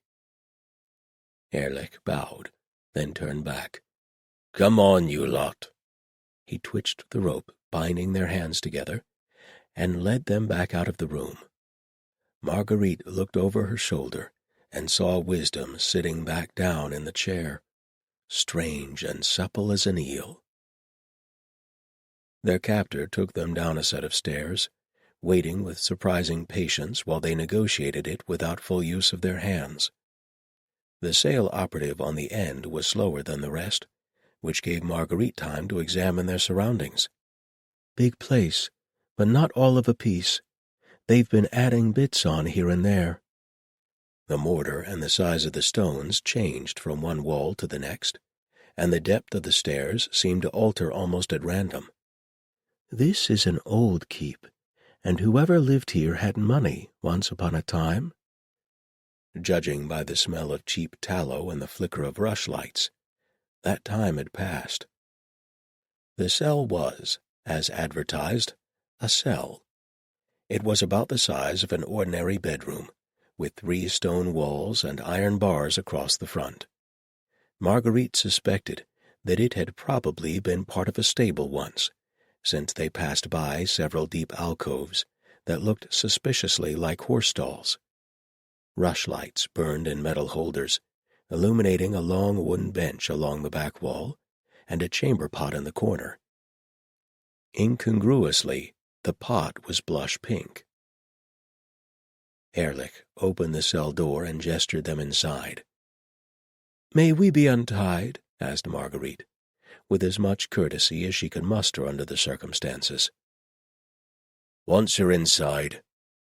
Lacking other options, Marguerite stepped inside. "Oh, good, a prison," said Davith. One of the sale operatives snorted. Shane and Wren were still as silent as the grave. When they were inside, Ehrlich shut the door. The guard at the back of the line, who was carrying a crossbow, pointed it into the cell.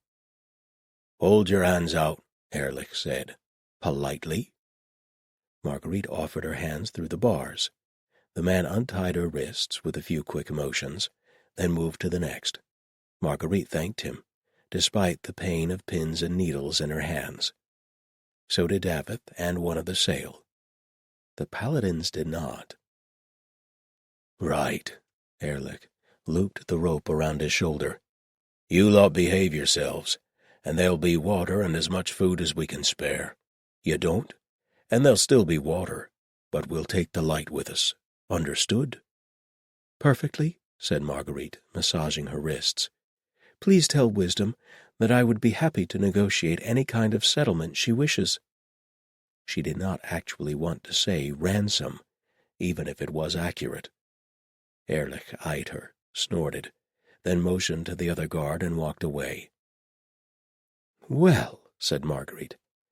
"That woman was creepy," said Davith, as the sound of footsteps faded. "She's obviously got some kind of cult," said Marguerite.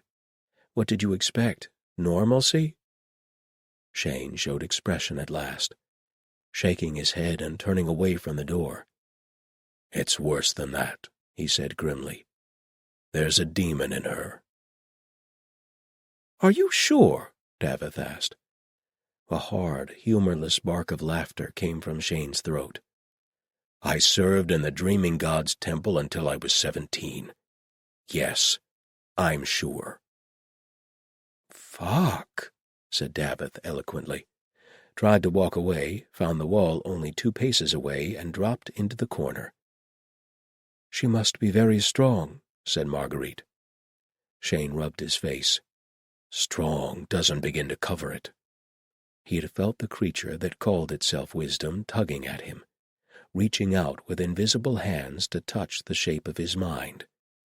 It was as far beyond the poor mad thing in the steer as Shane was beyond a mouse.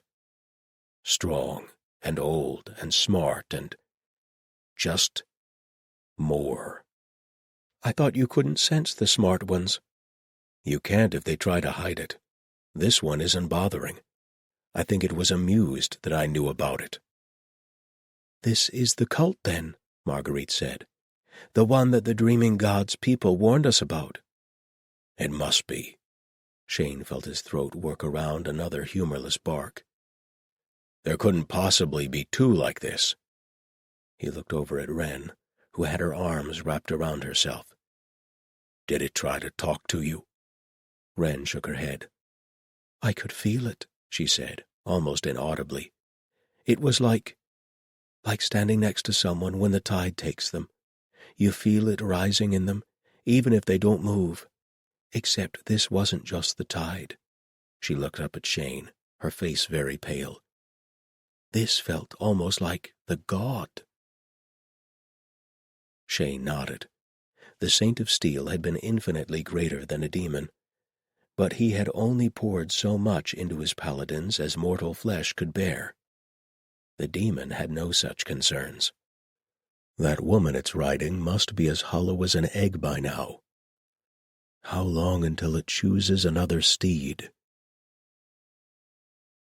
Shane was very afraid that he knew the answer. Marguerite turned and looked at the two red sail operatives. One was a young man with a face like a shovel and a goose egg turning purple between his eyes, and the other was an older woman who looked as if she should be running a bed and breakfast somewhere.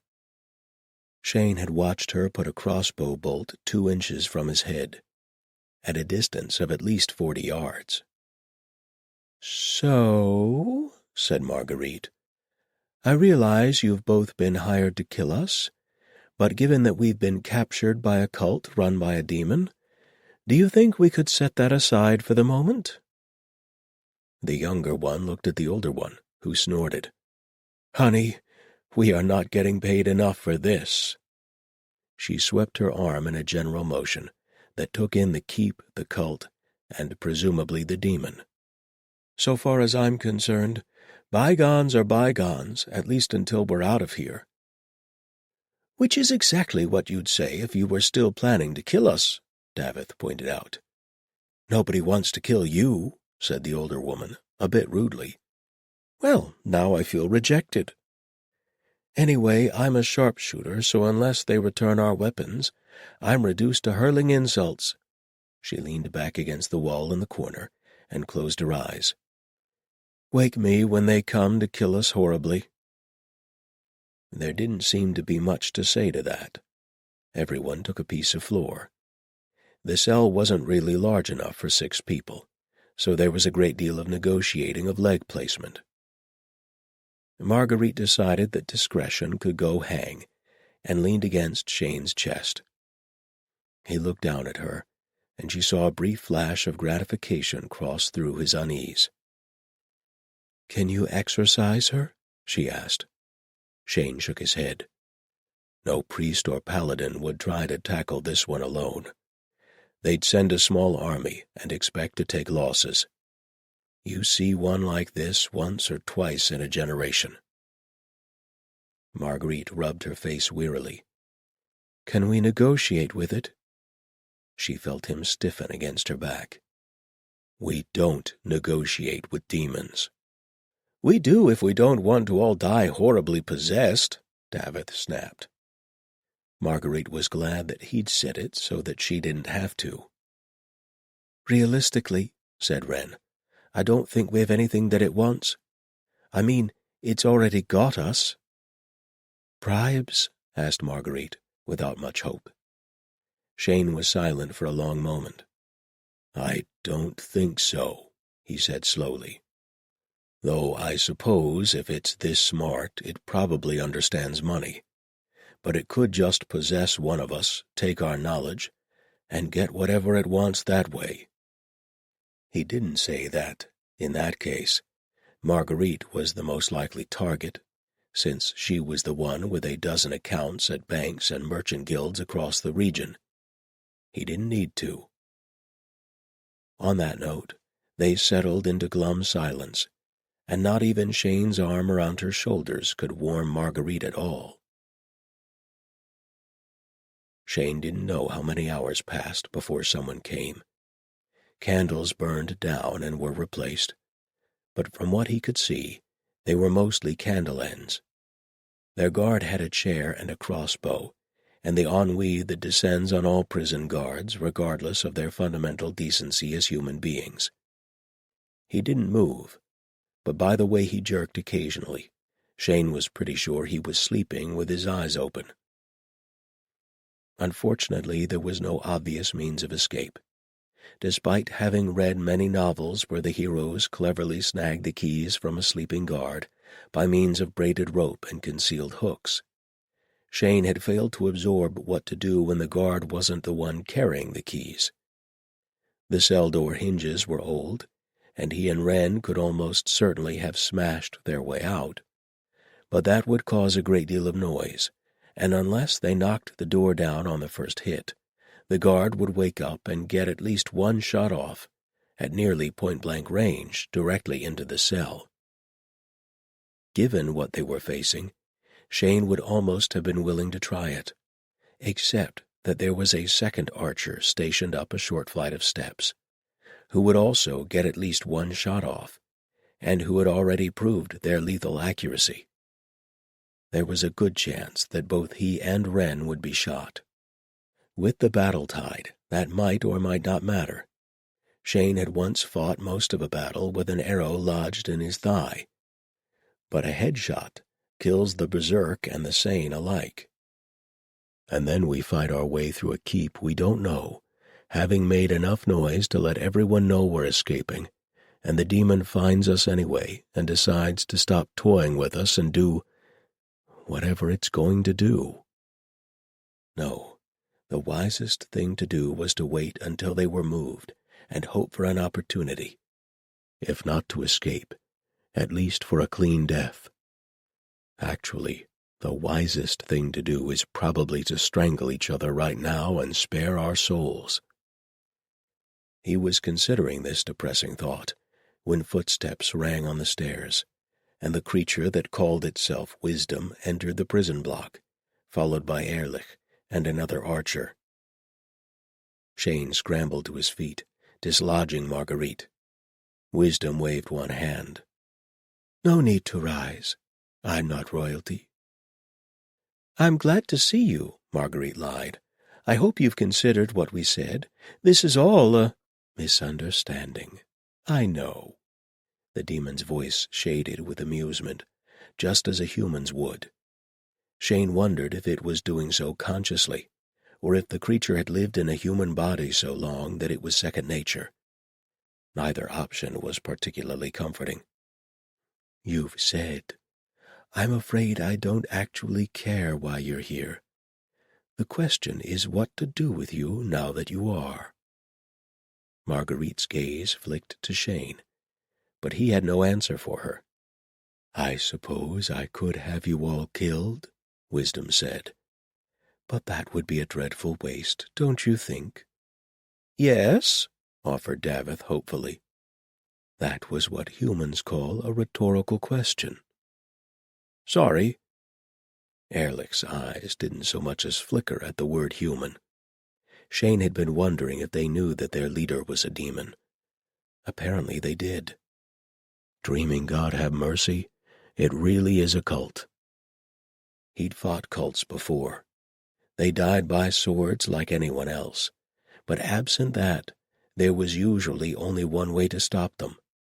Take out the leader, however you can. He took a deep breath and reached for the voice.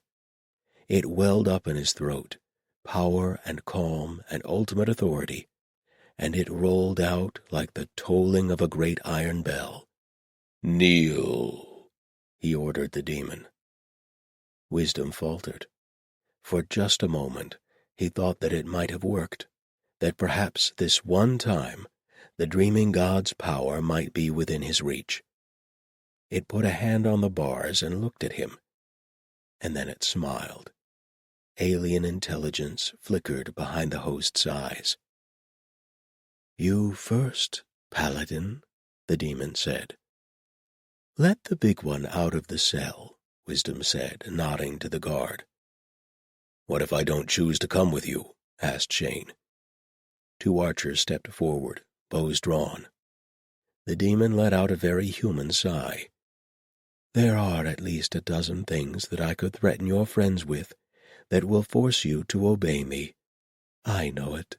You know it. Must we really go through the motions?" Shane swallowed. He did not want to accommodate a demon. Once you agreed to anything, no matter how innocuous, you were on a slope that wasn't just slippery, it was glazed with ice. On the other hand, it was right. He looked at Marguerite, who shrugged helplessly. "I'm afraid she's negotiating from a position of strength here." Wisdom chuckled softly. It would probably try to possess him. Whether or not it could succeed, he truly did not know. He was, most likely, going to his death. But if nothing else, it would be forced to kill him well away from the others, and however long that took was time they might use to work up a plan. "I must keep it focused on me for as long as possible, whatever that takes." "Ren," he said, lowering his head, "it's your responsibility now." Ren gulped, knowing what he didn't say aloud. She rushed forward, hugged him fiercely, and then turned away, straightening her shoulders. "And if I come back with a demon behind my eyes, sister, I hope that you will be able to kill me quickly."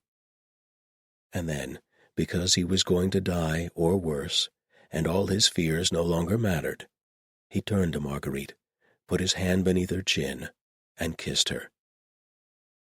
Perhaps it would have been wiser not to. If it knew that he loved her, the demon could control him using Marguerite. But it could control him using Ren as well, and in Shane's heart of hearts, he could not believe that anyone looking at him could not tell that he was in love. Surely it was branded across his face for all the world to see. It was not the time or place for a passionate kiss, but he put as much of that love into it as he had to give. Marguerite's fingers curled around his wrists as she responded. He heard, faintly, the sound of the guard saying something, but Wisdom's voice was sharper, overriding it. "Let the man say his goodbyes as he wishes, Ehrlich. We're not monsters." And then, reluctantly, he felt the end come. He stepped back and let his hand slip away from her cheek. Marguerite blinked up at him, then turned away, wiping at her eyes. "Brother," Ren barreled into him, and he caught her reflexively. "Take care of them," he whispered, and kissed her on top of the head. She clung to him tight enough to make his ribs creak, but he ignored the stab of pain. "I have to go." "Damn it," she said, her face against the dusty fabric of his tabard. "Oh, damn it all to hell." "I know." She let him go, and she too turned away, scrubbing angrily at her face. Shane nodded to Davith, who grimaced, then stepped up to the door and let the guards lead him away. They took him, not to the great hall, but to a room in the keep's single tower. The stairs formed a tight spiral upward, with slits in the stone to let air through. Halfway up, a door opened into a wide, welcoming room, with whitewashed walls and a floor strewn with sweet rushes. To his mild surprise, the demon waved the guards off and they went, closing the door behind. "If they're leaving us alone, they must not be worried that I'll attack. Or more likely, they're not worried that I'll be able to do any damage." "Well, well, well," said the demon. "A paladin delivered to my doorstep. Truly, fate moves in mysterious ways." "What is it you want?" Shane asked, folding his arms. Wisdom met his eyes, clear and forthright. It's very simple. I want to become a god. 44. A god, said Shane. That's right, the demon chuckled. No need to look like that. Most demons would quite like to be gods, I imagine. It's just that most of us are terribly bad at it. I don't blame your priests for doing away with so many of us. I probably would too. We're dreadful nuisances when we're young and ignorant and haven't learned to share a body politely. Politely, Shane said in disbelief, thinking of demon victims he had seen, their bones broken in unnatural ways, teeth splintered from trying to eat rocks as the alien intelligence controlling them tried desperately to answer the body's need for food. The young of your race aren't known for their courtesy either, Wisdom said. It picked up a carafe of water on the table and poured out a cup, then lifted it to its lips. But we both grow older and learn civilized behavior. I would not judge you for what sins you may have committed as a toddler. Shane shook his head, saying nothing. The difference, of course, is that your people stop growing. Wisdom made an up and down gesture indicating his height. Mine have no equivalent. Given the chance, we can continue to grow in power and become more than we are. Give me enough worshippers, give me the power of their faith, and I will be what even a paladin would consider a god. That is not how that works, said Shane, thinking. Dreaming God, I hope that isn't how that works. But it is. Several of what you consider gods began their lives as one of my kind. Wisdom laughed at his expression. Why is that so hard to believe?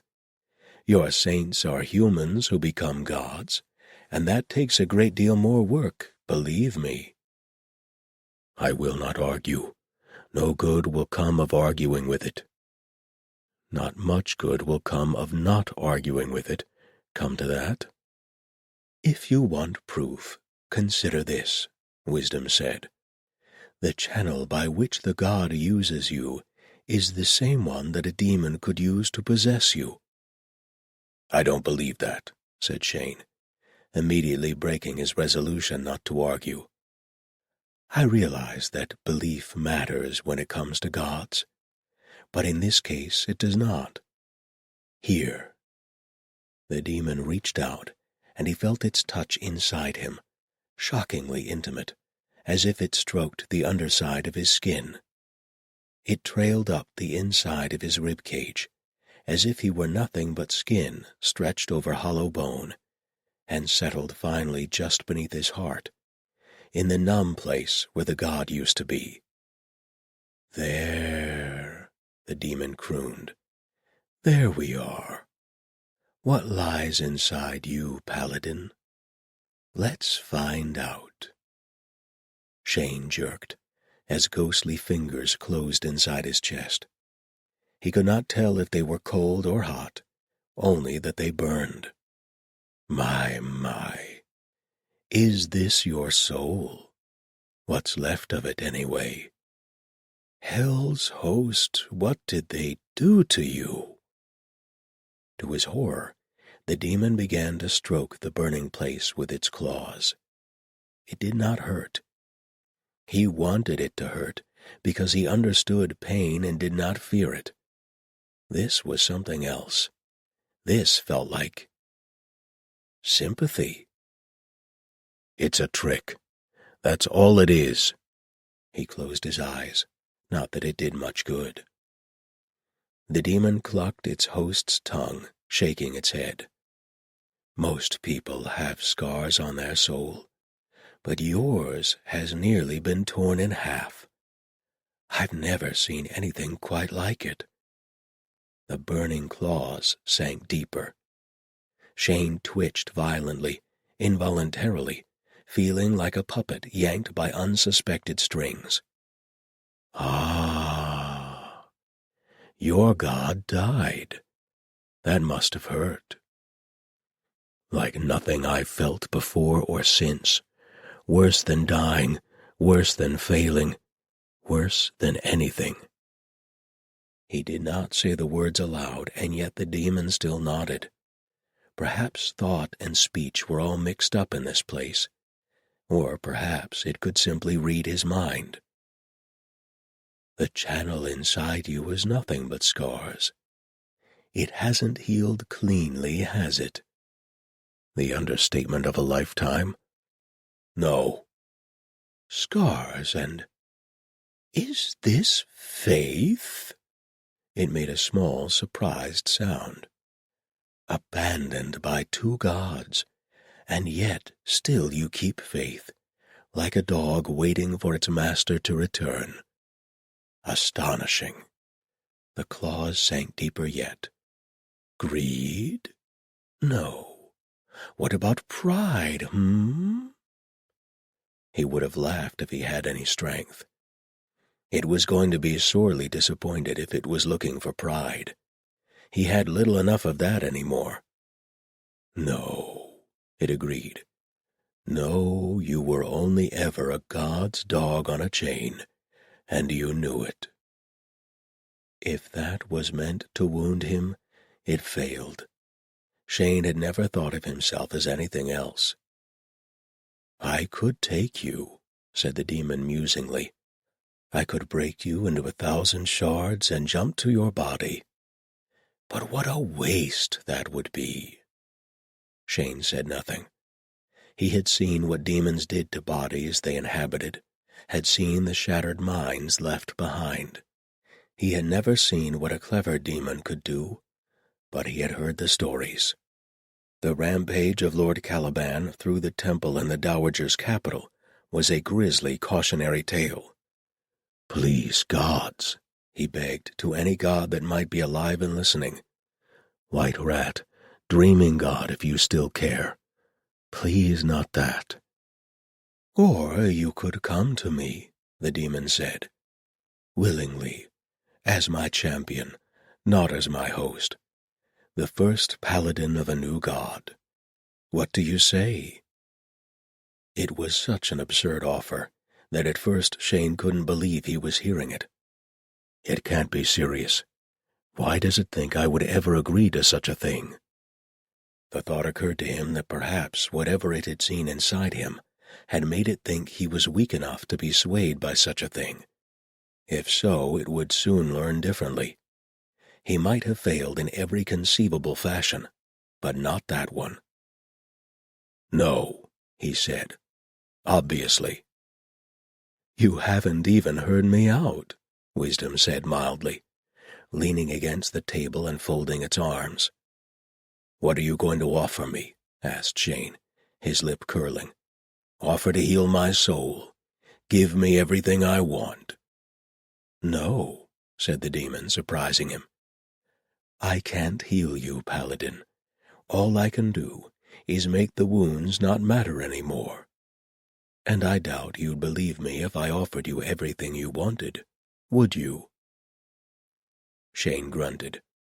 The demon was right, but he didn't wish to admit it. Wisdom's lips twisted up in a smile. What can I offer you, Paladin? How about the lives of your friends? His head jerked up. He tried to control the reaction. Too late. It's a trick. It's a trap. No trick, Wisdom said. Whether it read his thoughts or simply guessed, he didn't know. Your friends are of no use to me as worshippers, and I rather doubt I could hire your little paladin friend with gold.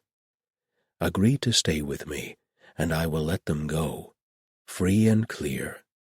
It spread its hands, the picture of reason. And if I say no? Then I'll try again with the other member of your order, though I hold out less hope for her, and when that fails, then perhaps I will consider that it may be time for a new host. This one is beginning to falter, I'm afraid. She lasted a very long time, but the consumption that I have been keeping at bay is beginning to tax my strength. Wisdom examined its nails, the very picture of humanity. You seem a fine, healthy specimen. I doubt much of your skill with a sword will be available to me, not after I am forced to shatter your mind. But your body is strong enough to last for years, with careful handling. But of course, I'll have no choice but to kill the others to keep my disguise intact. Shane swallowed hard. That might be the best plan after all. With a face like yours, I imagine I could attract a great many worshippers in short order. The demon ran its hands through its host's hair. Although I must say that I have always preferred to live within women's bodies. I find them more congenial. No, not for any perverse reason. It grinned at his expression. No, honestly, it's your bodily functions. It takes a male host so much longer to urinate, and it's already fairly disgusting to endure. From the face it made, Shane suspected that the demon was telling the exact truth. This was not a comfort. A handsome face, or a more congenial host. It made a weighing gesture. The little Paladin is strong too, and I sense that she could endure a great deal. No, rasped Shane, horrified by the prospect of Wren's soul ripped apart by a demon. Kinder by far to put a knife to her throat. And your hand may be the one holding the knife, if the demon takes possession of you. Wisdom folded its arms. Their lives, or deaths, are up to you, Paladin. With a champion, I need not exhaust myself defending my flock from those who besiege us. In that case, I could keep this body together for quite a bit longer, I expect. He would be here. His soul, very likely, would be damned for eternity. But if the demon was true to its word, then Wren and Marguerite would escape, and they could get to a temple of the dreaming god and warn them exactly what horror lurked in these hills. My soul is worth little enough, but if there is a chance to stop this— How do I know you'll keep your word? He said, and saw triumph flash across Wisdom's face. How do I know you'll keep yours? It countered.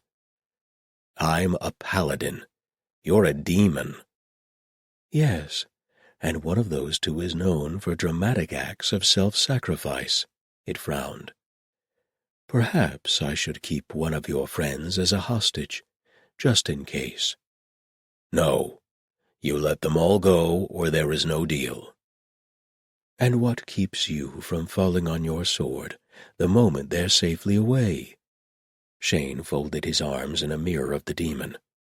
If you cannot convince your paladins to stay in your service, how do you expect to succeed as a god? Ha! Wisdom barked a laugh. Well struck, Paladin. Very well.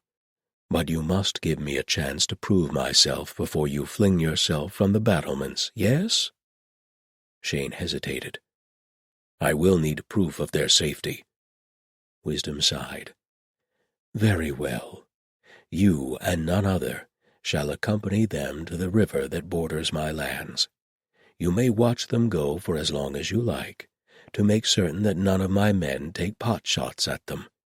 You may even lock my fighting men in the prison cells below, if that will set your mind at ease. But you become my champion now. Tonight, I want you on my chain, Paladin, before I risk letting you off the lead. It was a monstrous bargain. A true paladin would never have made it, but he was not a true paladin any longer. Perhaps he never had been. Perhaps, as it said, he had only ever been a dog on someone's chain. Agreed, he said. It was wise enough not to gloat.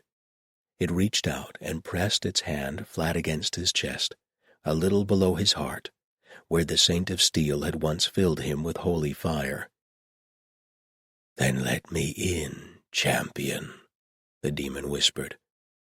Shane closed his eyes. His first god didn't want him. His second god was dead. He was a danger to the woman he loved. Maybe it's better this way. If the demon's touch had burned before, now it felt like a needle of fire thrust through his heart. Shane opened his mouth to scream, and then something tore, something he hadn't even known existed, and his scream turned into a ragged gasp for air. It was as if there had been a festering wound deep inside him, and wisdom had lanced it, as if he had been in pain so long that he had forgotten there was anything else, until the demon had broken it open and set it to bleeding again. An abscessed soul. Of course I'd get one of those. If souls could heal and souls could scar, it only made sense. He gave a short huff of laughter, startling himself. He'd heard dying men laugh like that. Well, that made sense too. Perhaps the wound in his soul had always been mortal. He had simply been too stubborn to fall down and die. Perhaps now he finally would. "Not until I'm done with you," said the demon wisdom, and used its host's body to smile.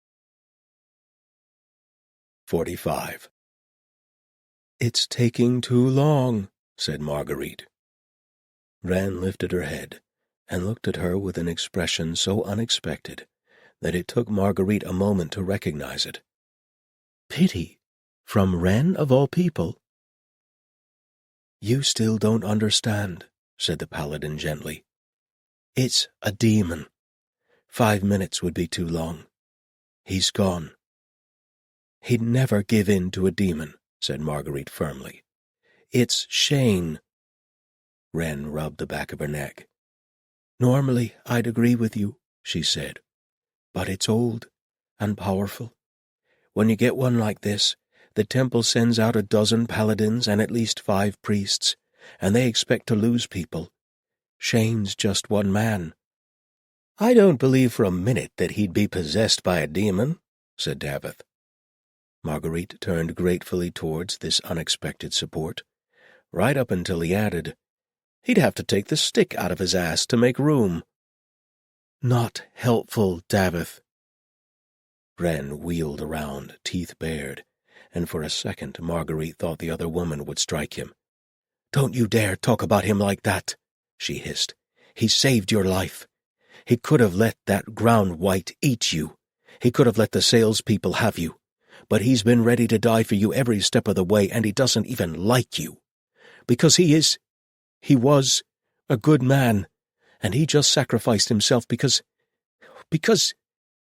Just shut up." Davith stared at her in astonishment and, to Marguerite's own private astonishment, obvious shame. "You're right," he said finally. "You're absolutely right. I'm sorry." Marguerite had to swallow hard at Wren's use of past tense. But then she went and put her arm around Wren's shoulders. She could feel the Paladin trembling. "And not that long ago, you were thinking of how you would sacrifice this girl to your cause if you had to. Not that long ago, I watched her and Shane kill 6 men in less time than it takes to tell it. It was easy to sacrifice an unstoppable killing machine. Less so to sacrifice a younger woman on the edge of tears. She didn't say, 'It will be all right,' because neither Wren nor Shane had believed that it would be all right, and they knew more about it than she did. She could still taste the kiss he had given her, all sorrow and sweetness and leave-taking. Gods of all things, what if he's really gone? What if the demon has already snuffed him out like a candle? The thought did not have time to grip her. because she heard footsteps on the stairs, and looked up and saw Shane and the creature called Wisdom descending the stairs. Wren jerked free of her embrace, and in an instant was a warrior again, balanced on the balls of her feet, as if they were about to be attacked. Marguerite watched Shane approach the bars. There was something different about him, something about the way he moved. Wren backed away, shaking her head. "No," she said softly. "Oh, no." Marguerite met his eyes, and they were white ice and darkness. Dread prickled her skin. "Shane," she said, "is that you?" Shane reached through the bars and cupped her jaw. His fingers felt the same as ever, the same roughness of calluses against her skin, exactly the same pressure, as he tilted her chin up toward him. "It's still me," he said in the Paladin's voice. She stared into his eyes, trying to see past them, feeling as if she was trying to see the silver at the back of a mirror instead of the reflection. Something wrapped around Marguerite's torso like a band of steel, and then she was being dragged back, away from the bars. It was Wren. The other woman's breath was harsh in her ears, but she showed no sign of strain at having physically pulled Marguerite away. "It's not him," she said. "It's the demon." "I am not possessed," Shane said, in the Paladin's voice, low and calm. "You know that I can't lie like this." "When a demon's involved, I don't trust anything," Wren snapped. "Really, that's fair," said Wisdom, mostly to the ceiling. Shane sighed, and it certainly sounded like Shane sighing. A demon might imitate the voice and the expression, but could it really get the sigh right? "You're free to go," said Wisdom. "The rest of you, anyway. Bruno, unlock the door." "The rest of you?" Marguerite's gaze swung from the demon to Shane. "What does that mean?" "I'm staying." "Like hell you are," Marguerite snapped. Bruno cautiously stepped into the line of fire, unlocked the door, then hastily retreated. "I have to stay," Shane said, not meeting her eyes.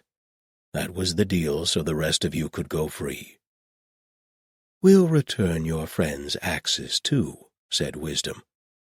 "Though you'll forgive me if we wait until after you're outside the building." Shane pushed the door open. Wren immediately shoved Marguerite behind her and braced herself, clearly expecting a fight, even though Shane was doing nothing more threatening than standing there. "We'll renegotiate the deal," said Marguerite. "You're not staying here." "I'm afraid this particular detail is non-negotiable," said Wisdom. "Or rather, the deal is already done." Shane finally met her eyes, and surely he couldn't be possessed, because no demon could have poured that much agony into a single glance. "No deal is non-negotiable," Marguerite began, praying that it was true. And then Wisdom's mask slipped. Or, more likely, the demon simply stopped pretending to be human. Much later, Marguerite would wonder if it was trying to prove a point, or if it simply was tired of talking. "This deal is," it said, and its jaw moved wrong, and its eyes were wrong, and its voice had a timbre that buzzed and crawled along the spine and drove needles in wherever it touched. Marguerite stopped arguing. In the corner of her vision, she could see Davith pressed against the bars, trying to get as far away from that voice as he possibly could. "Come on," Shane said into the silence that followed. "I'll see you as far as the river." There was a moment, when Wren had her axes back, that Shane watched her think about attacking him. She didn't look at him, and she didn't do anything so obvious as hefting the axes. but the battle tide hissed in his ears and told him to be ready. "If you do it," he said tiredly, "Wisdom will probably insist on taking you instead. Please, just take this chance to get out of here. Please." In the end, he was fairly sure that the only reason Wren didn't attack was because she couldn't bear the thought that he might not fight back. Marguerite wasn't looking at him either. He couldn't tell if she was furious or sick or sad. All three, maybe. He wasn't used to seeing it, and some tiny part of him thought, "This is because of you," and then he felt even guiltier. He'd thought there would be a little more time, weeks, months, maybe even a year or two, if he was very lucky, before things fell apart. Not a few days on the road and then this. "I'm sorry," he said. "It was the only way." "It can't be," Marguerite said. "There has to be something we can do. You said you're not possessed. Then it can't control you, can it? You can come with us." The channel in his chest burned. "I don't think so. The demon did something. I'm pretty sure trying to double-cross it would be a bad idea." Marguerite pinched the bridge of her nose and stalked past him. Davith, who had been very carefully not saying anything, moved toward her, then apparently thought better of it. "If you're not possessed," said Wren slowly, "then why do I still feel the demon in you?" Shane rubbed his hand across his chest. "You know how it felt when the saint was in you? That place?" Wren nodded warily. "Afterward, it was like a wound, a festering one, like there was a pressure building up, and I was so used to it that I had stopped noticing. And then the demon, I don't know, lanced it somehow." "And now you're fine?" asked Wren bitterly. "The demon healed you and everything is wonderful?" Shane snorted. "God, no. It hurt like the devil. I think I might be bleeding to death. But the pressure, at least, is less." "That doesn't sound like a good thing." "I'm not sure it is. But also—" He swallowed, wondering if another paladin could understand. Wondering if anyone but another paladin could. "I don't feel hollow anymore." The woman he thought of as a little sister sagged. "Oh," she said, as soft as a dying breath. "I didn't know it would do that," he admitted. "I don't think the demon knew either. Otherwise it probably would have tried to tempt me with it, instead of threatening." "You wouldn't have listened," said Wren, with the absolute faith that he probably didn't deserve. "No," said Shane, pressing the heel of his hand hard against his chest. "I probably wouldn't have," and hoped that his voice did not express just how tempted he would have been. It seemed like no time at all until they reached the river. It was shallow enough here that they could splash across it. The two sail operatives hurried to do so, not looking back, and struck out for the road. Shane turned to Marguerite and found that she was less than an arm's length away. "We're getting you out," she said, her voice low and intense. "We aren't leaving you here. We'll go straight to the Dreaming God and drag them back here. I swear." "The Dreaming God's people will want wisdom stopped far more than they want me saved, assuming I'm even still alive when they get here." "That's the best thing you can do," he said. She grabbed his forearms and stared up at him, as intent as she had been when they made love. Even with the demon burning a hole under his breastbone, the memory still made his mouth go dry. "I'm not going to abandon you," she said. "Don't think for a moment that I have." He nodded, and then, because he knew he would never get another chance, he said, "I love you." And maybe he didn't have the courage to know how she would answer, because he kissed her rather than hear whatever she said next. It was both the best and worst kiss of his entire life. "Please go," he said when they finally broke apart, "because I can't bear this." Marguerite's face had the blank, set look of a woman trying not to cry. "I will come back for you," she told him. Shane nodded and kissed her forehead and let her go. He watched them wade across the river, the three of them, and he turned away after that, so that he would not have to watch them vanish out of sight. It was the only way to keep her safe. I did what I had to do. Cold comfort, but it was the only kind he had. "You return," said Wisdom as Shane entered the room. "Not that I doubted." "Didn't you?" It was a strange thing to think about a demon, but he thought that its sudden smile was genuine. "A little, perhaps, if I'm being honest, but I thought it was worth the risk." "How did you know that I wouldn't simply ride off with them?" "You gave your word." He looked at it skeptically. "You cannot tell me that you trusted that I would honor a promise to a demon." Wisdom chuckled. "No, not really, but I trusted that what I had given you would be enough." Shane rubbed the heel of his hand against his chest. The scarred spot where the god had touched him was no longer numb. It burned again, though not as it had before, acid instead of purifying flame. Compared to the dead emptiness that he had carried for so long, it was a miracle of sensation. But would that have been enough, by itself, to bring him back? He tried to think like Marguerite, picking his way through a tangle of possible motivations, but gave up quickly. His mind was simply not that twisty. "I don't know if I believe you," he said.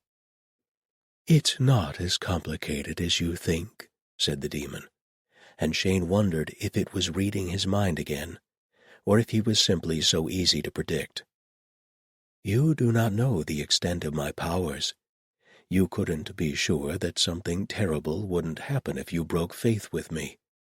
For all you know, if you'd betrayed me at the river, a horde would have risen up and taken you captive again and slaughtered your friends in front of you. Maybe I would have taken one of them as my new vessel, as I threatened to do. So you had to keep playing my game, just to make certain they were safely away." Shane exhaled slowly. When he'd stood at the river, watching them go, he'd thought almost exactly that. Its accuracy was chilling. "So yes, I trusted that what I'd given you was enough. The bond you bear, and the healthy fear of what I might be capable of." It flashed its teeth in a fox's grin. "And would a horde have risen up?" Wisdom snorted. "I suppose I could lie and say that I had archers hidden by the river, but you'll find out soon enough how few troops I really have. No horde. You would not have enjoyed the breaking of the bond between us, but then neither would I. So there was nothing standing in my way but my own fears. Again." In all the tragic novels and epic poems that he had read over the years, the key was that the heroes doomed themselves by their own flaws. That's why it's a tragedy. Otherwise, it's just a poem where people die. "Don't look so stricken," said Wisdom gently. "After all, if I do manage to become a god, you'd hardly want to be the person who double-crossed me, would you? I imagine that could be very unpleasant." Shane raised an eyebrow. "Do you plan to be a vengeful god, then?" The demon laughed. "I honestly don't know. I can't imagine that I'll actually care once I'm a god.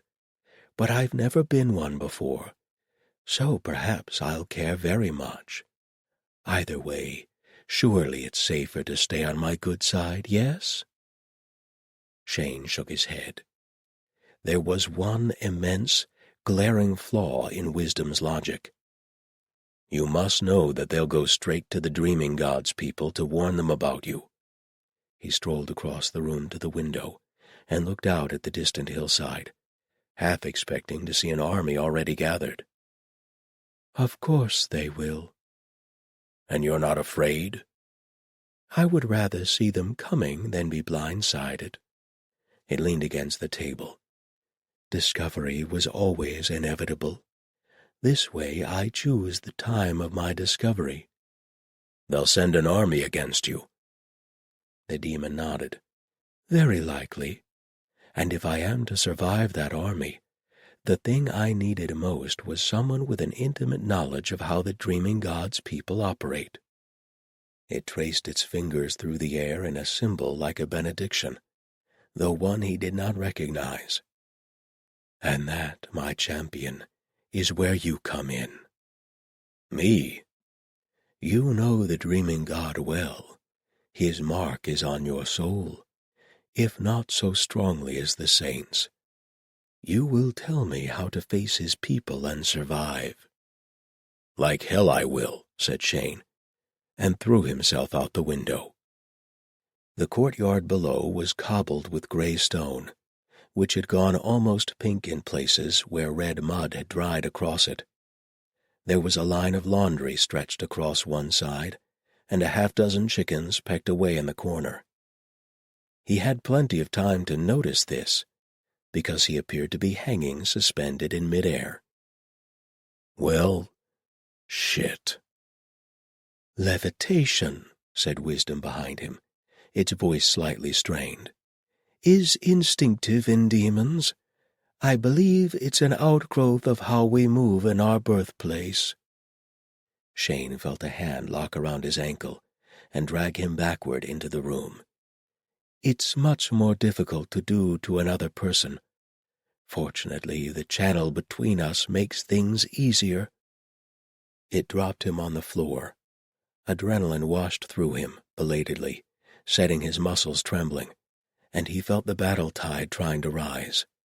He pushed it down reflexively, then thought, wait, why? Perhaps I can force it to kill me. He'd been fighting the black tide for so long that it took a moment to make himself reach for it instead. But it rose around him at last, shot through with red, and he pushed himself to his knees as the world went slow around him. Draw the sword and run at Wisdom, hilt in the right hand. Get its shoulder in the left. If you can get the blade around its back and run it through, then you can drive yourself onto it as well. There's a good 2 feet of blade left. It'll be enough to kill you both. He lunged. Stop, Wisdom said, in the brisk, exasperated tone of someone telling their dog to get off the bed this instant. Heat exploded inside his chest and burned the battle tide to ash. Shane felt as if he'd been kicked by a mule with hooves of fire. His charge turned into a stumble, and he went to his hands and knees at the demon's feet, gasping for breath. Even his lungs felt seared and raw. Wisdom sighed. He watched it walk away, then return.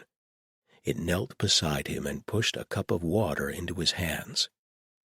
Drink. He drank obediently. The pain subsided, but he didn't seem quite able to stand yet. He fell over on his side instead.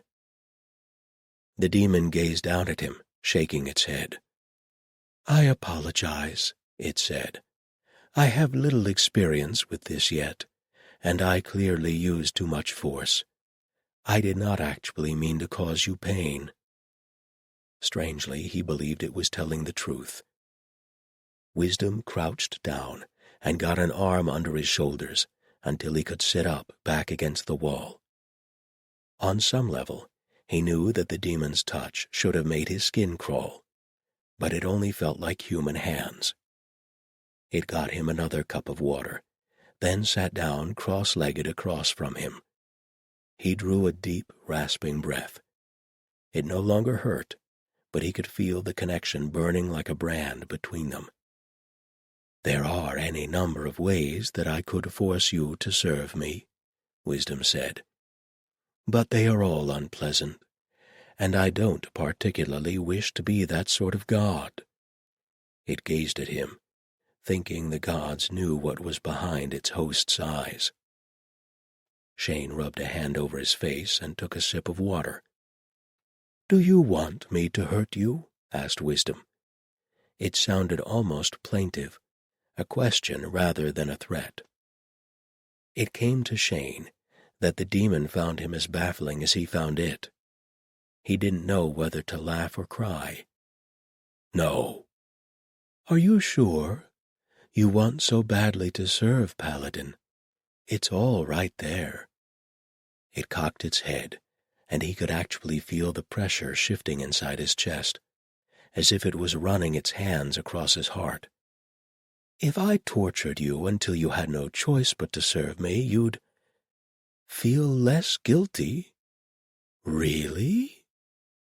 Shane opened his mouth, found that he had absolutely no words, and closed it again. The demon's question nudged up against things in his soul that he had always suspected were there, and had spent his life carefully ignoring. But, oh God, he could imagine it so clearly. A baptism of agony, and then it would no longer be his fault. Not even the dreaming god could blame him for having fallen from grace. No more guilt, no more gnawing fear, only a dark and near infinite freedom to be what he was made to be, the weapon in the hand of something like a god. It would be so very wrong to want such a thing as that. The pressure eased. Through the connection between them, Shane realized that he'd managed to shock the demon. "They never warned us about that in the Dreaming God's temple." He could feel a laugh rising in his throat and fought it back.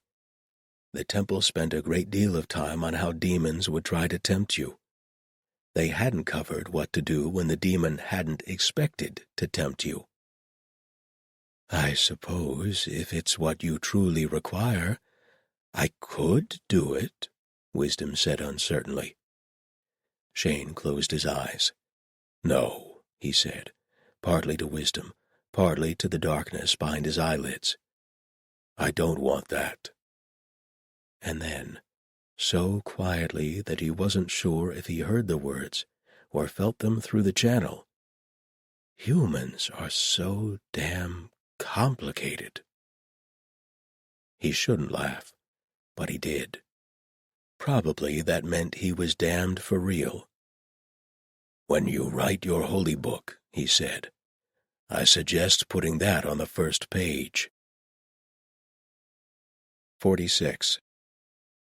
It was evening on the second day before they reached the town.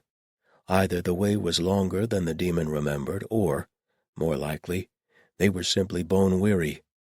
Every step felt like a blow.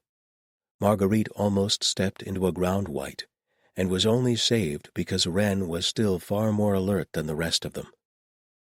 She wasn't paying attention properly, that much was clear, both because she was tired and because one thought kept running endlessly through her head. "You left him there." "I had no choice," she argued, and the thought didn't argue back. It just repeated, over and over. "You left him there. You left him there." Because there was really no argument to be made, was there? She had abandoned Shane as thoroughly as the dreaming god once had. She had watched the demon unveil itself for an instant, and she had turned tail and run away, leaving Shane to bear the brunt. The only thing that kept her moving at all was the belief that she would go back. "I don't care what it takes. I don't care if I have to drag the dreaming god's people out by the ear. I will go back, and I will get him unpossessed if it kills me." That she was relying on a god who had already discarded Shane once was an irony that was not at all lost on her. When they reached the town, The three of them stood, swaying, just outside it. It felt bizarre that there were still towns, and other people going on about their lives, untroubled by demons or hired killers or lost loves. "Right," croaked Marguerite finally. "There's an inn. If I get a hot bath, I may be able to feel emotions again." "Do you want to?" asked Avith. She scrubbed at her face with her hands. "Not particularly, but I still want the bath." The inn was called the Fig and Murder, and showed a crow holding what could, with some imagination, be a fig. Marguerite wondered where they were getting figs in the Highlands, briefly considered whether she could undercut them on shipping, then decided that she just didn't care anymore. "Shane's gone. Shane gave up his soul to save us, to save me. What is even the point? I can't buy him back from a demon." Her uncaring lasted until she actually pushed the tavern door open, whereupon the first thing she heard was a familiar voice saying, "I know you people use all the dung. I'm not asking about the dung. I'm asking about horse piss. I need about 100 gallons of it, and I'm willing to pay cash." "Lady," said the bartender, who had backed away from Ash's Magnus until his spine hit the far wall, "I do not know anyone anywhere who has 100 gallons of horse piss lying around.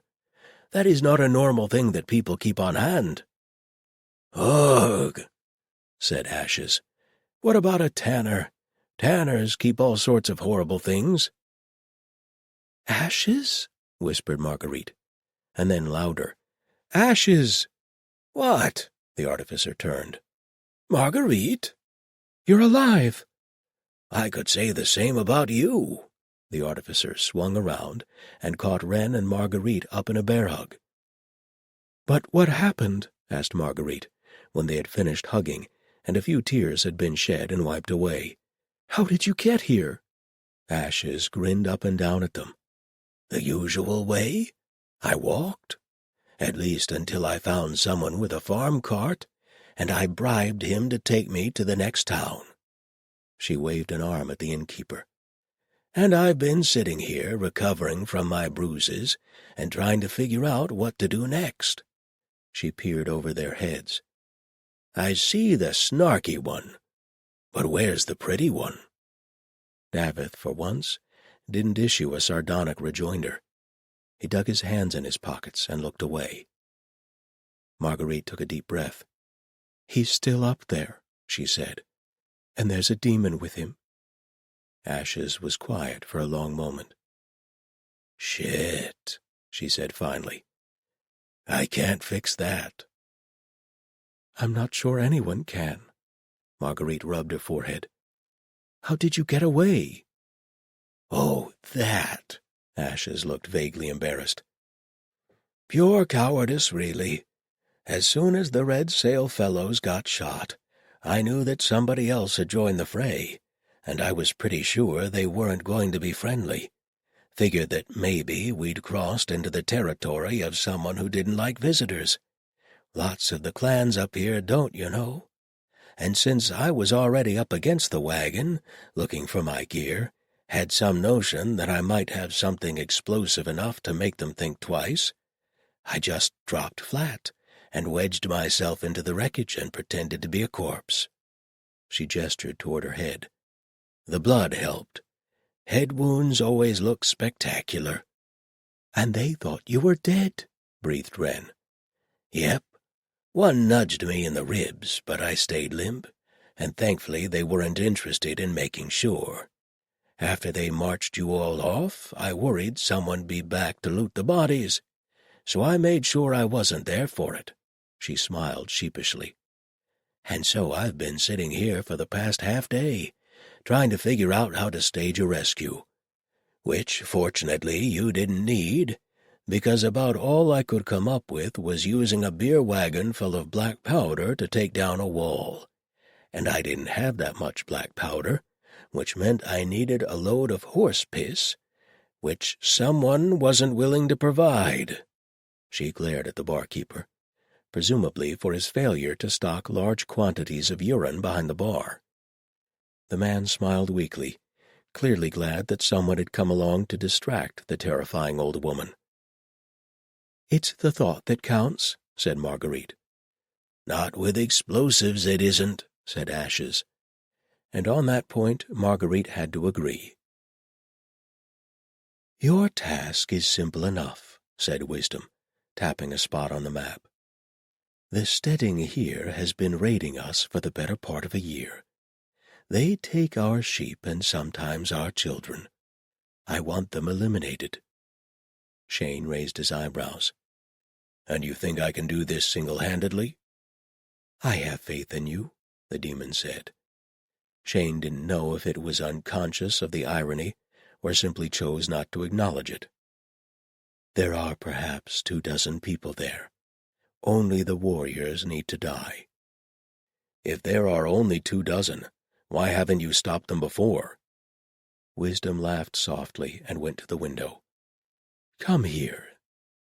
Shane approached warily. The demon pointed down into the courtyard below, where 6 people were drilling with swords. Ehrlich walked around the perimeter, shouting orders. Shane looked the troops over with a practiced eye. 3 of them were boys who probably didn't need to shave yet.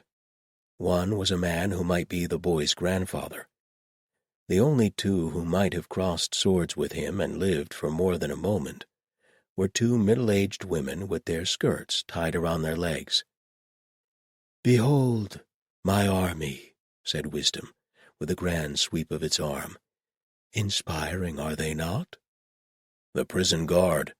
"Bruno, the only other man of fighting age here. He can see about 10 feet in front of him, so long as the light is good." Shane stared at the demon.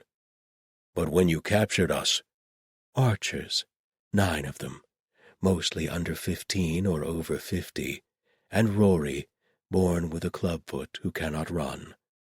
They also fill our stew pots with game." It smiled down at the troops, and if it had been human, Shane would have believed there was fondness in its gaze. "Short bows only.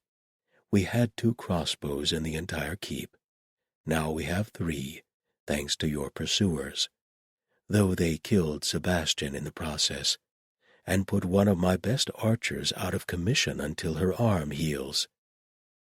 "I'm sorry," said Shane, almost absently.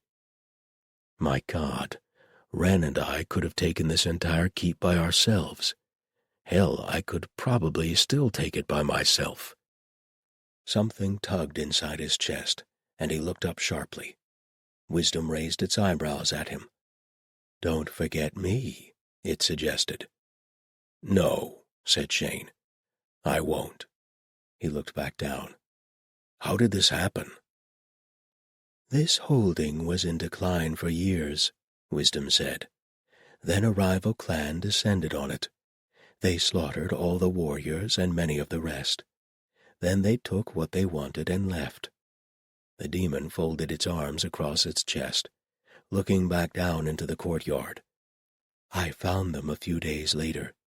The survivors would not have lasted the winter, but I walked my host down to the nearest large town and jumped to a merchant. Then I drove all his stock here and told them that it was a gift from Wisdom." Its teeth flashed. "I did that 3 times. By the time I arrived in this body, calling myself Wisdom, the people were feeling very well inclined toward me." "So you killed 3 innocent merchants," said Shane. "One was a cheat and a liar, and one was going to die soon no matter what I did. The third one, yes, I regret the third one, I admit. He was a fair man, and he did not deserve to have his mind torn in half. But these people also did not deserve to starve." The demon stared broodingly out the window. "It is hard to be a god, and to make a god's choices." "Do you actually regret it?" Shane asked. "Can you?" Does that surprise you, champion? Wisdom looked at him unsmiling. We pour ourselves into our hosts like whiskey into a barrel. You are not surprised when the whiskey tastes of the barrel, or the barrel smells of whiskey, are you?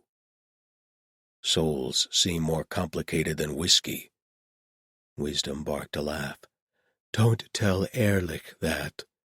He was a distiller before the raiders killed his family. But yes, first we must learn the lessons of physical bodies. Most of us are caught by your paladins then. If we live long enough or come back often enough, we may begin to learn other lessons. I know sorrow and regret and grief and responsibility to my people. Yet you still want to become a god. The demon smiled, showing teeth. How else shall I best take care of my people? And how else shall I avoid taking these lessons back to the abyss with me and dwelling for eternity on my failures? It stretched. My reasons are not entirely selfish, but neither are they entirely pure. They are only entirely mine. And now I wish you, my champion, to go and make certain that these troublesome raiders no longer trouble me and mine. Shane grimaced. Do they have innocents among them? Very likely, Wisdom smiled. And that is where I come in. We'll see if a demon can stand in for a god, shall we? It took them 5 long days to reach the town that had an outpost temple of the dreaming god. There was an easier route, the locals said, one with inns and travelers' rests, but it took twice as long.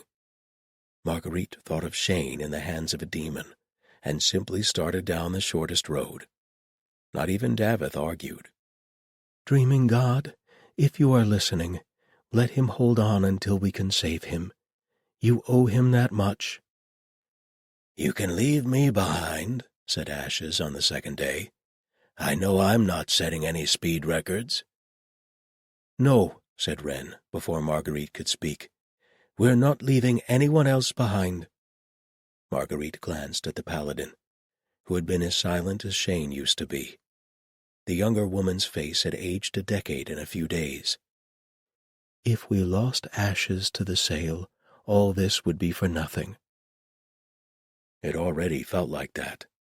Vengeance was a stupid, hollow thing, and the only salt that she cared about any longer was the kind in blood and tears. We'll get him back, she said out loud, trying to convince herself as much as Wren. Wren looked at her and looked away. Of course we will, she said, but she didn't say it in the voice, and Marguerite knew that she didn't actually believe it. They were able to buy food at farms, and Davith found a farmer willing to part with a dog cart and a pony, and charmed both out of her at a decent price. Ashes rode in it, and they made better time after that, but it was still a long and weary way.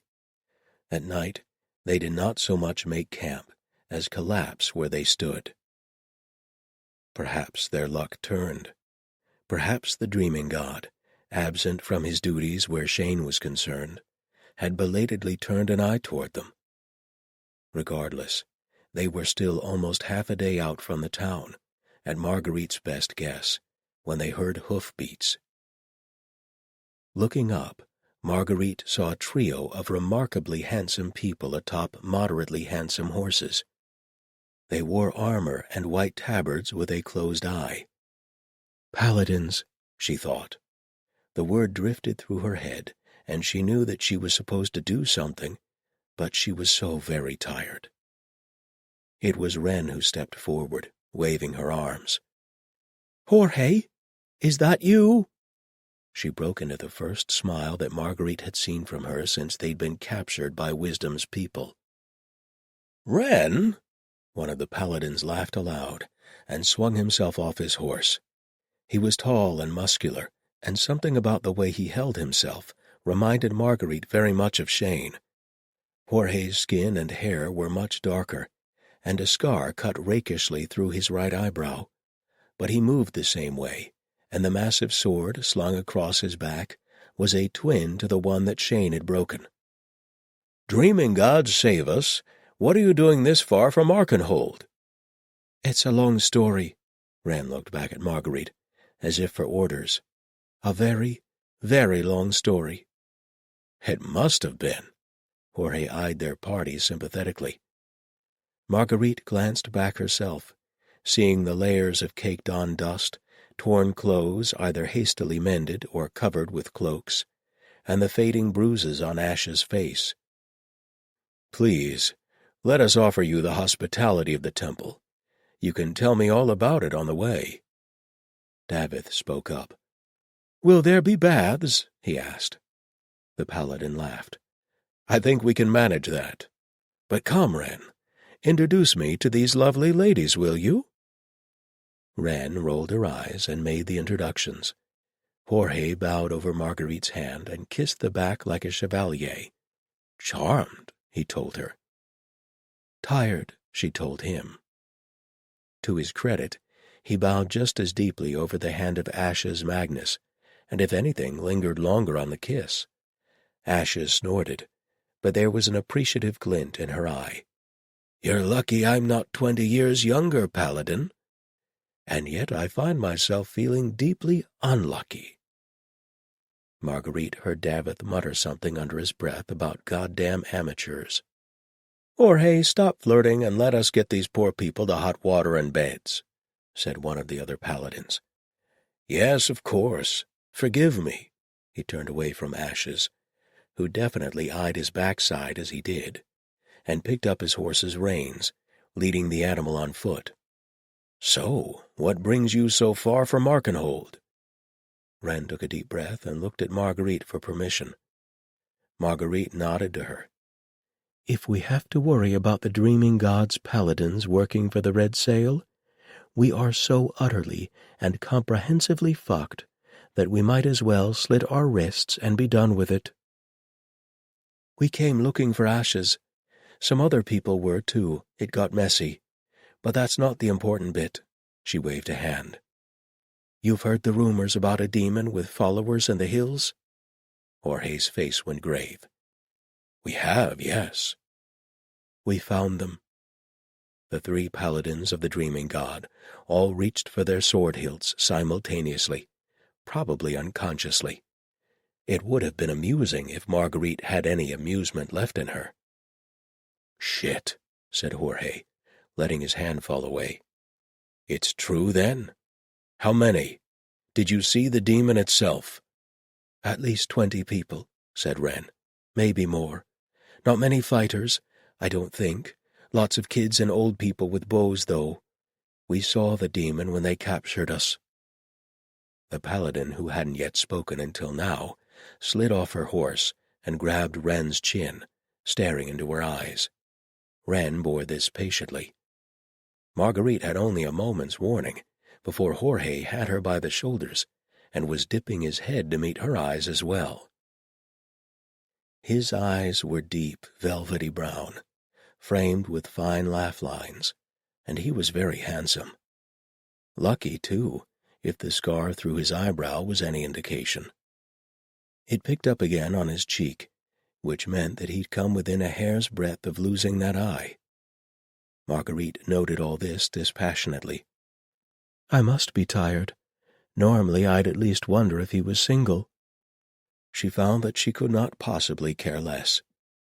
Behind her she heard Davith squawk indignantly as the 3rd paladin manhandled him. Jorge nodded to her and stepped back, glancing at his fellows. "I don't see any sign," he said. "But if the demon's as old and smart as they say, it could probably hide." His lips twisted ruefully. "Forgive me, ladies, gentlemen. This is extremely rude of me, but—" "Kneel." His voice wrapped around her spine like a mailed fist. The paladin's voice, no longer kind and patient, but as implacable as winter. Marguerite's knees tried to buckle under her, but she caught herself and glared at him. Son, I don't care if you're a paladin. I'm too old to kneel for anything less than a god, Ashes said. Behind her, in honeyed tones, Davith invited Jorge to eat shit and die. Thank the Dreaming One, Jorge said, stepping back. He clapped his hands together. I'm very sorry about that. We don't dare take any chances. What did that prove? Davith asked. If you held the demon, you would have knelt, said Jorge simply. Even if it resisted, we would have caught something of its shape when it did. He looked back at Ren. Forgive me, sister. We had to know. He sighed. I suppose it would take a berserker to escape such a demon's clutches. How many did you kill? Ren paused, and Marguerite thought that she braced herself as if expecting a blow. We didn't escape. Shane bargained for our lives and stayed behind. Jorge missed a step and nearly stumbled. The other paladins went gray. Shane? Jorge began to shake his head. No, that's not possible.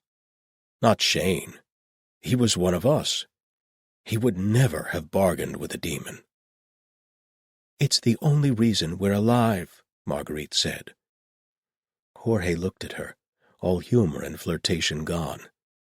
Forgive me, madam, he said, but all of you should be dead then. You know, I can probably find a bath somewhere else, said Davith. Marguerite was beginning to agree with him.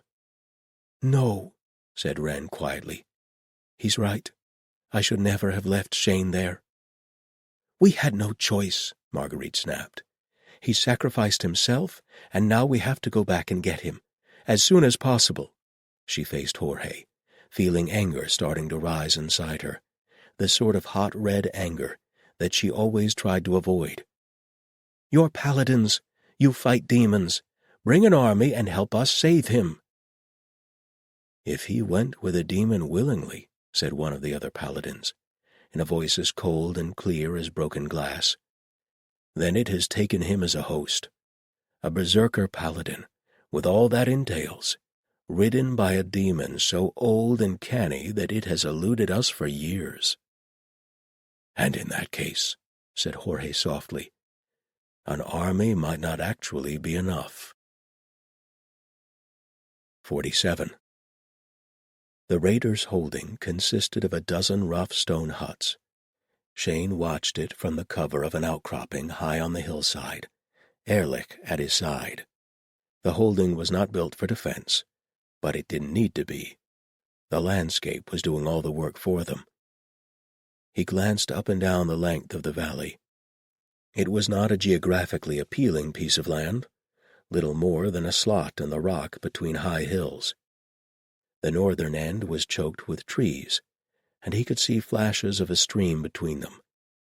Shane could actually tell exactly where the winds came funneling through the hills by the growth of the trees, which grew thick near the base, then turned into thin, gnarled trunks, like bony hands sticking out of full sleeves.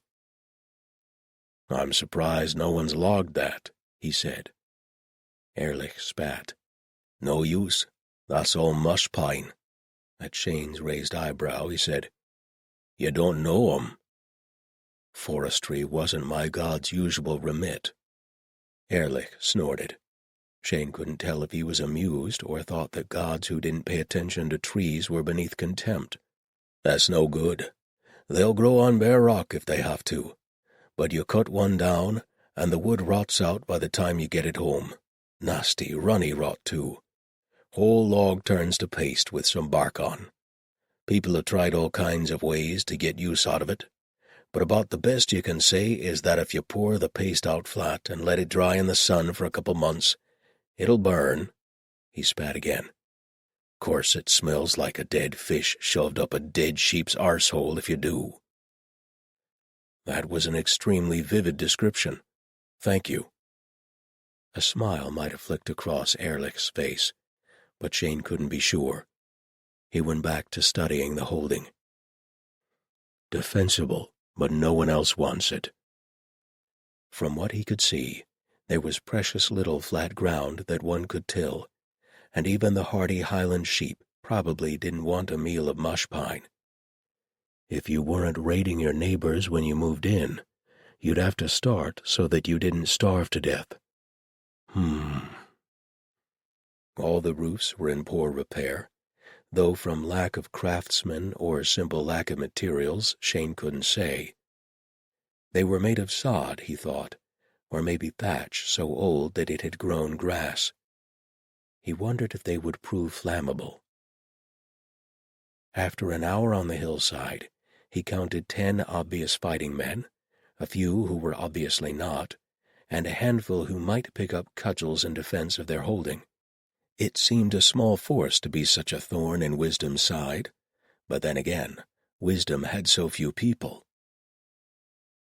"These are outcasts from one of the other clans," Ehrlich explained. "Fought over who was going to be the leader, and those who threw in with the loser didn't fare well. A few of them dragged their families along.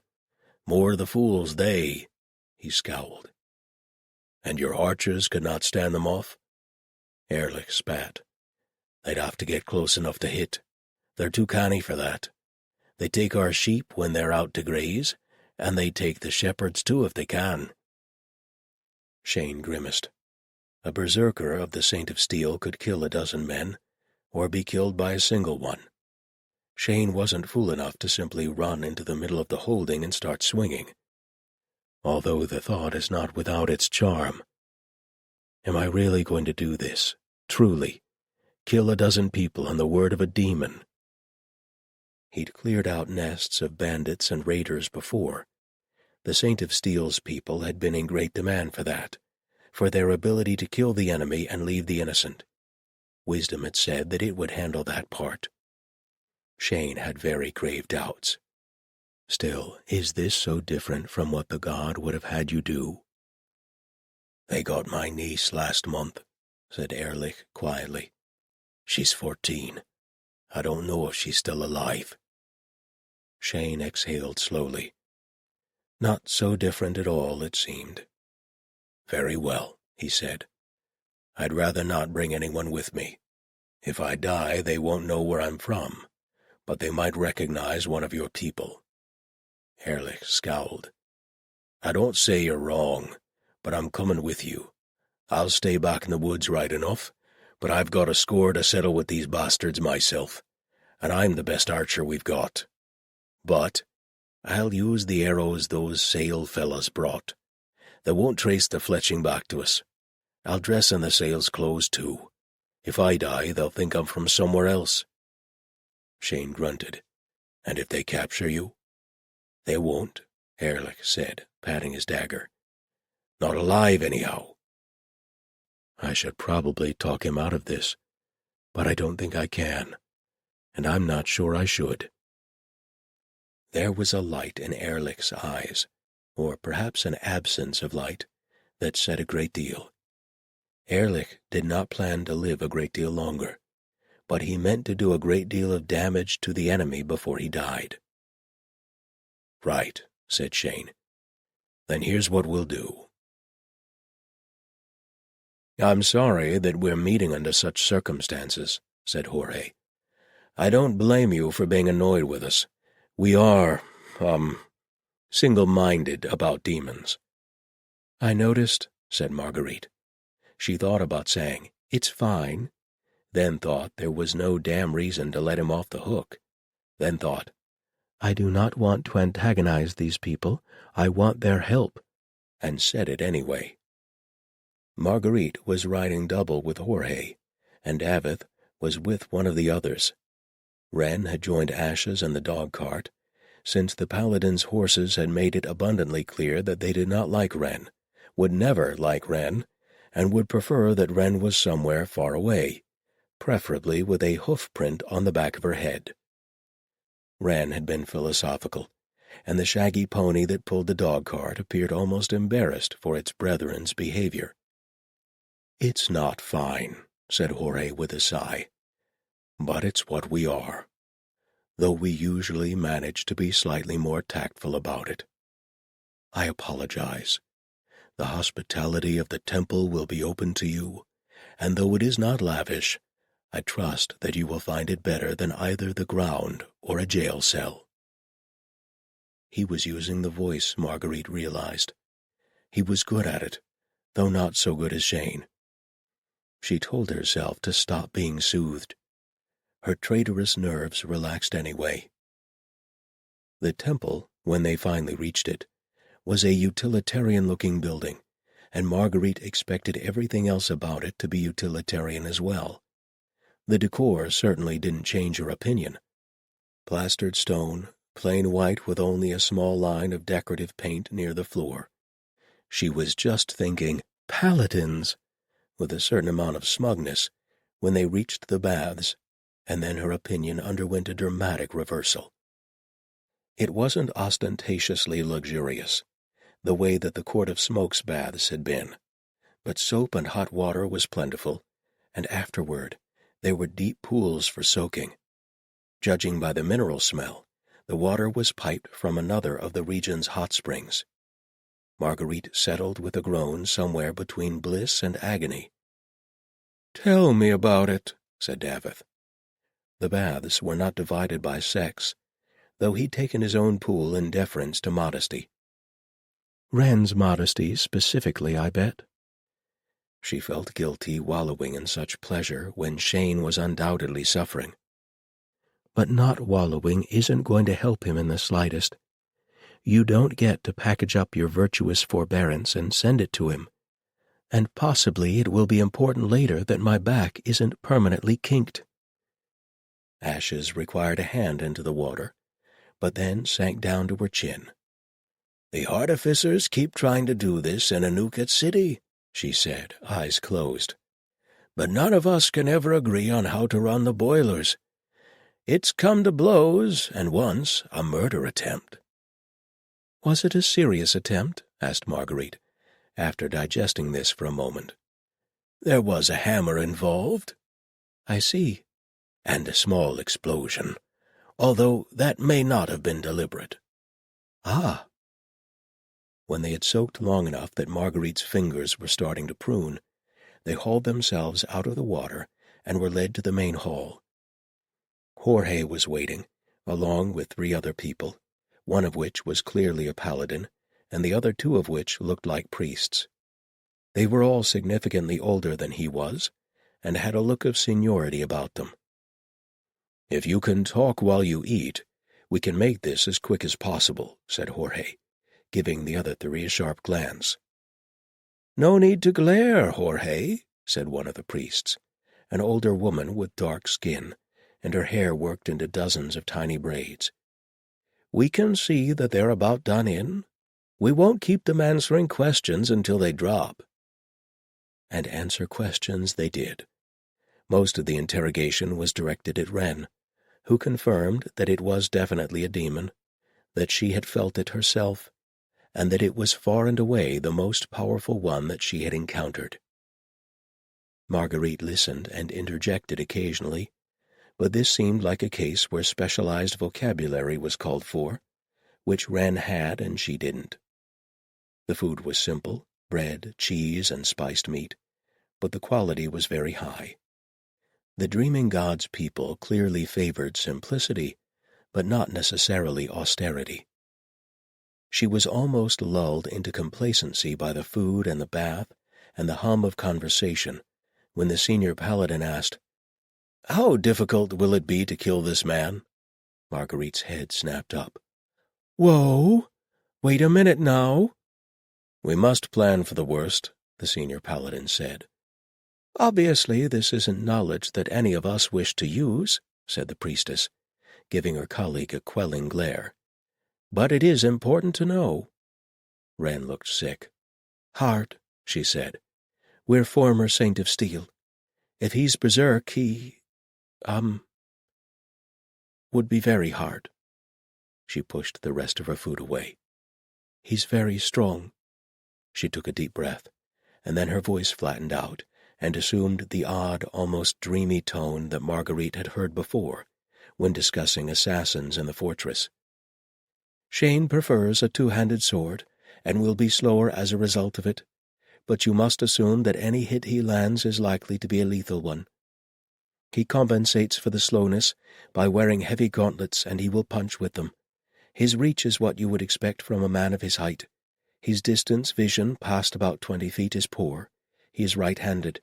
He has an old knee injury on the left side that troubles him in bad weather, and it takes him a few minutes to work the stiffness out in the morning.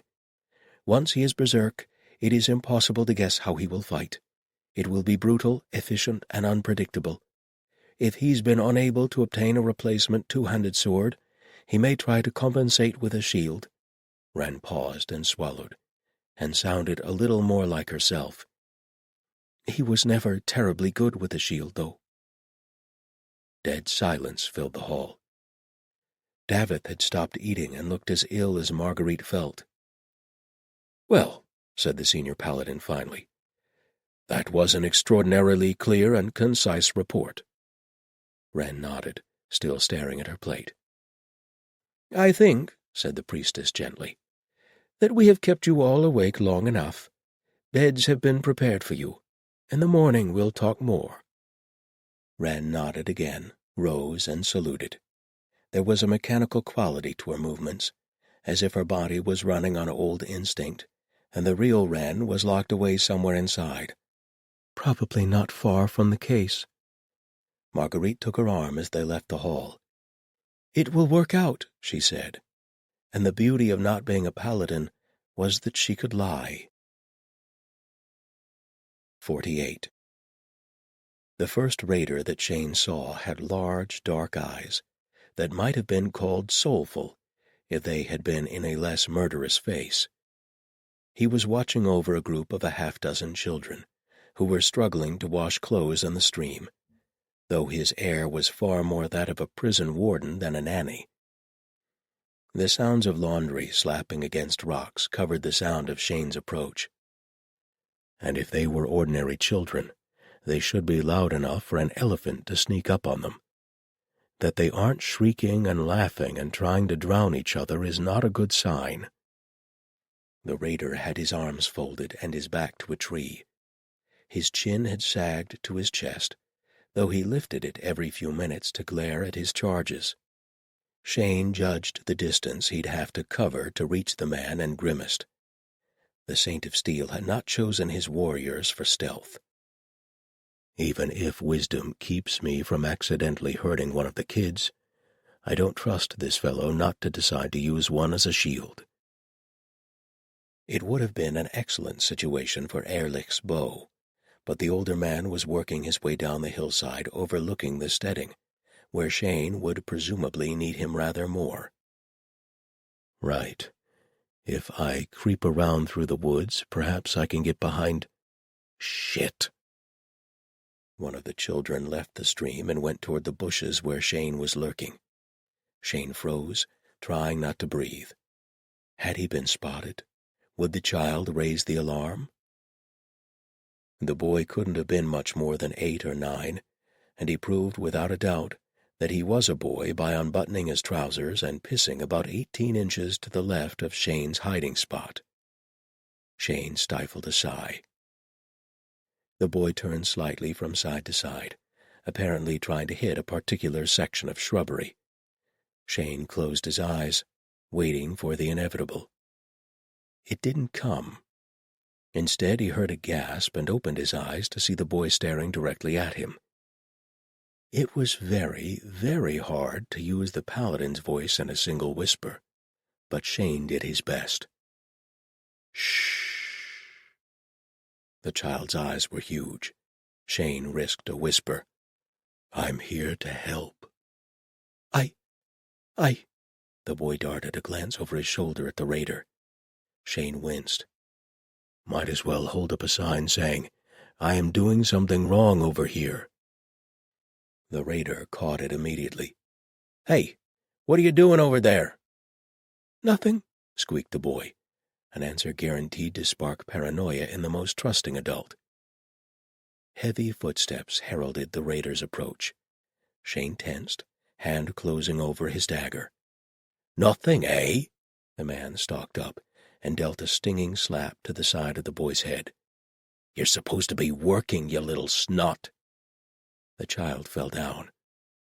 The raider turned to face him, drawing his foot back, which left him both off balance and with his back to Shane.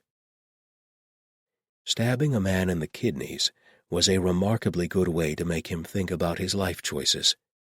But he only had a second or two to do so before Shane followed up by cutting his throat. He shoved the man to one side so that he didn't fall on top of the startled boy, and waited glumly for the screaming to start. It didn't. All 6 of the children stared at him in silence, round-eyed, like a line of little owls. Shane wiped his dagger off and pulled the boy to his feet. "Do any of you have somewhere to go?" he asked.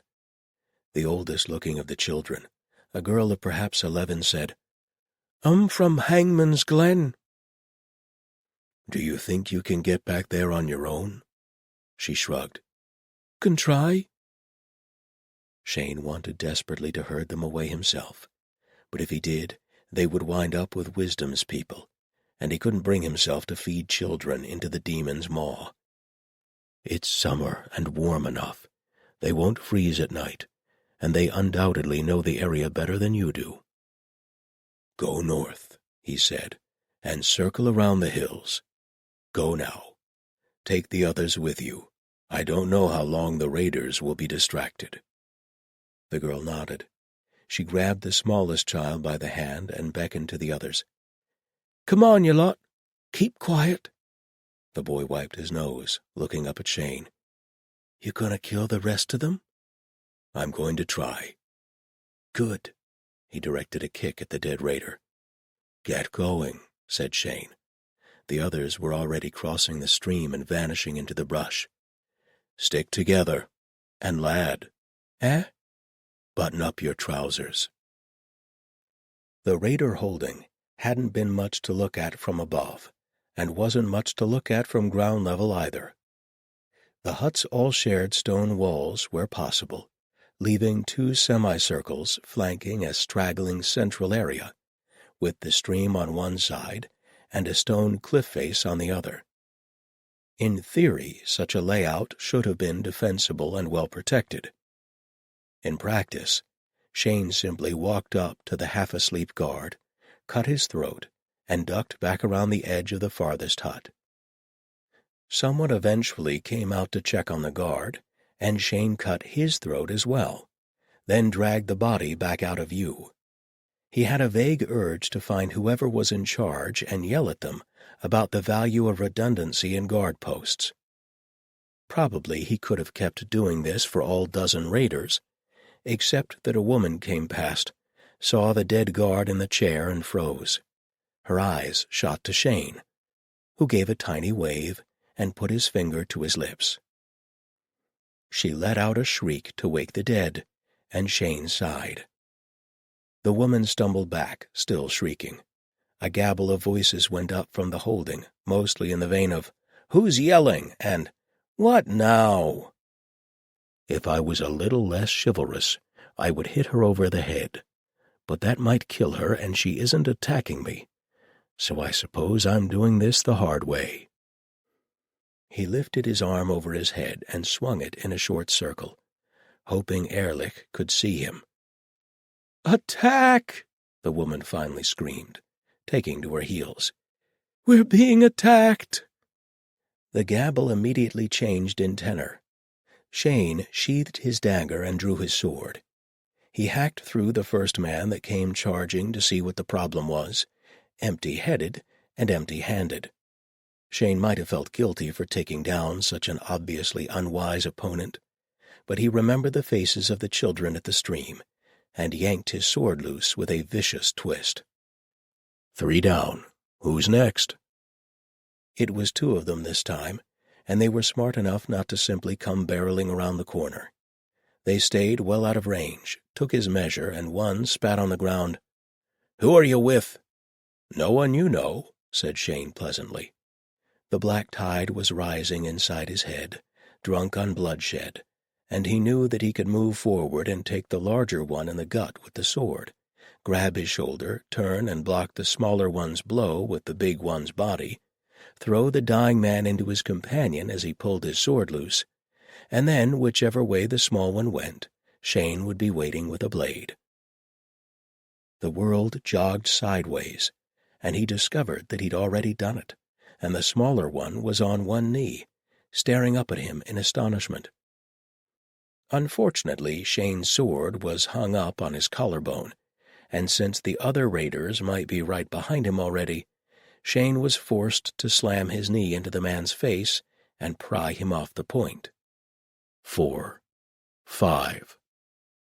Something went zip, and Shane turned to find that, yes, there was another man coming up behind him, and behind that man was an archer.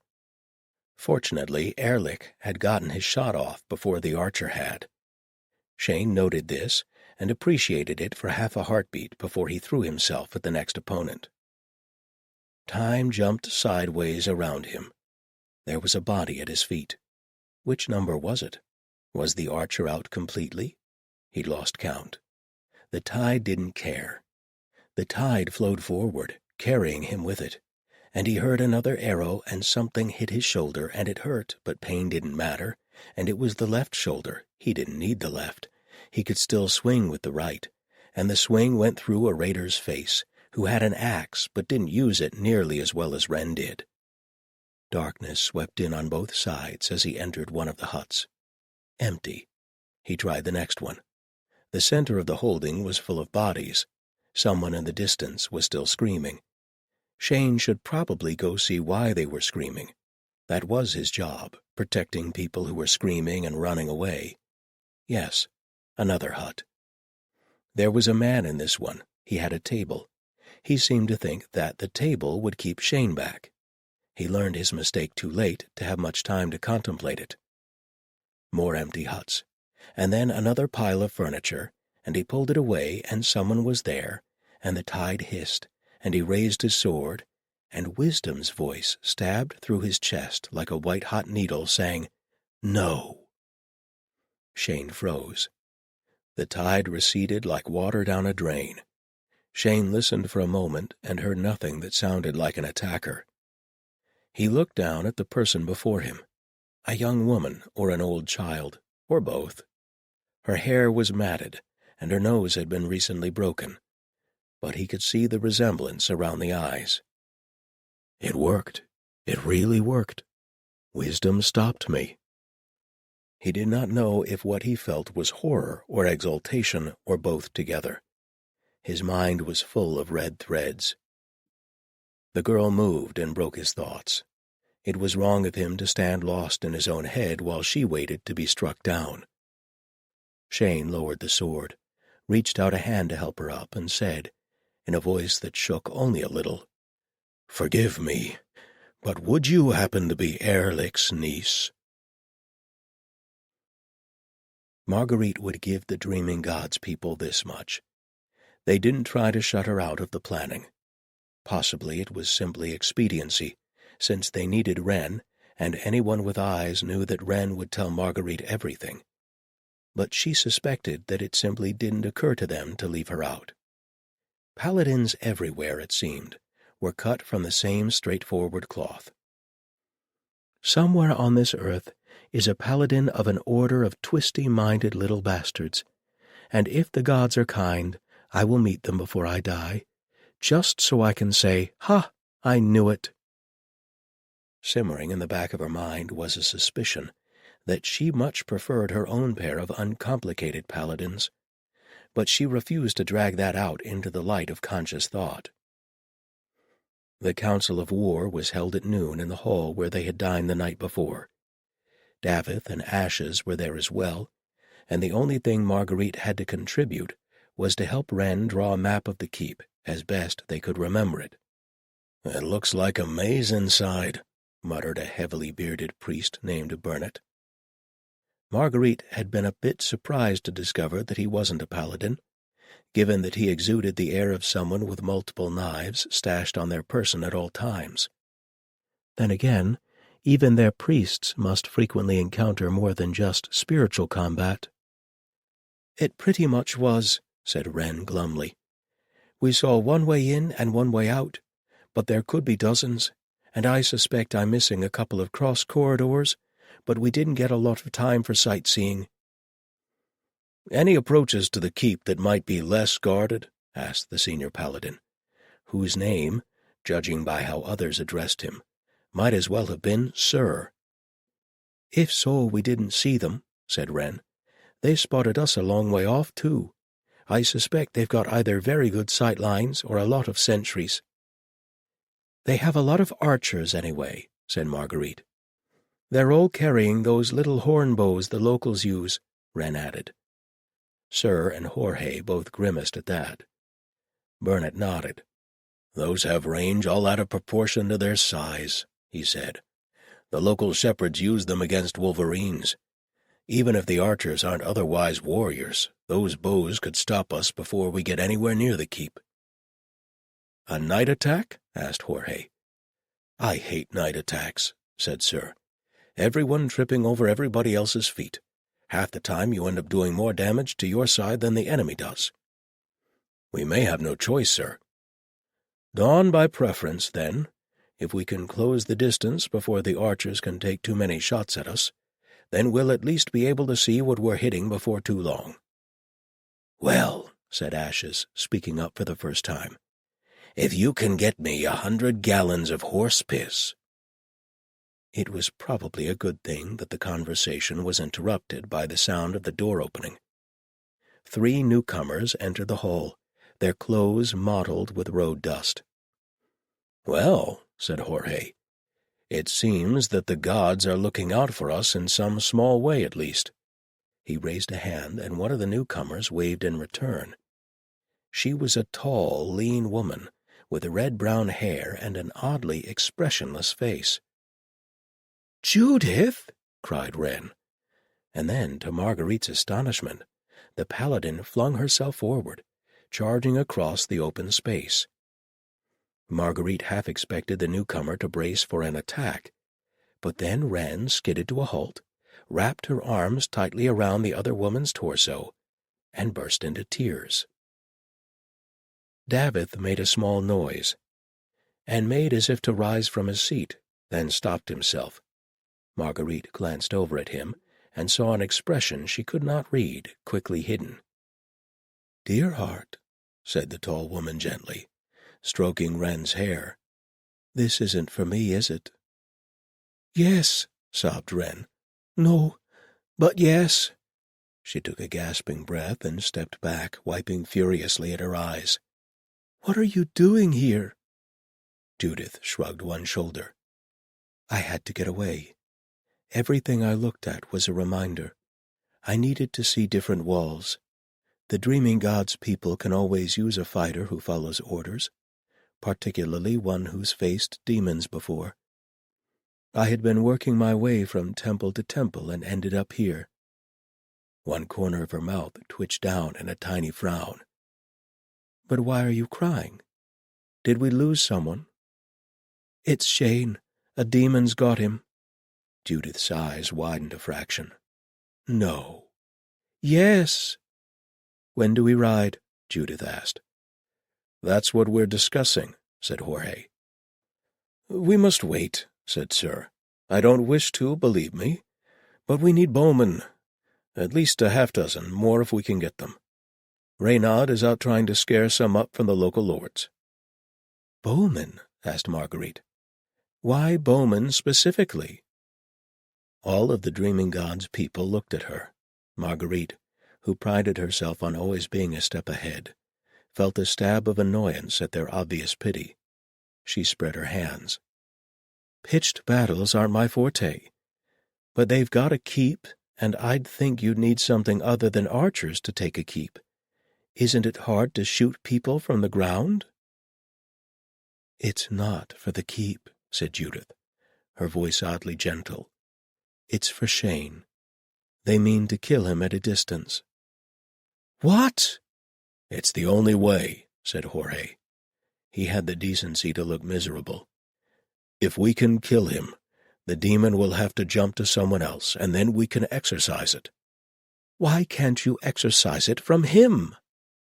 Marguerite felt as if she was listening to the conversation from the other side of a pane of glass, as if she were shouting and no one could hear her. "Do that thing you do. Yell at him to kneel and pull the demon out." "Because we don't know if the voice will work on him," Jorge yelled back. Marguerite inhaled sharply. Jorge sighed and rubbed his temples. "He was almost a paladin of our god," he said more quietly, "and he would have been a great one. He can do the voice better than I can. When one of our paladins is possessed, they seem able to shake off the commands. We all remember Lord Caliban's rampage in the temple. He killed at least 3 nuns who could speak in the imperative mode. It only ended because someone managed to bash him over the head. We could walk right up to Shane and speak the words, and he might not even notice." "If the battle tide has risen for him, he might kill you all and still not notice," said Judith. "We become very hard to kill." "But he wasn't possessed," said Marguerite, ready to pull her hair out. Was no one listening? "Not when we left him." She waved a hand at Wren. "That creature that called itself wisdom was standing right there. She was definitely still the demon. She moved wrong. You saw it." "That's true," Wren admitted, but Jorge was already shaking his head. "How long do you think that will last? If the demon has access to a paladin host—" Marguerite didn't know how to answer that. Wren's shoulders hunched up, a picture of misery. "And it did something to him. I could feel it, like there was a shadow over him, even when we were at the river. Only not a shadow, something weird and, I don't know, jittery." The paladins of the dreaming god all nodded in grim recognition at that description. Marguerite forced herself to sound calm, even though she wanted to bash all their armored heads together. No one listened when you sounded hysterical, even if you had a damn good reason. It was still him, though, not the demon. She had not kissed a demon at the end. She would have staked her life on it. The lips that had moved on hers had belonged to Shane and no one else. And if I say that out loud, they will all look at me with profound pity, and probably they'll try to make me kneel again, just in case I'm dealing with some kind of residual possession. They'll just think I'm in denial because I'm in love. Shit, I am in love, aren't I? What a lousy goddamn time to figure that out. "If we can make the demon jump to someone else, we might have a chance," Jorge was saying. "But if he's not possessed," Marguerite began again. "We can't risk it. I'm sorry," he swallowed. "Shane saved my life once. He's my friend, too. If I thought that I could save him, I'd walk into that keep alone, even if I knew I wouldn't come out again." Marguerite put her face in her hands. "There has to be another way," she whispered. "If you think of it," said the dreaming god's champion, "let me know." 49. "The plan is simple," Wisdom said. "The dreaming god's people will come here, and they will tear this keep apart to reach me, correct?" Shane nodded. That was about the shape of it. "Most of my people cannot fight, and I will not ask it of them. They are leaving even now. First to the raiders' camp you cleared, then on. Better to be refugees than casualties." Shane licked dry lips. "The dreaming god's paladins wouldn't," he began, and then stopped. He'd never dealt with a demonic cult before. It had never come up in his time with the temple. He was sure that they wouldn't put everyone to the sword, almost sure. But they probably weren't going to send them on their way with a stern lecture either. At the very least, Wisdom's followers would find themselves in a very uncomfortable position, and it was likely that some of the leaders would be treated as heretics or accomplices, or both. Even in the very best case, families would be split up, and people held as the priests attempted to sort the innocent from the guilty. He thought of Ehrlich and his niece, and his heart sank. "Exactly," said Wisdom, reading his thoughts. "I will not gamble with the lives of my followers. We have gathered enough here that they need not go completely penniless into the world. That encampment you cleared will serve as a staging ground for those who cannot travel quickly. The rest will spread out as they can, and spread the word of a god called Wisdom." It laughed a little ruefully. "It is my hope that my worship will continue long enough for me to find a way back if I am banished again." "Do you expect to be banished?" Wisdom spread its hands. "It does me no good to run. They will follow like bloodhounds, and I risk leading them directly to my people. So I am going to stay here, as are you, as are enough of my people to make a good showing fighting back. And when we have fallen back, you and I shall make a very dramatic show." "And what is my part in this show?" "Simple." Wisdom grinned its slightly too wide grin. "You're going to kill me, where everyone can see." "You know, I could just kill you now and tell everyone that I did," said Shane. "It would save a lot of steps." Wisdom rolled its eyes.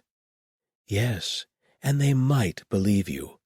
But what they'll actually think happened is that I jumped to someone else, and they'll round up anyone that might have been associated with this keep, which puts us back where we started.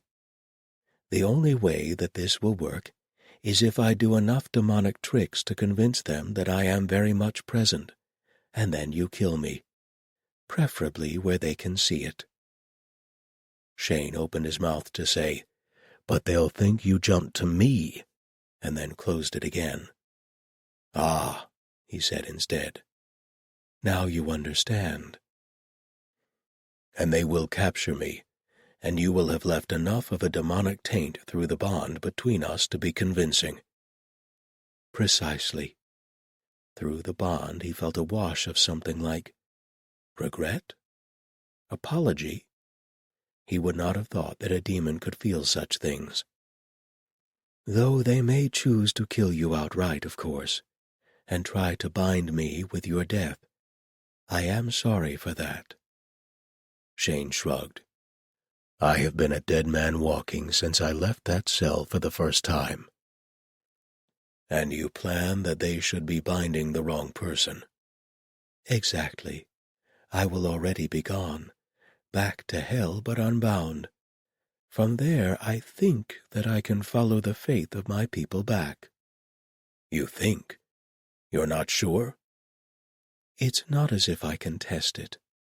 The only thing I know is that no demon comes back once the dreaming god's people bind them to hell. This is the only way that I can think of that keeps both myself and my people free." Unspoken between them was that Shane would be in a great deal more trouble if he was taken alive. The punishment for a paladin convicted of heresy was burning at the stake. It didn't happen often, but Shane had read too many tales of martyrs not to have some idea how that would work. Better to die fighting. He only hoped that he didn't take too many of his old brethren with him when he did. "Right," Marguerite said, late that night. She and the others had gathered in Magnus's quarters. The artificer had been given a large room on the ground floor, in deference to her difficulty with stairs. She had brewed a pot of tea, and Marguerite had already checked the door twice to make sure no one was listening. No one was. The Dreaming God's people were apparently even worse than the Saint of Steel about subterfuge. No wonder they can't spot demons that are good at lying, though I suppose if you are mostly expecting levitating cows, you don't have much experience. "Are we doing what I think we're doing?" asked Judith, in her almost eerily calm voice. Marguerite eyed her warily. The new Paladin was the wild card, and Marguerite still didn't know what to make of her. Give me your word that what I say does not go beyond this room. Judith considered it. No. Marguerite blinked at her. She wasn't used to flat denials like that. Usually people at least tried to lie. What? I said no. She crossed her hands over the hilt of her sword. I will not give my word to that. Do you want me to leave? No, I want your assistance. Marguerite rubbed her forehead and looked at Wren. Help me here, Wren. Wren screwed her face up in thought, then said, Can you promise not to tell anyone for at least a day? Judith considered this. At least Marguerite thought that she was considering it. Hadn't she thought Shane was hard to read once? Compared to this woman, he was an open book, printed in large block letters, with accompanying illustrations. Very well, Judith said. I will swear not to reveal what you say for a full day, unless it is necessary to save a life. She inclined her head to Marguerite. Will that serve? It'll do, said Marguerite fervently. Since I'm trying to save a life here, maybe you can help. I assume that you wish to stage a suicidal raid on the demon stronghold in order to extract our possibly possessed brother before the dreaming god's people kill him? Marguerite paused, her teacup halfway to her lips. That was succinct. Judith raised one shoulder in a bare approximation of a shrug. Davith snorted into his tea. I suppose it's not like it was hard to guess. I just hope that Jorge doesn't guess it too. I am not actually opposed, Judith said. But do you truly believe that he is still in there? It's Shane, said Marguerite, frustrated that she didn't have a better argument to muster. You know what he's like. Do you think he wouldn't fight against possession tooth and nail? Fighting will not always serve, Judith said, and having borne a demon is not easy. Do you think he would wish to survive? To Marguerite's surprise, Ash's Magnus was the one who spoke up. I knew a paladin who was possessed once, she said, or had been possessed anyhow. Nice lad, ridiculously good-looking, and thicker than a short plank of wood, mind you. She pursed her lips. Had an ass you could bounce a coin off. There was a brief pause, while everyone gave this comment the attention that it was due. Davith made a choking sound and took a hasty swig of tea to drown it. Anyway, said Magnus, he's most of the reason we don't have clock towers anymore. She dropped a dollop of honey into her teacup and swirled it, ignoring all the eyes on her. After he was possessed? Wren asked. Because he'd been possessed before, Magnus said.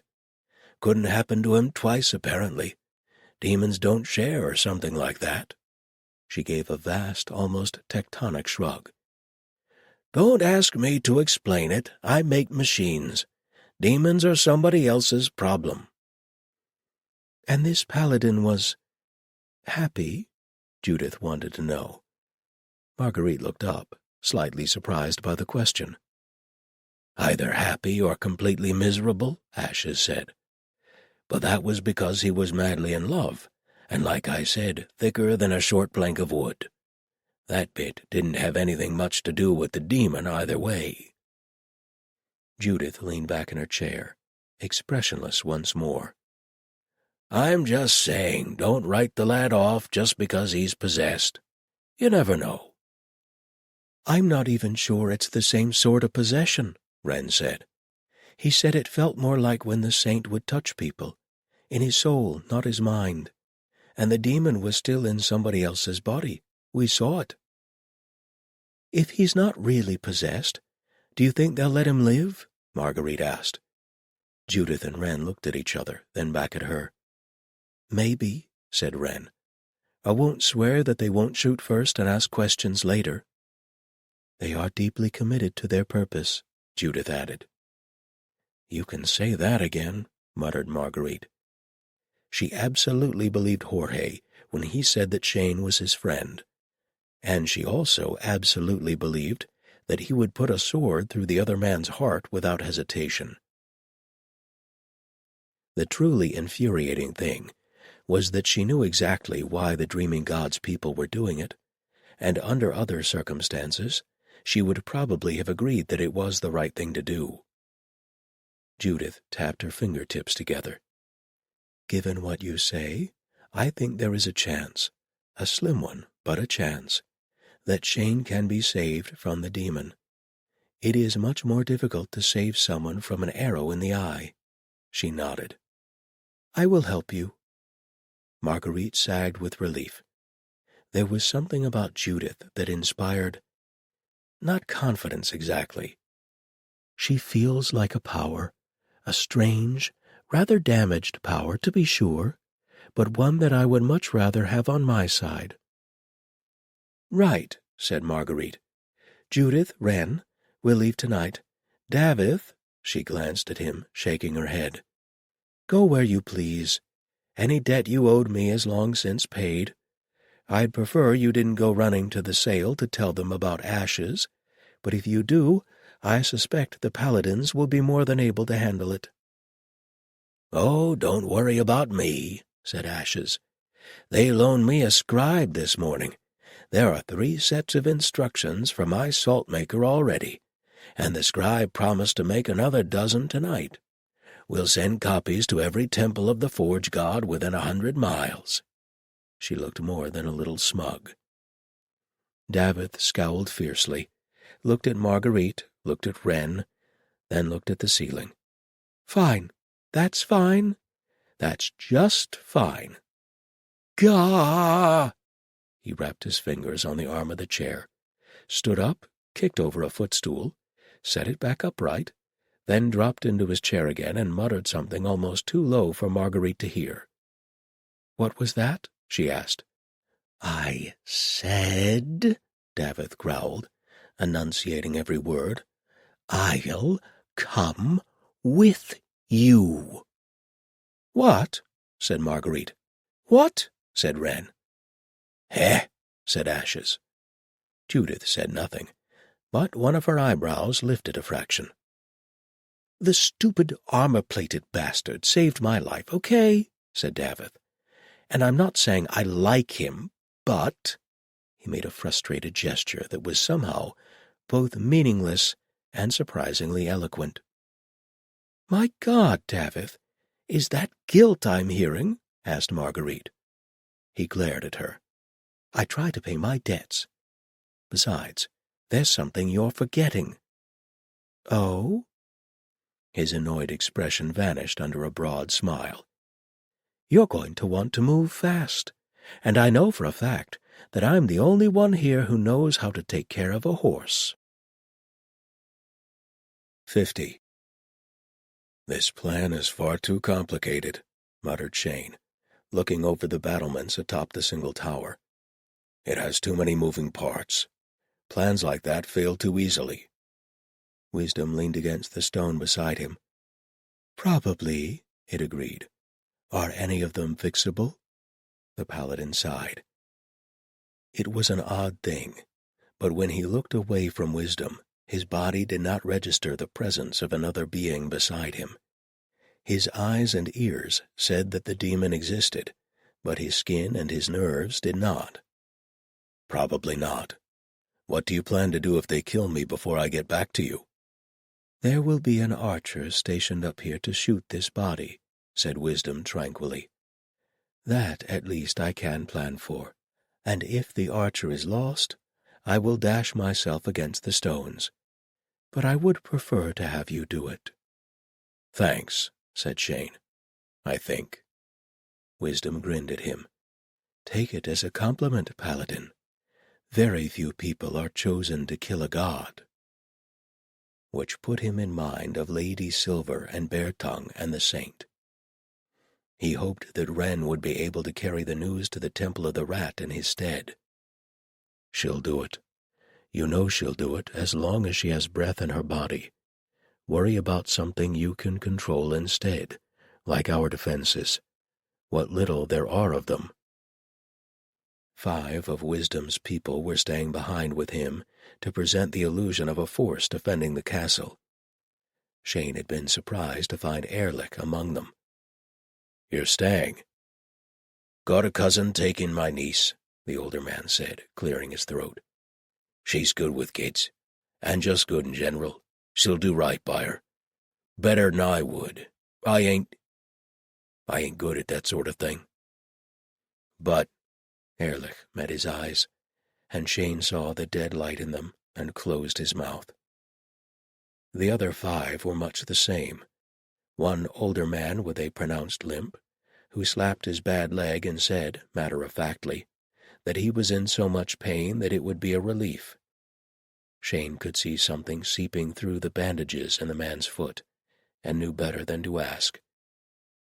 2 middle-aged women with eyes like Ehrlich's, who only grunted, and one very old grandmother, who said that she was about dead anyway, but by God, she could still put an arrow in a man's eye. Just see if she couldn't. The 5th was a young woman named Kasha, who had 2 bright eyes and the hard, hacking cough of a consumptive. Wisdom informed him that she was to be the archer stationed on the roof.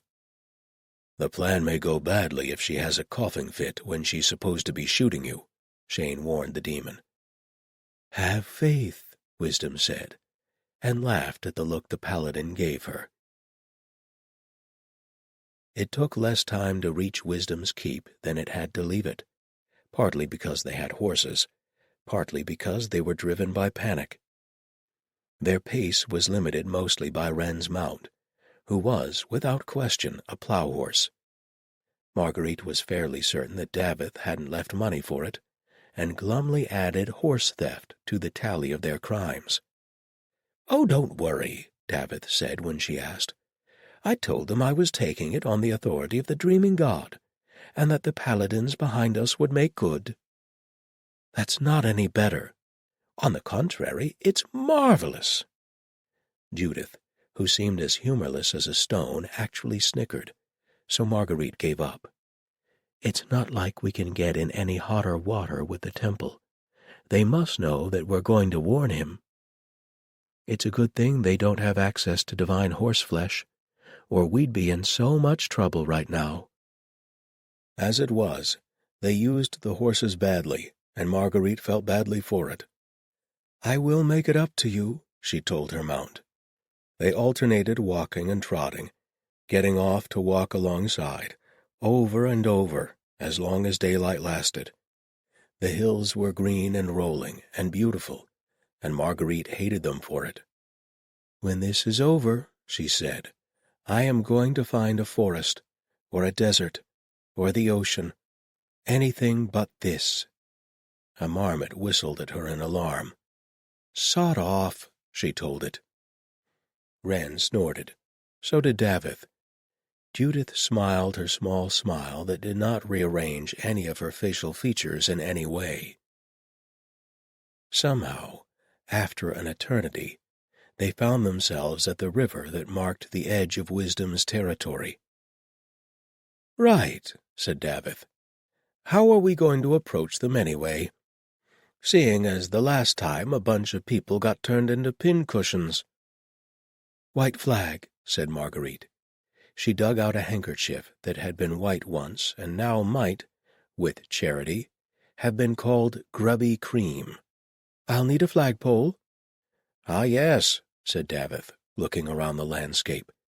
"I'll just cut one from one of these many, many trees, shall I?" Judith, more practical or at least less sarcastic, dismounted and chopped at one of the scruffy bushes that clung to the river's edge. The resulting flagpole was about 2 feet long and less than half an inch thick. Marguerite felt as if she was waving a toy flag at a parade. Nevertheless, she hoisted her flag high as they approached the keep. "And here's hoping that white flags mean peace here and not, 'We've come to murder everyone down to the sheep.'" No one shot them. That was, she felt, a positive sign. They drew up in front of the large double doors and waited. And waited. Do you think they know we're here? Asked Avith. They know, said Judith flatly. They waited longer. The stone walls were too thick to hear activity. Marguerite scanned the outbuildings, looking for signs of life.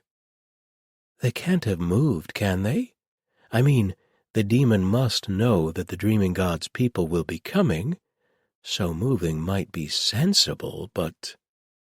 She had just started to run through the ramifications of having stolen horses from the Dreaming God's temple in order to aid and abet a demon, only to find no demon to aid and abet, when one of the doors opened, and Shane strode out to meet them.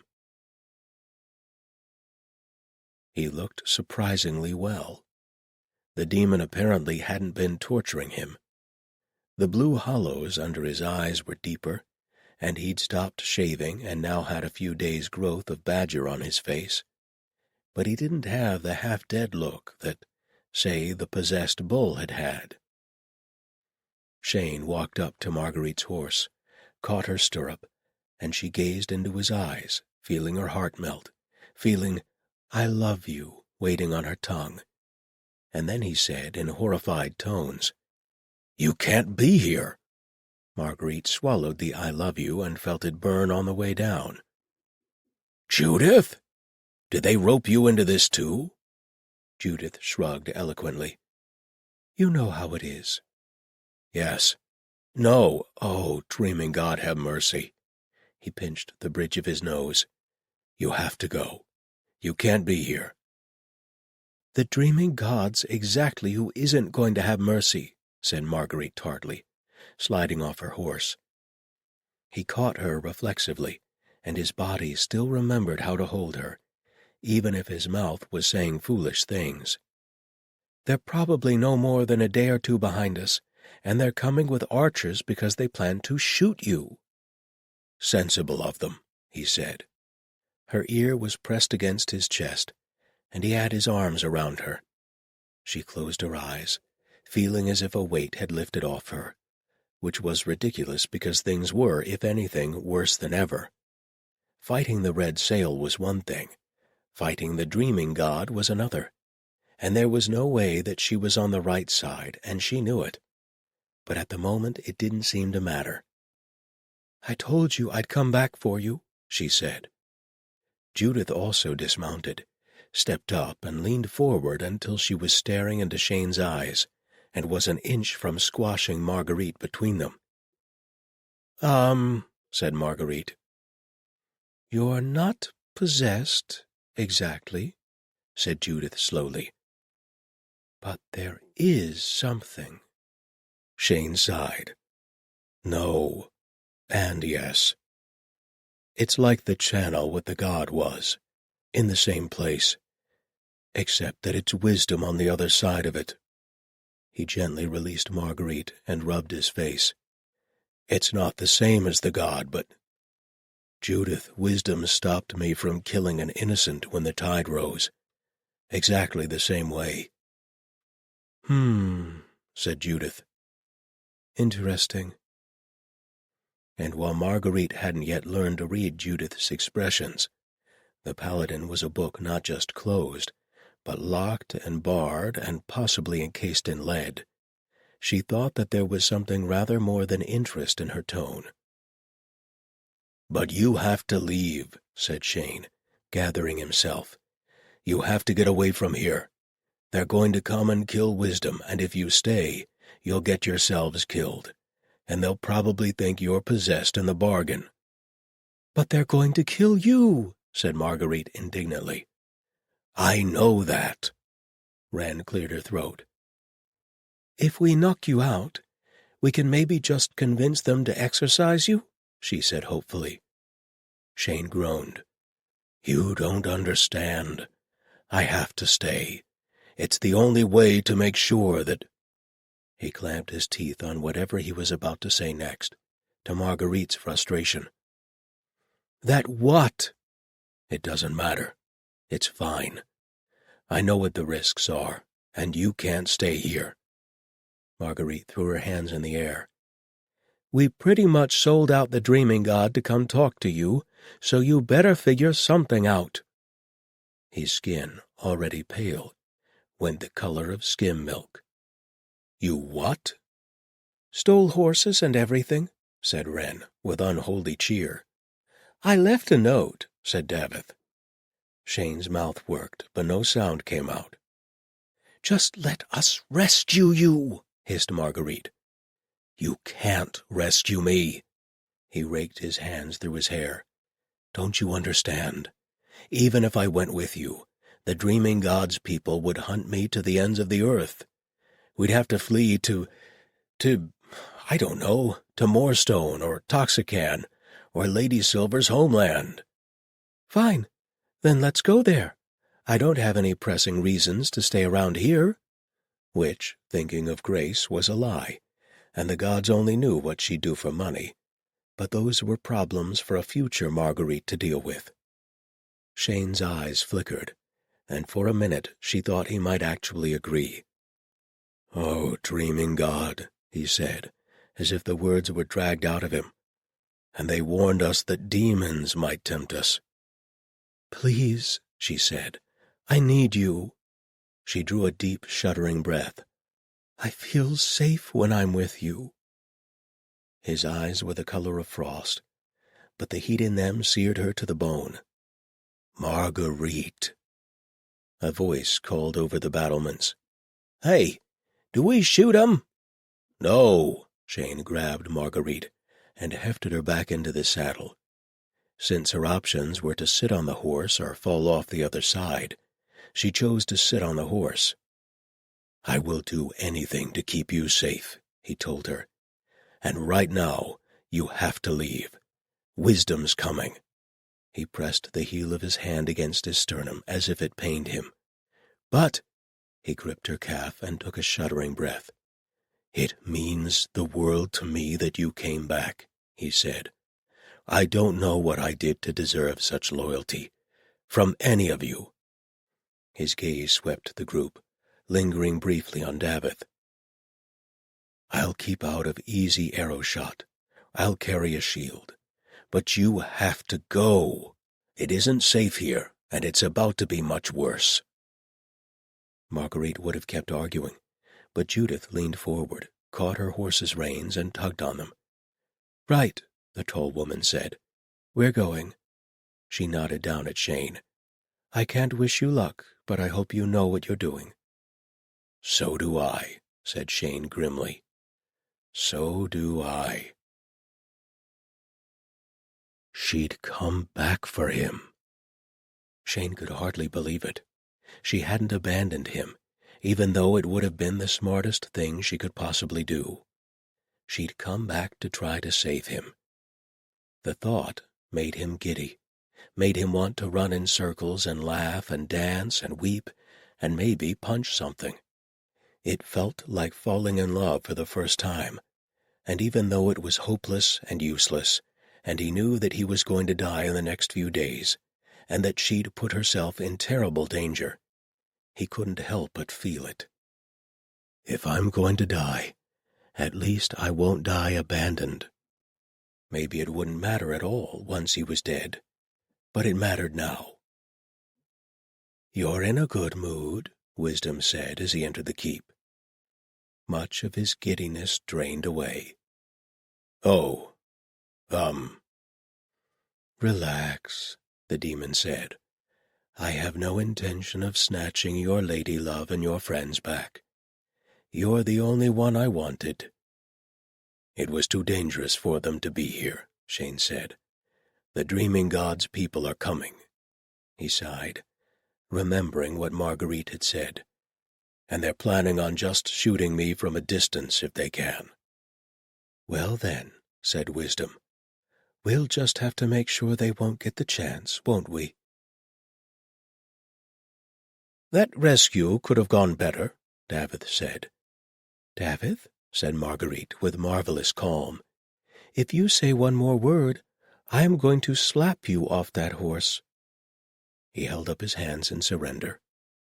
Marguerite hunched down in the saddle, feeling as if there was a ball of ice in her gut. It wasn't as if he was wrong. She'd made a mess of everything. Shane hadn't wanted to be rescued. He'd rather stay with a demon than with her. Because of duty, no doubt. God forbid a paladin ever be happy when there's duty about. Worse, she'd dragged the others down with her. The dreaming God's people were going to be furious. Well, Marguerite had her own sense of duty. She'd fall on that sword, say that she'd forced them. Wren, at least, was sworn to her service and ought to get off lightly, and she could claim to have been blackmailing Davith. Judith! She wasn't quite sure what to do about Judith. It would come to her, though. She'd come up with a story, and then the dreaming god could bring her up on charges, or have her thrown in the stockade, or whatever they did. Whatever a stockade was. She supposed she'd find out. These thoughts kept her company as far as the river, where she stopped and looked up, because there was a small army waiting on the far side. They were, very politely, taken into custody. Jorge came up, accompanied by Sir, and Marguerite immediately said, "This is my fault." "Oh, we figured," said Jorge. Sir snorted explosively. The bearded priest that they had seen before, Burnett, looked closely in their eyes, then back at Jorge and Sir and shrugged. "If I saw them on the street, I wouldn't think they were possessed. But this is a very old and very subtle one. And if it went into one of them willingly, I can't swear that I'd know. I'd suggest taking them back to the temple to be sure, assuming that we don't find it lurking in someone else." Said Sir. "The two paladins, would you clear them to fight alongside us?" Burnett considered this. "I would, actually. If they are possessed, better we find out when there's a half-dozen paladins with drawn swords around them." "You make a very valid point." Sir looked to Wren and Judith. "Will you help us winkle your brother out of this shell?" "As long as you don't mind if I hit him on the head instead of running him through," said Judith. "I'd consider that fair." He gestured to the people around him. 6 paladins, 2 priests, 4 crossbowmen, and a half-dozen grooms, plus an inordinate number of horses. "Given how few we were able to field, I won't turn down your help." "Then I won't refuse it," said Judith. Wren looked up from where she was picking nervously at her nails, gave a bare nod, and looked back down again. "But how did you get here so fast?" asked Marguerite. "We rode as fast as we could, and we didn't spend more than 10 minutes at the keep." "Remounts," said Jorge, waving at the horses. 3 each. We picked up the bowmen on the way.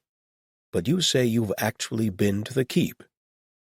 "I'm sorry," said Marguerite, "but I had to try to get Shane away."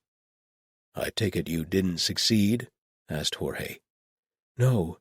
He wouldn't come with us, and he wouldn't let us in. He said it was too dangerous to be there." "Either the demon's smart or he is," said Sir, and walked away to shout at one of the grooms for something horse-related. Jorge shrugged. You're not mad?" asked Marguerite. Jorge heaved a sigh. "Let's say that I'm exasperated. But you haven't taken holy orders, and you're a civilian. You'll have to stay with us long enough for the priests to be absolutely certain that a demon didn't jump to you," he grimaced. "Some of the others are pretty mad. Well, I understand why you tried." "But we stole your horses." "It's fine," said Jorge. "Davith left a note." "See, I told her." Marguerite squared her shoulders. "Then I'm going into the fight with you." "Like hell you are." "Shane won't hurt me." Jorge scowled at her. "Which, if we were just fighting Shane, might be important. But an arrow doesn't care who it hits." "You'll take Wren and Judith, though?" "Wren and Judith are trained fighters. You're a trained—" Jorge trailed off, apparently realizing that he had no idea what Marguerite did. "Negotiator," said Marguerite, which was only adjacent to a lie, not the real thing. It was, unfortunately, the wrong thing to say. "We don't negotiate with demons," said Jorge stiffly. "Fine, then use me as a human shield once we're inside." Jorge looked appalled at the very suggestion. So did Wren. Judith looked like Judith, but there was something slightly tighter in the set of her mouth. "I'm actually fine with staying back," Davith volunteered. "Listen," said Marguerite desperately. "You still have to make sure we aren't possessed, right?" "Ideally, yes." "So you'll either need to leave someone to guard us, and you know you haven't got enough people, or you let us follow along, because otherwise Davith and I are going to light out of here and lead you on a chase through the hills for weeks." "This woman does not speak for me," Davith said. Jorge's scowl deepened to consume his whole face. "Unless we hog-tie you and carry you over the saddle." "I believe my bodyguard would object to that," said Marguerite, elbowing Wren in the ribs. "Huh?" said Wren. "Oh, yes, I would. Very much." Jorge appeared to be marshalling further arguments when Burnett the priest slapped him on the back. "Let them come," he said. "If your Paladin friend has as many archers as they say, they may hold back for fear of hitting them, and that's all to the good. Or they may catch a stray arrow." Burnett shrugged. "They're adults," he said. "Madam, may I assume that you know that you may well die if you insist on accompanying us?" "You assume correctly."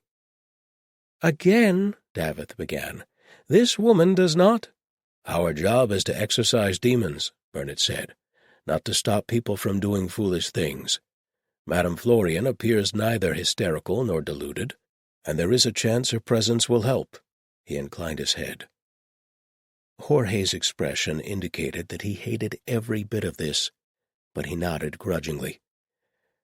"As you say, then. Marguerite, Davith, you may accompany us, but stay back, and don't get in anyone's way." He stalked away, stomping hard enough to make his armor jingle. "Don't mind him," said Burnett. "His sense of chivalry is overdeveloped when it comes to beautiful women." He winked at Marguerite. "He doesn't much like priests being in the first wave either, but fortunately these days I outrank him. I, too, will be in the back. I suggest you stay close to me." "But," Davith said. "And now," said Burnett, "I suggest you get a meal and as much sleep as you can, because night attacks are the worst." 51. Burnett was right. Night attacks were the worst. It was too dark for the horses to see, so they walked, except for one draft horse, decked out in plate mail and carrying an oddly shaped burden across its back. One of the paladins in the lead had a long pole that he swept back and forth, checking for ground whites. Marguerite only hoped that it was also too dark to be shot. As it turned out, she was mostly right, because they had started up the incline toward the keep itself before the first arrow came zipping out of the dark and embedded itself in the ground. "Shields up," called Sir, and the paladins lifted large shields over their heads and continued forward. Wren and Judith had been issued similar shields of their own, though Wren's was nearly as tall as she was. The armored horse seemed unconcerned by any of it. Burnett had a smaller shield, which he held up like an umbrella, and Marguerite and Davith tried to fit under it.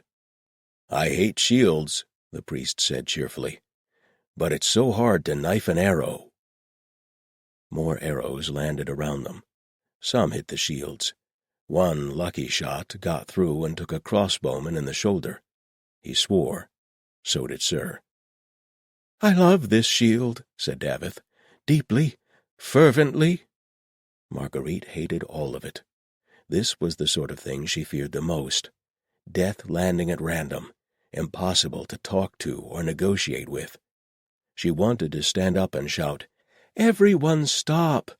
Let's discuss this!"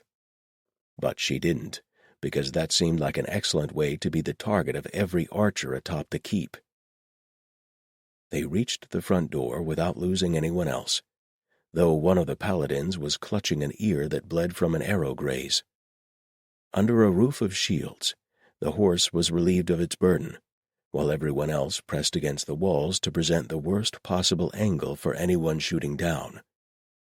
Wren came over to offer what little cover she could with her shield, which helped, but Marguerite still felt as if her knees and elbows were not only exposed, but glowing, possibly with writing that said, "Shoot here."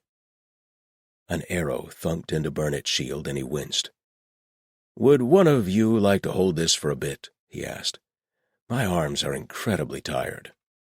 Davith took it.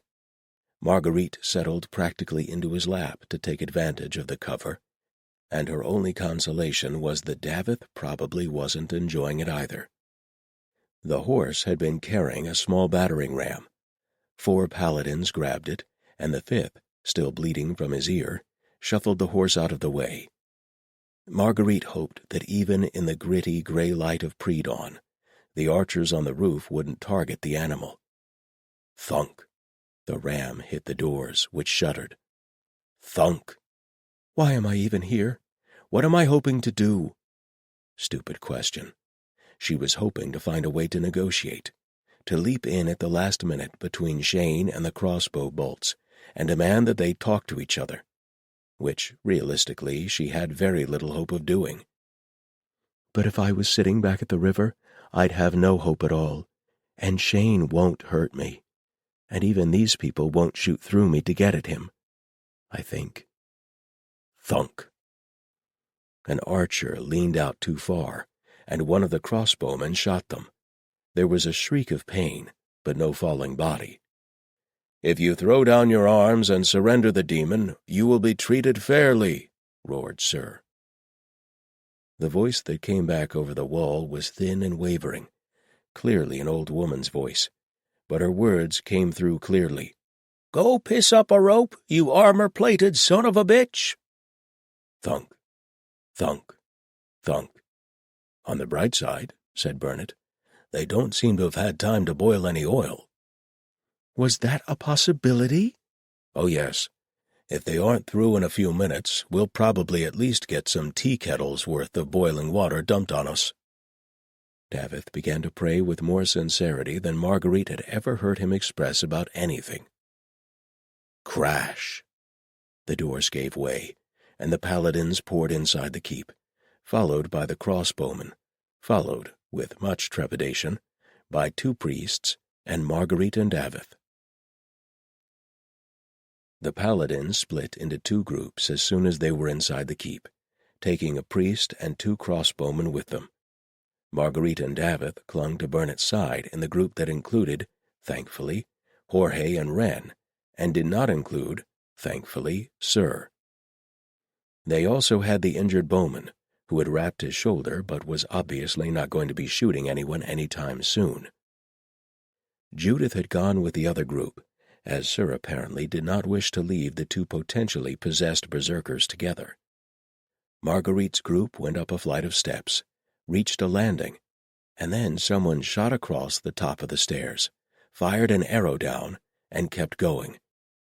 A paladin let out a strangled sound, snapped off the shaft of the arrow that had pierced his forearm, and growled, "No, don't worry, I'm fine. Keep going." Jorge glanced back at the group and nodded once. The crossbowman said, sounding surly, "No, I didn't have time to get a shot off, not with you lot in the way. They were firing blind and got lucky, that's all." At the top of the stairs, they faced a corridor running in both directions. Whoever was in charge, Marguerite was no longer sure, took them right. Through the press of bodies, she could see doors being opened, presumably in a fashion that minimized being unexpectedly murdered, and the rooms checked for people. 2 more arrows were fired at them, one from either direction. "Hold!" Jorge snapped, when it looked as if a paladin might run after one of the archers. "If we get separated and led into a trap, we're done for." Which was good tactical advice, no doubt.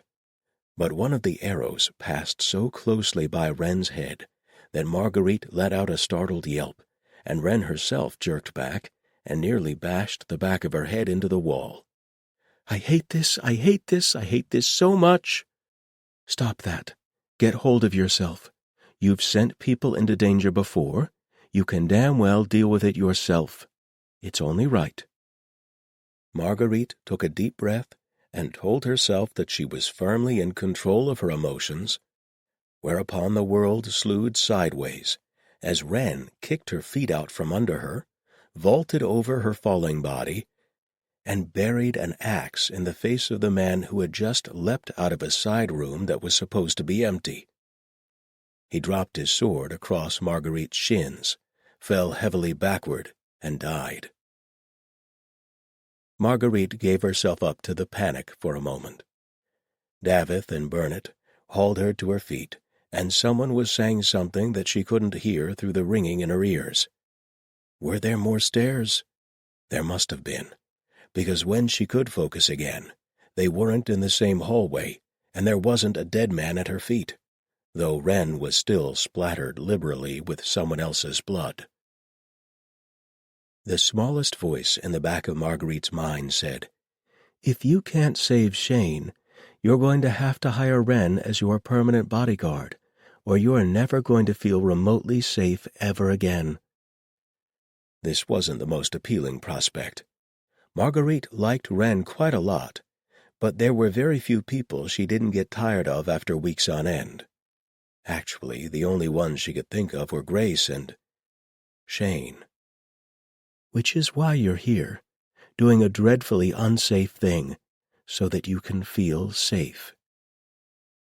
The absurdity of that made her snort, and she shook herself off, feeling as if she was stepping out of cold water. "Thanks," she said to Wren. Wren grinned briefly. "It's what you pay me for." "I haven't been paying you, but I'll double it." "Heh." There was a short flight of steps leading down at the end of the hallway, which made no sense at all, but Marguerite had lost track of the architecture by now. Sloppy. Her days of lifting paperwork had taught her better than that, surely. Once down the stairs, the Paladin started opening doors again. The rooms were all empty, but Marguerite's stomach clenched with every door until she was almost ready for another arrow, just to break the tension. Then they opened a door and a man lunged out with a knife in each hand. Marguerite had an instant to recognize Ehrlich before he swiped at the lead Paladin.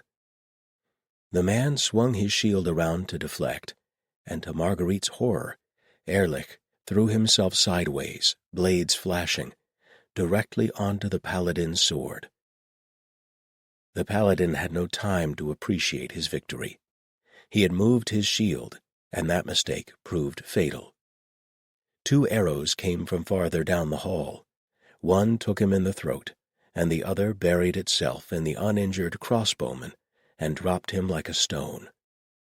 His weapon fired when it hit the ground, the bolt shattering against the far wall. "Got you, you son of a bitch," whispered Ehrlich, and then blood poured out of his mouth and he died. "Shit!" Jorge reached for his comrade, saw at once that it was hopeless, and turned to the other man. Burnett was already rising, shaking his head. For the first time it occurred to Marguerite that possibly it wasn't Shane who had needed rescuing. Davith picked up the dead Paladin's shield, but it was a smaller and more nervous party that went forward after that. Marguerite felt horribly guilty, even though she knew that there was nothing she could have done. The sound of clashing metal reached them, and Jorge's head jerked up. "This way," he said, and broke into a run. The others followed behind him, Wren in the rear, her eyes shining with that odd, flat light that presaged the battle tide. By the time they reached the source of the sound, the fight was over. 2 paladins and a crossbowman stood there, along with Judith and a very worried-looking priest. One of those paladins was kneeling on the floor with a crossbow bolt in his back, holding himself in the peculiar stillness of a man who, if he doesn't move an inch, hopes to live a few minutes longer. "What the hell happened?" demanded Jorge. "Your friend happened," spat the uninjured paladin, slinging his warhammer back over his shoulder. "Trisk had him blade to blade when Wiley here took his shot, and the bastard moved like a snake and yanked Trisk in front of him, then ran off."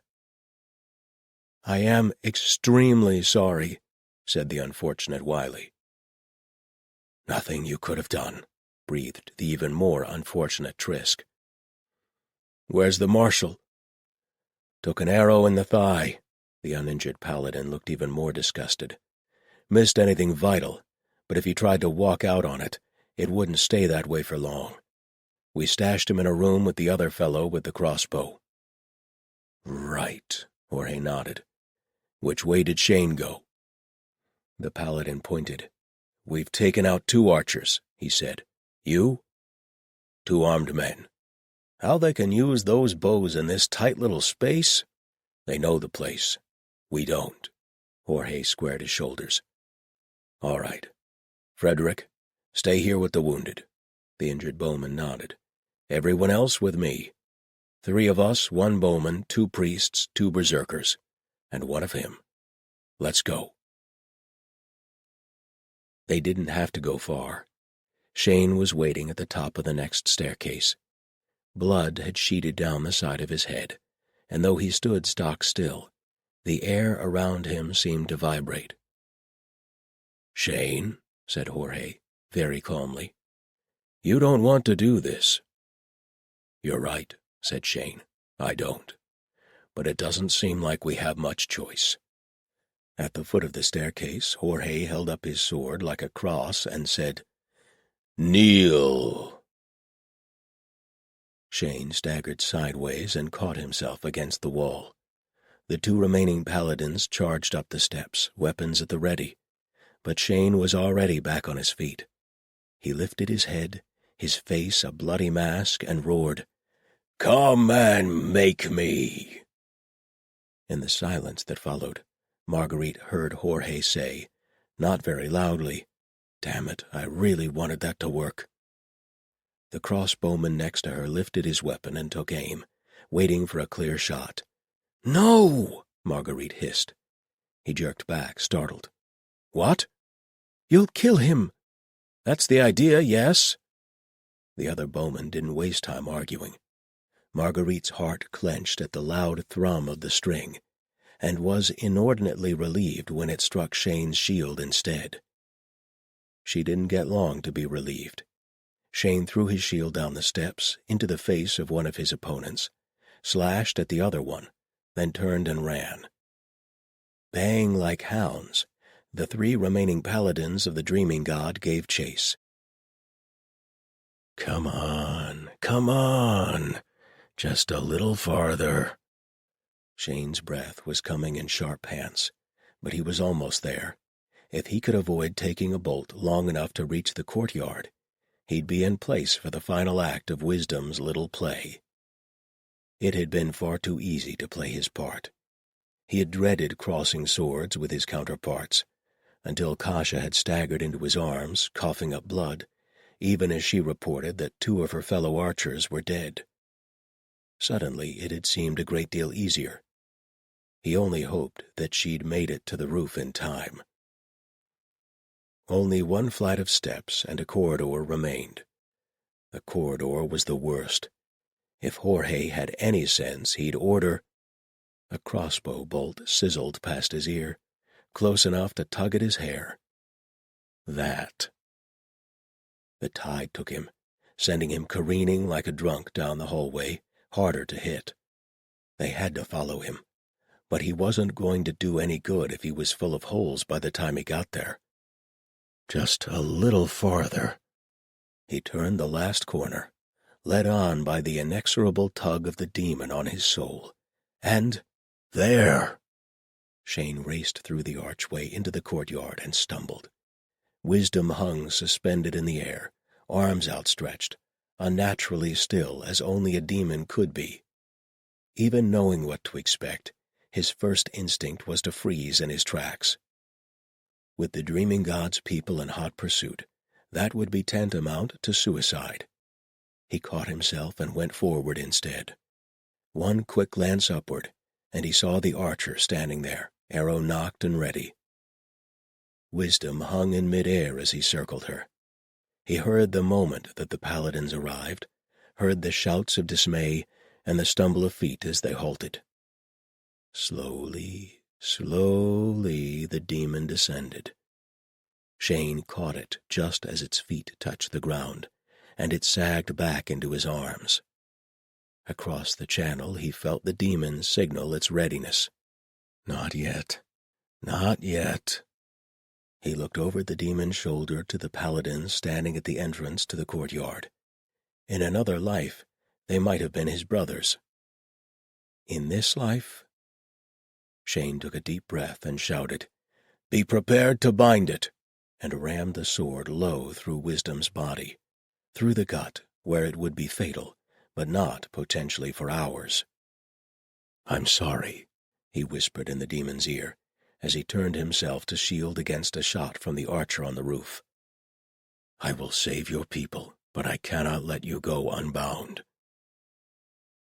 My God broke faith with me, but I will not break faith with my God." He waited for pain, for punishment, for agony. Through the channel came a wash of sadness instead. Sadness, but no surprise. The dreaming god's paladins ran toward him. Shane eased the falling body down and looked up into their ranks. 3 paladins, with faces like avenging angels. "Bind it now," he urged them. "That blow won't kill it, but I can't swear it won't try to jump." For a moment they stood frozen, and then Jorge moved.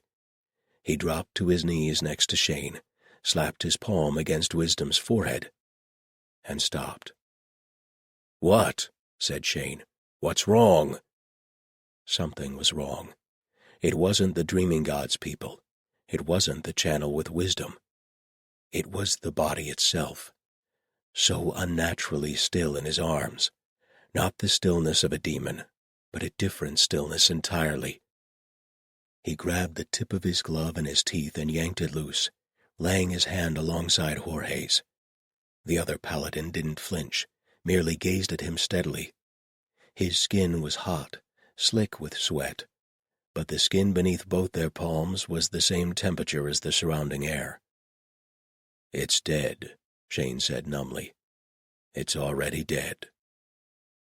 "I knew you'd never actually turn on them," Wisdom whispered through the channel. "Where is it then?" said Jorge. "Where did it jump?" Shane shook his head slowly. "I don't know. It said it wanted me to kill it so that it could get back to hell without being bound, but it knew I was going to betray it. It knew." Jorge ground his teeth together, then slumped. He leaned forward, looking deeply into Shane's eyes for a moment, then reached out and gripped his shoulder. "You should have known better than to deal with the demon," he said almost gently. "I did know," Shane said. He could already feel its presence draining away. "It was the only way to save the others. I know why you did it. The dreaming god prevent me from ever having to make the same choice. Now stand." Shane felt only the reflexive twitch of obedience that any ordinary human felt. He stayed on his knees. Jorge sighed and rubbed his forehead. "I can't tell," he muttered. "Dreaming god help me, I can't tell. The taint is there, but I don't see the demon in you. But it was old and subtle, and we were friends." "We were," said Shane, acknowledging the past tense. "We have our orders," said one of the other paladins. Shane didn't recognize him. "No surprise there, really. It's been a long time, and there were always far more servants of the dreaming god than the saint." "Right." Jorge took a deep breath. "The priests felt that you were too dangerous to leave alive. Probably I should kill you now, but you've surrendered, and so I must give you the choice. The water or the sword. A clean death, or being drowned over and over until I die and the demon leaves me. But there is no demon in me." The thought of his own death no longer had much power to move him. But where had wisdom gone? And then, suddenly, he knew. Shane lifted his eyes, past Jorge, past the other paladins, to the roofline, where the archer was already gone. 52. The demon that called itself wisdom hurried through the empty hallways of the keep. It was fairly certain that the paladin would keep his brethren busy for some time, whether he intended to or not. Wisdom bore the human Shane no ill will. Indeed, it had rather liked him.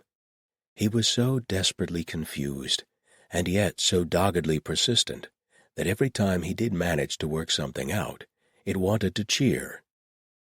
He reminded Wisdom of the demon's own early, faltering steps in the world, when everything was new and terrible and strange, when every feeling registered with blinding intensity.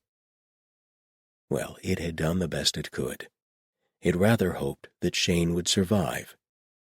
Humans did such terrible things to each other, and it regretted having to leave him to his brethren's mercies. But that was nothing compared to what they did to demons, and Wisdom would not allow itself to be bound to hell forever.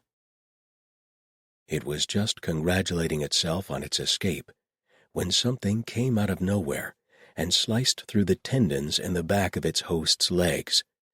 Pain flared through its consciousness, pain so intense that it felt like another sense had opened up and drunk in 1,000 shades of agony.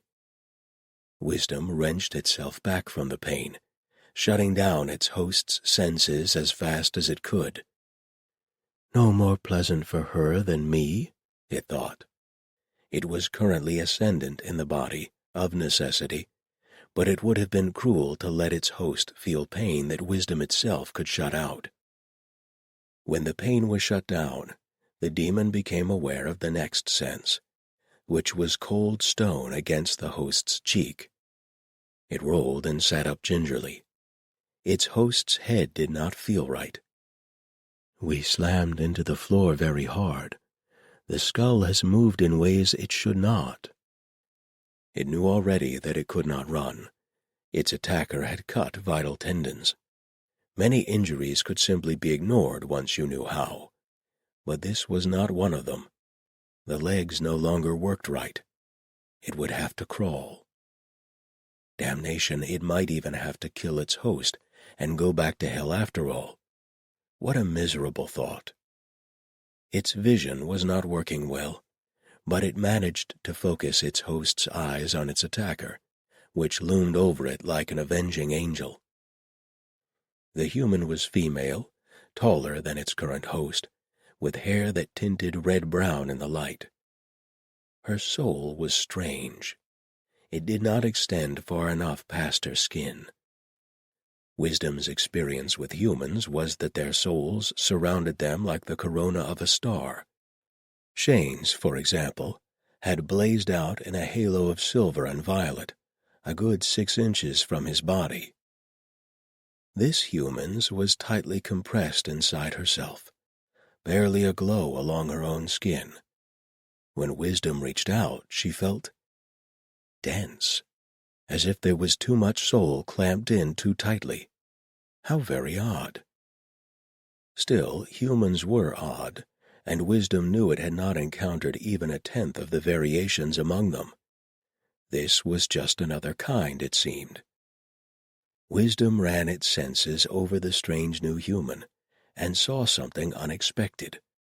A channel, just above her heart, as scarred and closed as Shane's had been. Another paladin? You do find them flocking together, like sheep or sparrows. Listen to me, said the new paladin, her voice flat and cold. You are going to do what I say. Am I? Asked Wisdom. You seem very sure of that. You will, said the paladin, because if you do not, I will sever your spine here. A cold kiss of blade against the skin that covered its host's upper vertebrae. The body wanted to shudder, and Wisdom allowed it. Then I will summon the dreaming god's people while you remain trapped, and they will bind you." Wisdom considered this. It was a fine threat, but it failed to account for one particular possibility. It wondered if it should bother pointing this out to the human. Wise or unwise? Was the human being foolish, or did she have some other plan? Did she think that she could prevent herself from becoming possessed? "Perhaps against one of my lesser brethren your will would be enough, but I am something else entirely human." In the end, it spoke simply because it was curious how she would react.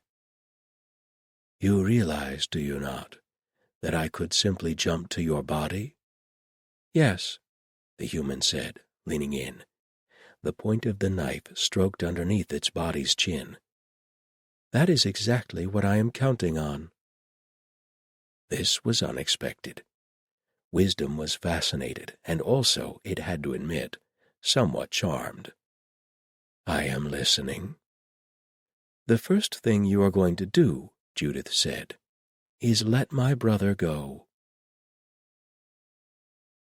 "Please," said Jorge pleadingly. "Choose, the water or the sword."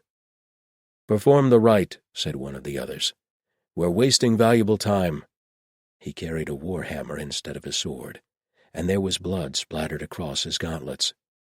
Shane wondered which of Wisdom's faithful had bled and died for that. "He has the right to—" Jorge began, and then something happened inside Shane's chest. Something so sharp and shocking that he looked down, expecting to see that Jorge had simply stabbed him after all. Except that there was no blade and no blood, and the sensation was horribly familiar, something that he had felt once before, on the day that the god had died. For 2 heartbeats it didn't even hurt. It was almost too big to hurt. Then his heart squeezed a 3rd time, and pain tore through him and he screamed. Like a barbed arrow in the soul. That was how it was usually described, having a demon torn out of you. He'd even used that description himself. Now Shane marveled at the sheer uselessness of it.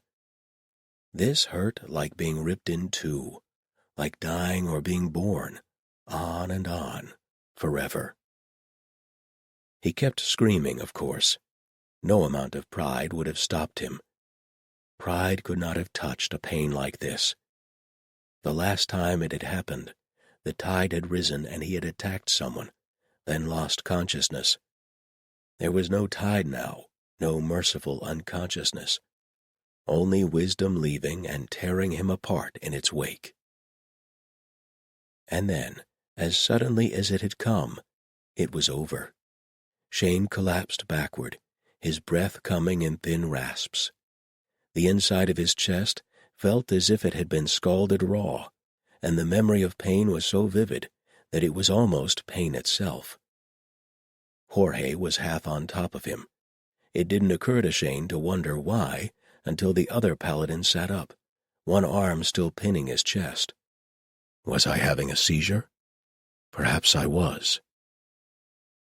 That, Jorge said grimly, was a demon leaving the hard way, I think. Or that's what it wants us to think, said the one with the warhammer. Jorge ignored him. Shane, can you hear me? I hear you, Shane croaked. Blackness edged the corner of his vision, but it seemed that he still was not allowed to faint. He managed to lift a hand. Warhammer took a step forward and rubbed his chest. Feels like I drank hot lead. Can you sit up? Stop this. Warhammer loomed over them both. Jorge, we have our orders.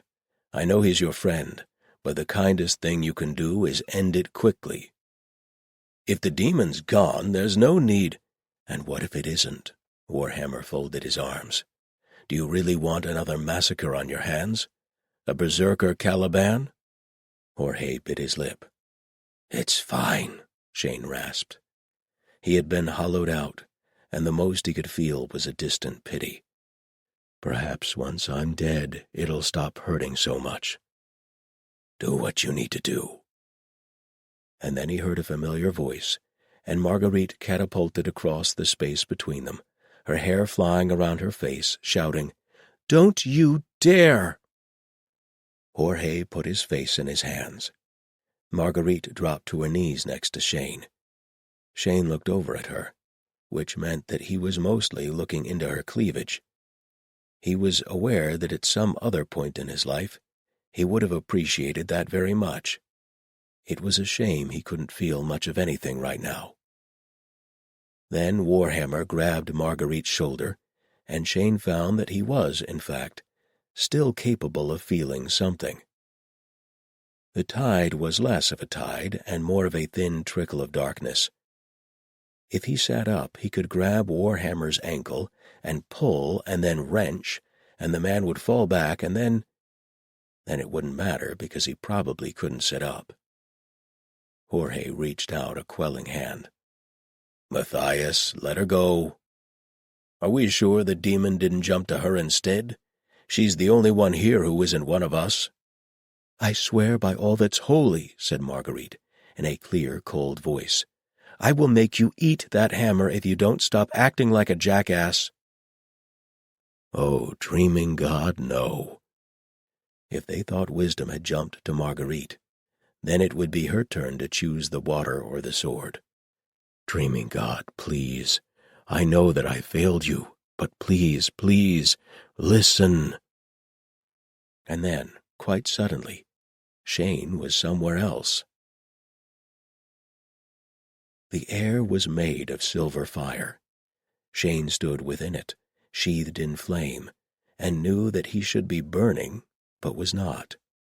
It encircled him like fog, bright and cool and blinding. Little brother, said a voice that he heard inside his chest and through the soles of his feet as much as with his ears. It has been too long. He knew that voice. It had never spoken to him, and yet he had heard it echoing behind the words of others for the first 17 years of his life. Dreaming God, he whispered. Yes. Shane went to his knees, or perhaps he had already been on his knees. It was hard to tell. There was no ground, only the cool silver fire in every direction. Lord, Shane choked out, then stopped. What could he say? He had willingly consorted with a demon. Any holy order would find such a thing anathema, but for the dreaming God, whose paladins existed solely to root out demonkind wherever they were found. Shane stared at the silver light between his hands and closed his eyes against it. Why do you not speak, little brother? Lord, I have done terrible things. Yes. I bargained with a demon to save my friends. I know. I fought your chosen to buy time for the demon's followers to escape. I know. There was no censure in the god's voice, only statement of fact. Shane felt the silver light blazing against his eyelids and opened them again. Why aren't you angry? He cried, and realized that he wanted the god to be angry with him because you are angry with me, little brother. Part of Shane knew that he had no right to be angry with a god. Part of him knew that people cursed the gods when they had no one else to blame. Those parts were shoved aside as he cried, Why did you abandon me? Little brother, I did not. I waited for you, for weeks. You called the others, why not me? Because I could not. Silver fire flowed past his fingertips and lost itself in light. From the hour of your birth, you were promised to the saint. I had no claim on you. Oh, Shane said, which seemed woefully inadequate, given the circumstances. He stared into the fire. A priest had suggested to him that this was the case, and he had hoped desperately that it was, but he had never quite made himself believe it. He believed it now.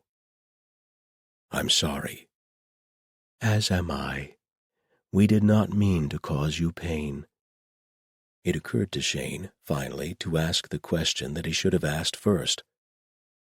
"Am I dead?" "You are not." Shane rubbed his face. He was increasingly unsure if this was his real body, but it felt like his hand and his forehead, and the gesture made him feel slightly better. "Then what? How?" "Forgive me, Lord. I did not think that you spoke to mortals." The saint had certainly never spoken to him in words, only in fire and glory. Fire and glory, and, if Shane was being honest, being pointed in the proper direction and shoved. There were never any explanations afterward, but then he had never expected them. "It is rare that any of us can speak to mortals. The channel that lets us touch a mortal soul is a narrow one. To force it open is no kindness." The raw wound in Shane's soul twinged at that, as if someone had breathed across it. "The saint's passing scarred that channel closed for you, little brother, or else I would have claimed you then. The demon's passing has ripped it open again, though those same scars protected you a little." "A demon could get in, but a god could not?" asked Shane. The bitterness in his voice horrified him, but the dreaming god did not seem to notice. "Can you set the bones of a chick still in the egg?" "No," Shane admitted. "Nor can I, no matter how well inclined I may be toward the chick. There are subtle gods, but I am not among them." The flames danced briefly, as if with rueful laughter. "I am not used to owing a demon a favor. It is not a comfortable thought." Shane almost said, "Tell me about it." But that seemed like an unwise thing to say to a god. The flames began dancing again, though, and he had a suspicion that the dreaming god knew perfectly well what he was thinking. "Very well," said the dreaming god. "Because of what has happened, because of what you have done, it is given to you to choose." "Choose? Choose what?" "Your soul will heal in time. If you wish, I will withdraw, and it will scar over again as it was before." "Or," another breath across the raw places inside his heart, "or I will stay, and you will become one of my paladins, as you once wished to be." Shane sat down hard, before he remembered that he was already on his knees. It didn't seem to matter. The flame obligingly rearranged itself so that it felt like he was sitting. "Your paladin? After what I did?" "Would you cast aside a fine sword merely because it had been used, however briefly, by your enemy?" "I doubt your priesthood will feel the same." "My priests are very dear to me," said the dreaming god musingly, "but they do not dictate my choices. They will recognize who you serve, even if they wonder at it." "I didn't think you explained yourself to your swords," Shane said. "They taught us not to expect that." "Generally, I cannot. There is a door in most mortal souls that stands between you and the divine. Some of us can whisper through the keyhole, but as I said, I have never been a terribly subtle god. I could only blast the door open and cause such pain as would be no kindness. But the door in your soul has been broken already, between the demon and the saint, and you have already borne the pain. Though I must warn you, little brother, that I will not continue to speak to you like this. Only saints can bear the voice of a god for long, and I fear that you are not quite a saint." Shane snorted. "Definitely not." But if the dreaming god's servants were not an issue, what of Shane's own comrades, of Ren and Istvan and Stephen and all the rest? Surely it was not right that he accept something that was denied to them? The flames bent sideways in a divine sigh. Truly, little brother, you would deny yourself healing because someone else may be in pain, even if your suffering helps them not at all? Well, when you put it like that, it sounds stupid, Shane muttered. But it's not. He stopped himself before he said that it wasn't fair. He knew that life wasn't fair, but having a god confirm it was a blow that he did not think he could survive. But the dreaming god, for all that he claimed not to be subtle, had a different strategy. Would your brothers and sisters want you to give this up for them? A painful laugh tore itself out of Shane's chest. They'd kick my ass, he admitted. He could almost hear Istvan yelling at him, and Stephen would give him the not in anger but in sorrow look, and Galen would just punch him in the head a few times, and then they'd probably tell the bishop, and the bishop would drag him back to the Dreaming God's temple and demand he try again, and, well, it would be ugly. They love you, little brother, said the god. They will not love you less for being whole. It was Shane's turn to sigh. It was a hard thing to admit that a noble sacrifice wouldn't do any good, and that the people you were sacrificing for would think you were an idiot. The silver flame seemed to retreat a little way, as if the god was stepping back. Shane wondered if the god was giving him time to think. Did he need time to think? To be a paladin of the Dreaming God had been his greatest desire for as long as he could remember, and once it seemed impossible, his greatest source of bitterness. Now it seemed, impossibly, that he was being offered that again. But what about Marguerite? Laying down his life for her had been an easy choice, but somehow it seemed that he was going to survive. I will serve you however I can, for as long as you'll have me, he told her. All he had to offer her was his service. If even that was promised to another, what did he have left to offer? My humor, warmth, and charm? He snorted at himself. Davith had tried to warn him once. All you'll ever be to her is a weapon. And he'd blithely replied that at least he would be her weapon, not realizing that there would ever be another choice. He thought about it. He thought about it for what seemed like a very long time, sitting there in a haze of divine light. And what if she does not want you after all? What if even your service is not enough for her? How could you ever be enough? Perhaps he couldn't be, but he was enough for a god. Shane laughed softly, painfully to himself, and sank his head in his hands. Gods, it seemed, were easier to serve than mortals. Either she wants me for what I am, or she does not. And since I have not managed to be other than what I am, despite years of trying, that is her decision, not mine. I can only choose for myself. He got to his feet. Lord, he said aloud, I know what I have to do. He did not have to say anything more. The god knew. Perhaps the god had always known what his choice would be.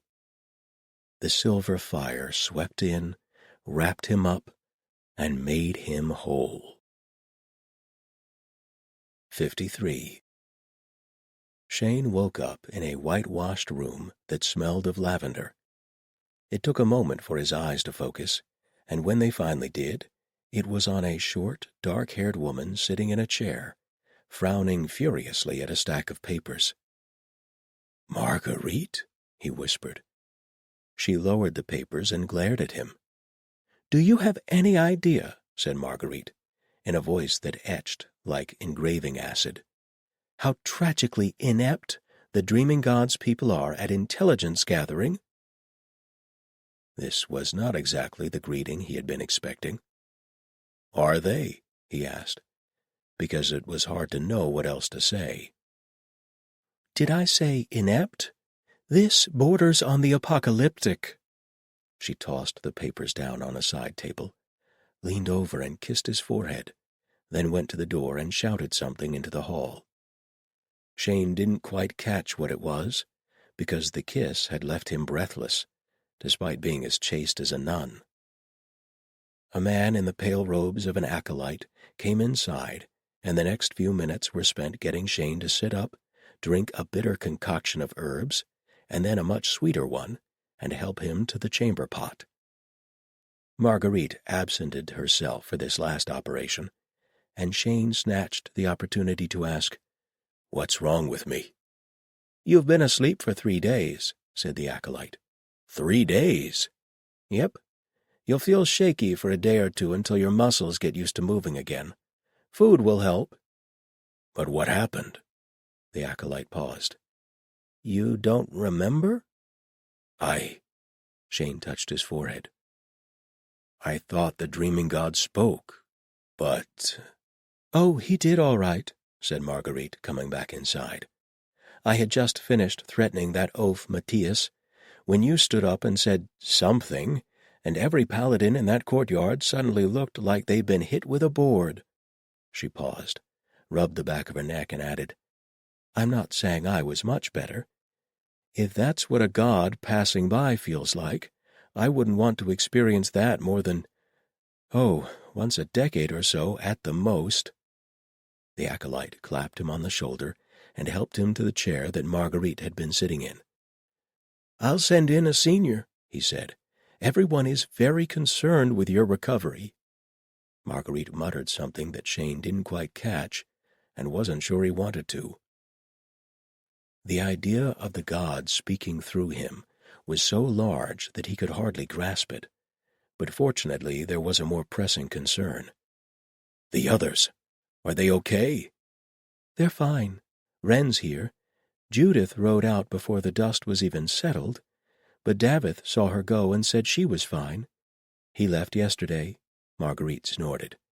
"Said to tell you that you and he are square now, and he'd prefer never to see any of us again." Shane slumped back in the chair, relieved. "And the others? At the castle?" Marguerite studied the ceiling. "So odd. I could have sworn there were a great many more people there. Clearly I was mistaken, because the paladins were quite embarrassed to discover they'd been laying siege to a castle with all of 5 defenders. I'm afraid the old lady is the only one who made it, other than you. The priests say she's not possessed, and if anyone starts asking her about the other people there, she starts telling them stories about her youth. Very spicy stories, I'm told." Shane's breath went out in a long sigh. Wisdom's people had done what they set out to do. He might mourn for Ehrlich and the others, but they had chosen their path, and because of it, their families were together and free. Guilt stabbed him. If he was a paladin of the dreaming god, surely he should tell the priests about the settlement? And then, like an echo under his heart, "I am not used to owing a demon a favor. It is not a comfortable thought. No, my God knows what I did. It was the right thing, or as close to the right thing as I was capable of. Wasn't it?" He reached for the presence of the god, suddenly frightened that he had misunderstood everything. Silver fire under his heart, the feel of some great other, just on the far side. He couldn't hold the touch for long. Everything still felt raw and scalded. But it was enough. Oh, dreaming god. It was real. You were real. Marguerite silently passed him a handkerchief, and he mopped his cheeks. "It was real," he said hoarsely. "It was all real." She squeezed his hand. "It was." She turned her gaze to the ceiling, the dark beams cutting across the plaster. "Everyone's been worried. The healers said it was just strain, but you were asleep for so long," she snorted. "Wren's been going out of her mind. She eventually took over the kitchen here and started baking things. I didn't even know she could bake." Shane turned his hand to grasp hers, and she didn't pull away. "Were you worried?" he asked, needing desperately to hear the answer, but afraid of what it might be. "I wasn't," she said, and then, before his heart had time to sink, "I knew you'd come back to me." "Oh," said Shane, feeling very much as if he too had been hit with a board. The door opened and 2 people came in. One wore the rumpled robes of an acolyte, but the vestments of a very senior priestess, and the other was Jorge. Jorge let out a shout, thumped him enthusiastically on the shoulder, and probably would have done more, except that the priestess said, "If you're going to beat my patient, I'll have you thrown out." Sorry. Jorge shot her an apologetic look, then turned back to Shane. "I'm just relieved that you're here and your brains aren't scrambled." He froze. They aren't, are they? There was kind of a lot going on." The priestess sighed in a manner that reminded Shane faintly of a god. "Tact, as always, is your strong suit, Jorge." She waved him away. He joined Marguerite sitting on the bed, and the priestess took Shane's hand, curling her fingers over his wrist. "Still, it's a good question. How do you feel?" "Intensely hungover," Shane admitted. She snorted. "Yeah, that's normal. Being God-touched may be good for the soul, but the body still has to carry that soul around." She sat back. "I'm Gwen. I'm in charge of the infirmary here for my sins. How many fingers am I holding up?" 4. "Good. Are you hearing gibbering demonic voices in the back of your head?" "No." "Even better. Feeling hungry?" Shane had to think about that one. "I'm not sure. I think if I had food in front of me, I would be." "Right." She stood up, made a futile attempt to smooth down her wrinkled robes, then gave up. "I'll have something sent up. You're probably going to sleep more for the next day or 2, and I'm sure you're sore as hell from that battle, but you should be fine." "Are they still going to try to exorcise me?" he asked warily.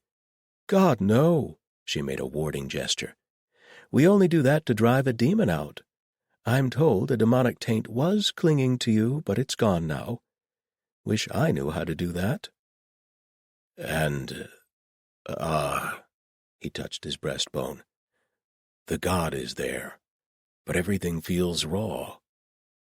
Gwen folded her arms and leaned against the wall, her lips twisting. "So far as I can tell from what everyone has said, you had part of your soul ripped out a few years ago, then a demon forced its way in, then the dreaming god ripped that out and claimed you as a paladin and briefly made you his avatar so he could shout at everyone. And you're surprised that things are a little sore?" Marguerite snickered. Shane stared at the priestess, too worried by the word avatar to even protest. "You'll be fine. You just, I don't know, sprained your soul. Stay off it for a few weeks." Gwen waved her hand. "If it doesn't stop hurting, come talk to me.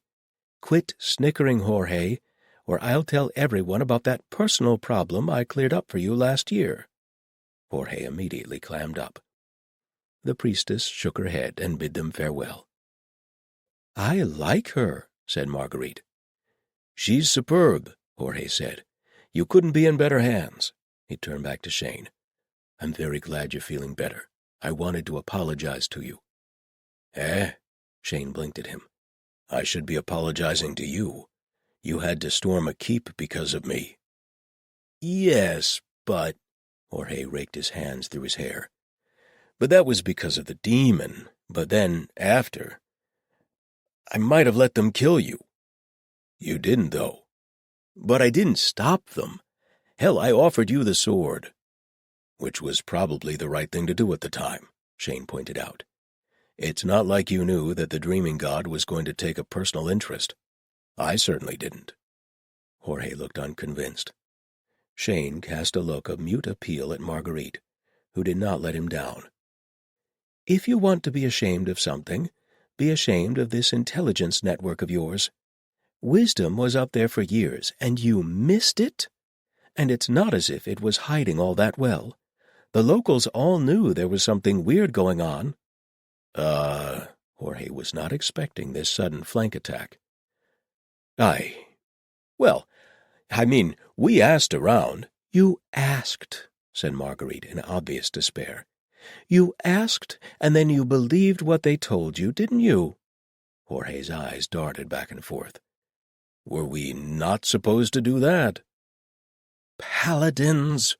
She dropped her head in her hands. And if that's not enough, your record-keeping looks like the sort of thing a drunken mercenary would scribble down to justify his bar tab. Do you know that your people lost a whole entire possessed paladin? Just lost him? What? Said Shane. What? Said Jorge. This Lord Caliban person that you all speak in such hushed tones about. I went looking to see what happened to him. She thumped the stack of papers. There's a trial record. He's remanded to local custody. Somebody scrawls a note that says, "Ask the captain of the guard," and then absolutely nothing. Your cautionary tale could be running around loose somewhere, and nobody has ever followed up. Said Jorge. This isn't really my field. I just kill demons. You want to talk to one of the senior priests? Who do you think I got the papers from? Shane started to laugh. His ribs were sore, but he didn't care. Right, Jorge stood up. I should probably go, check on something. Wait, said Shane, a thought striking him. Jorge paused and raised his eyebrows inquiringly. In the courtyard, Marguerite said that I said something. But what was it? An odd light flickered in Jorge's eyes. You don't... No, of course you don't know. Everyone heard something different. Oh, Shane hadn't expected that. That's why you knew it was the dreaming god speaking. We would have known that it was the god anyway. Jorge rapped his knuckles on the doorframe.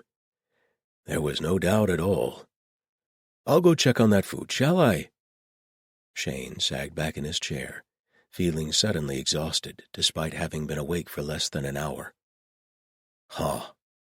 He's right, you know, said Marguerite. There really wasn't any doubt.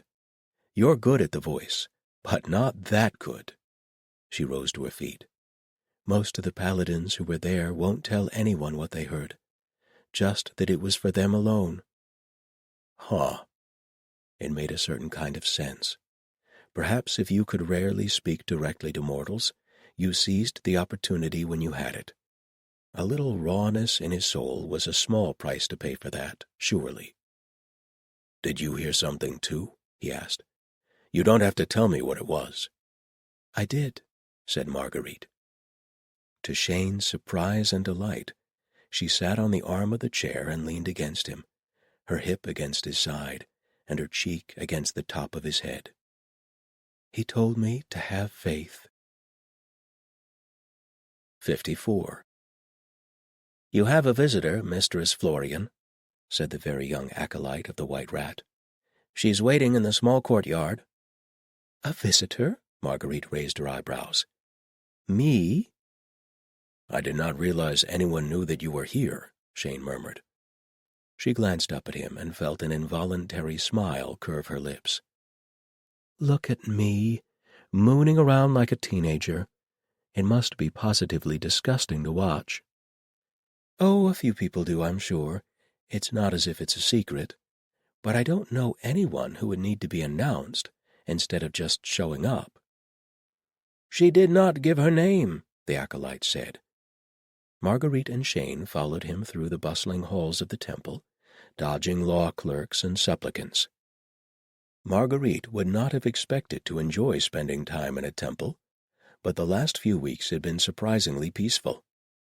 They had escorted ashes to Arkenhold, accompanied by multiple paladins, and then the bishop had extended the rat's hospitality until, as she said, the sale realizes just how much trouble it's in. Marguerite had been touched, and more than a little grateful. She could have stayed with Grace, of course, But she did not want to put her friend in any danger, and the rat's temple, as she knew well, was surprisingly difficult to infiltrate. I would probably feel different if it was a temple of the dreaming god. I'm still a little miffed at them.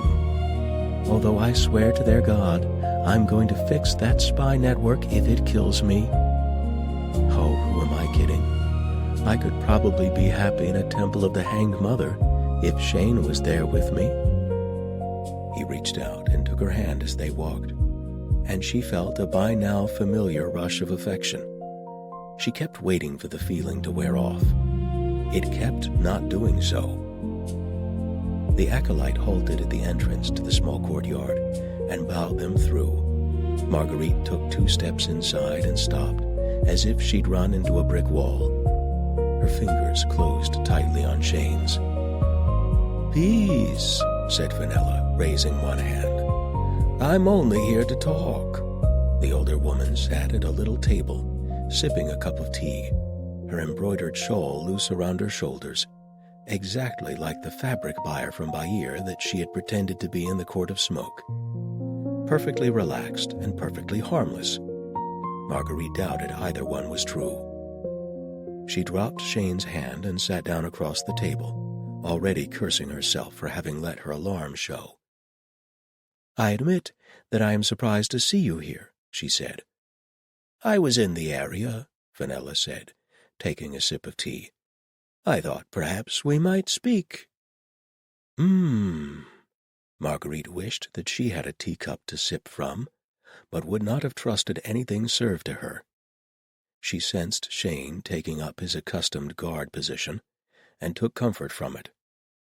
"What shall we speak of, madam?" "Salt," Fenella set her cup down and steepled her fingers. "It would seem that there is soon to be a great deal more of it about." "I've heard rumors to that effect, yes." One corner of Fenella's mouth crooked up. "I think there's little point in either of us being coy. You won, we lost.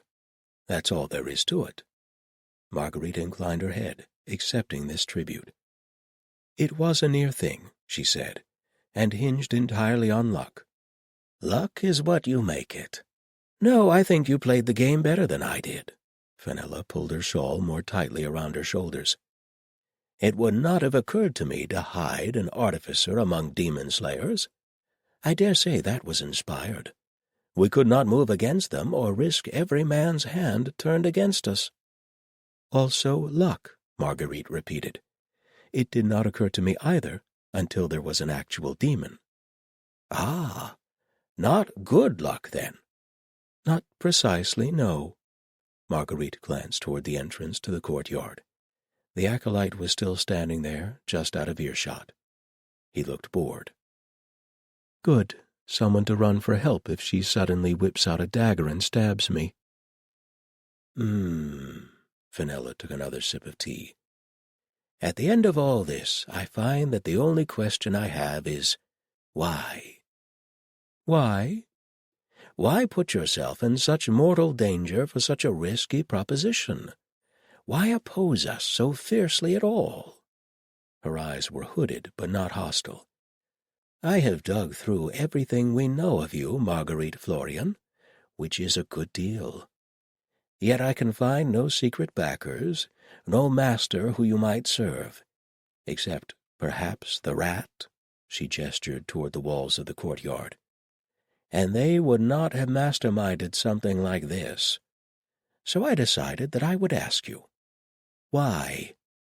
"Because I wanted the sail to leave me alone, that's all." Fenella's lips twitched.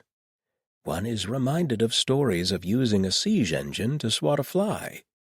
"I tried other ways to swat that fly," Marguerite said. "I assure you, this was not my first plan. But after several years of trying, it became clear that your organization was simply unable to grant me amnesty. No matter how many of the salespeople were grateful for my aid, no matter how much amnesty I was promised, there would always be another faction who thought of me as only a loose end."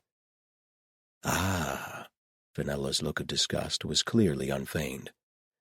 "The right hand does not know what the left is doing. and the right hand, I fear, is often an idiot." Marguerite snorted, though not without sympathy. "I have long thought that we were far too large to manage ourselves effectively." Fenella shook her head. "Being proven right is somewhat gratifying, I admit, for all the good it does. You have destabilized us quite effectively, Mistress Florian. The Red Sail will not survive this as we are. What remains in a few years' time will look very, very different." "What if the machine doesn't work?" Shane asked. If she was surprised at being addressed by a bodyguard, Fenella gave no sign. "It will work. If not this machine, then the next one, or the one after that. Magnus's blueprints are in the hands of the Artificers Guild now, and they love nothing more than tweaking machines and making them more efficient." She shrugged. "Had we stopped Magnus completely, it might have been another 100 years before someone thought to create such a machine.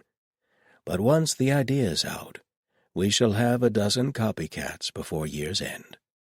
More than that, we shall have governments investing in such machines rather than in the Sail's ships.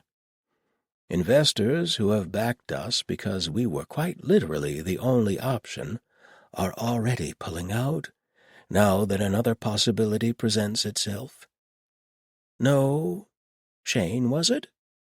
If your client stays out of sight for another year, I suspect she will find that neither the right nor left hand will have the resources to swat at her. We shall be too busy scrambling to find a foothold in this new world." "I shall do my best to lie low," said Marguerite. Fenella rose to her feet. "They will not learn your whereabouts from me, at least," she said. "I have never been particularly interested in revenge. In fact, I don't suppose you'd be interested in working for me?" Shane made an incredulous sound. Marguerite chuckled. "Your organization could not protect me against itself when it was at the height of its power. I fear I can't trust that it will do so in its death throes." "No, quite right," Fenella said. She draped her shawl more comfortably. "But if things proceed as I suspect they will, there is an excellent chance that I will not be working for the Sail much longer myself. And should that day come to pass, well, one always has need of extremely talented people." Marguerite rose as well and bowed to her. "If that day does come to pass, then I would be happy to revisit this conversation." "Then I hope that we shall find ourselves speaking again, Mistress Florian."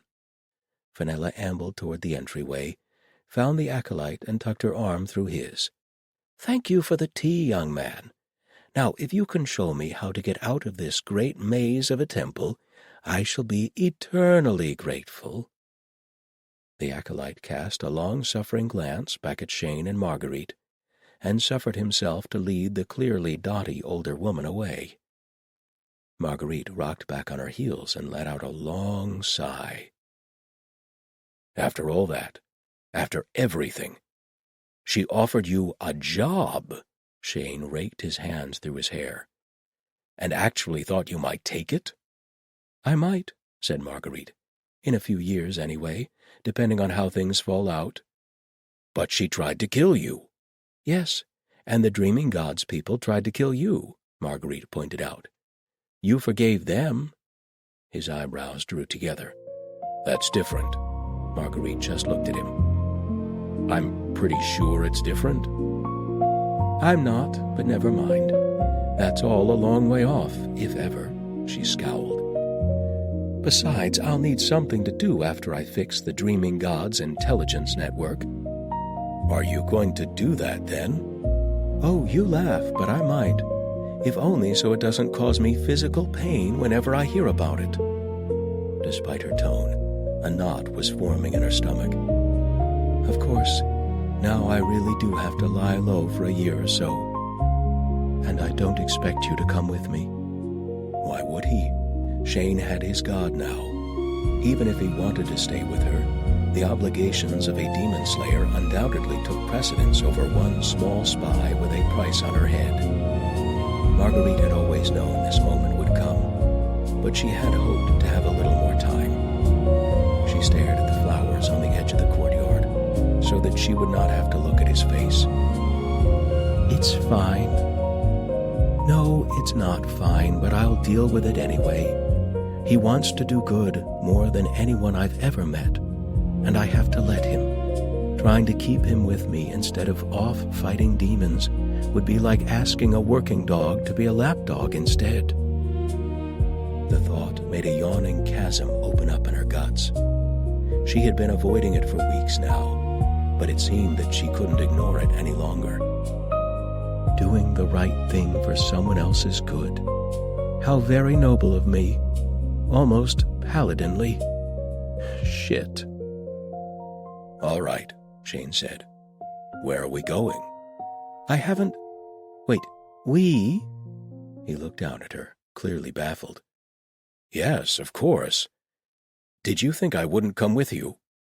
"I thought..." Marguerite swallowed.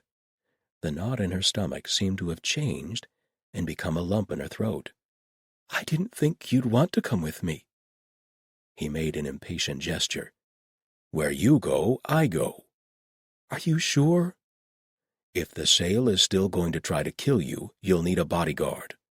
"But..." Marguerite pinched the bridge of her nose. She hadn't seen this coming. "Pilot on all the other things I didn't see coming, I suppose. Samuel would give me such a lecture." But it was too good to be true. It was what she wanted, and things that were too good to be true were suspicious. "Shane, you have other duties. I know that, and I really don't want to come between you and your God." His eyes were the blue of a very hot flame. "You both came back for me, but you came back first." "Yes, but... Shane, he's a god. Won't he want you to go, I don't know, chop up bulls that are speaking in tongues?" "There's no reason I can't do that while we're on the move, is there?" Marguerite had to stop and think about that one. Was there a reason? Granted, slaying demons wasn't quiet or subtle, but any sensible operative would be running in the other direction. Demons weren't profitable for anybody. "Frankly, if we're tracking down demons, the Sale will be trying to get as far away from us as possible, and nobody can predict where they'll show up, and if we're moving from temple to temple, the Sale sure can't buy off anyone there." "Good God," she said. "That might actually work." Shane stared intently into her face for a moment, and then, to her surprise, began to laugh. "What? What's so funny?" "Sorry," he said, immediately getting himself under control. "I'm sorry." "You'll be really sorry if you don't tell me why you were laughing." His lips were twitching, and he couldn't quite meet her eyes. "It's just that you looked like someone had just hit you with a board, and I thought, oh, hey, that must be how I look nearly all the time." Marguerite dug her elbow into his ribs. "Very funny. And how are you going to explain to the temple here that you have to go roam about the countryside with no forwarding address?" "I thought I'd just tell them." Her eyebrows went up. "Seriously?" Shane rubbed the back of his neck. "I realize I'm not as good at this as you are, but I was an avatar of the god for a minute or two, and they're all still a little worried about that. But that won't last forever.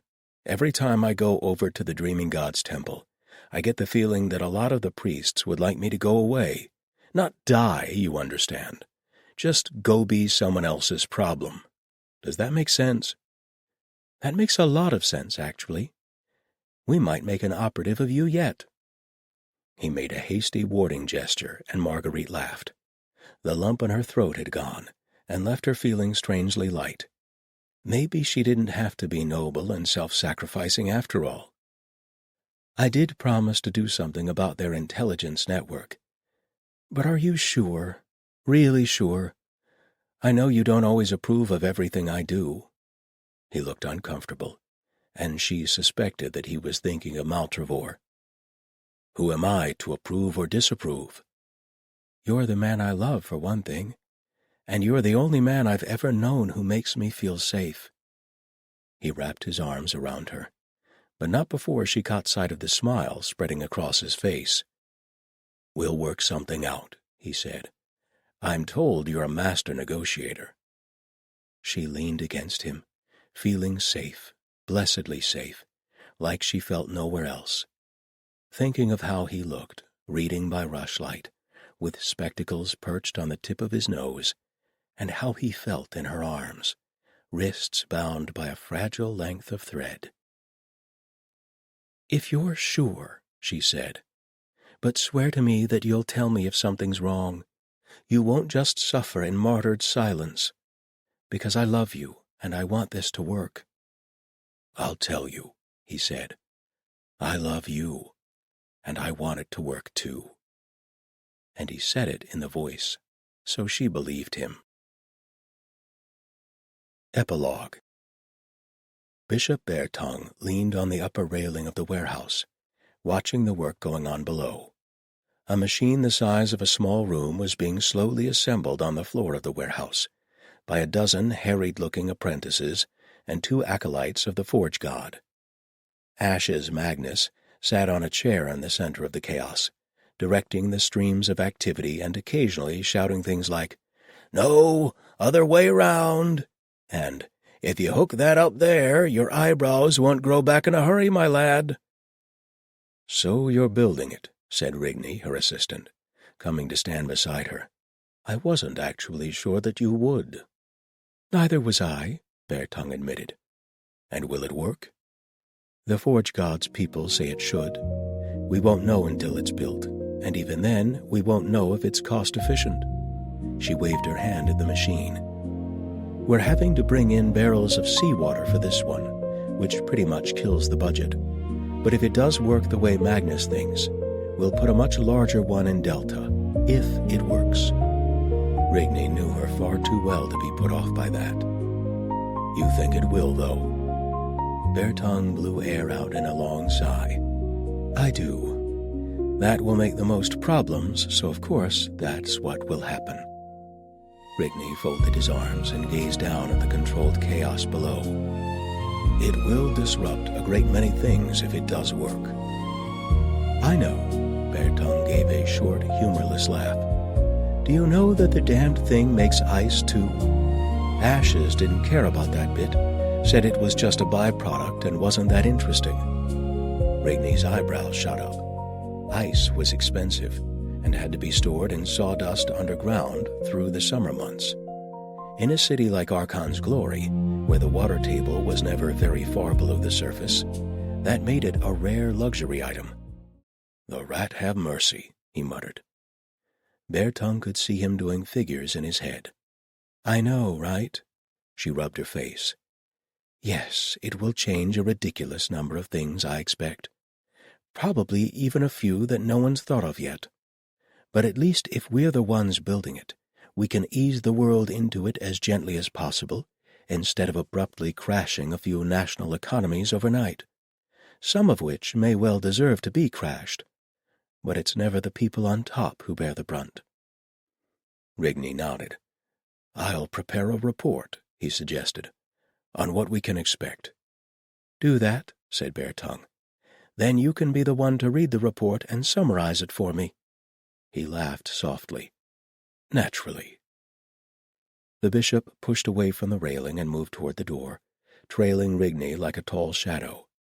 Behind them, metal clanged, and Ash's Magnus yelled, "Lad, if you can't be more careful with your fingers, you don't deserve to keep them." And Beartongue shook her head and muttered something under her breath that sounded like a prayer. And a long way away, on the edge of the dry, dusty plains of Charlock, a tall, auburn-haired woman stood looking across the desert. She no longer had a horse. The horse hadn't much cared for berserkers, and it cared even less for what this one carried. They had parted with much mutual antipathy. "The desert, then." "Do you dislike the desert?" Judith asked aloud. She didn't need to, but speaking out loud made it easier for her to keep track of what was her and what was not. "I have never formed an opinion." "You will," Judith promised. "No one who goes into the desert comes out of it without one." She considered for a moment, then, in the interest of honesty, added, "Most people hate it." "We are not like most people," said the demon called Wisdom. Judith laughed. Her fellow paladins would have been surprised to hear it. In the years since the Saint of Steel died, she might chuckle, but she had thought that her old, full-throated laugh had been buried along with her god. "No," she said, pulling her scarf up to cover her face from the sun. "We most definitely are not." The heat haze drifted over their tracks and magnified them briefly, before the relentless wind pulled them apart and left no trace of their passage behind. This concludes Paladin's Faith by T.Kingfisher, narrated by Joel Richards. Copyright 2023 by Ursula Vernon.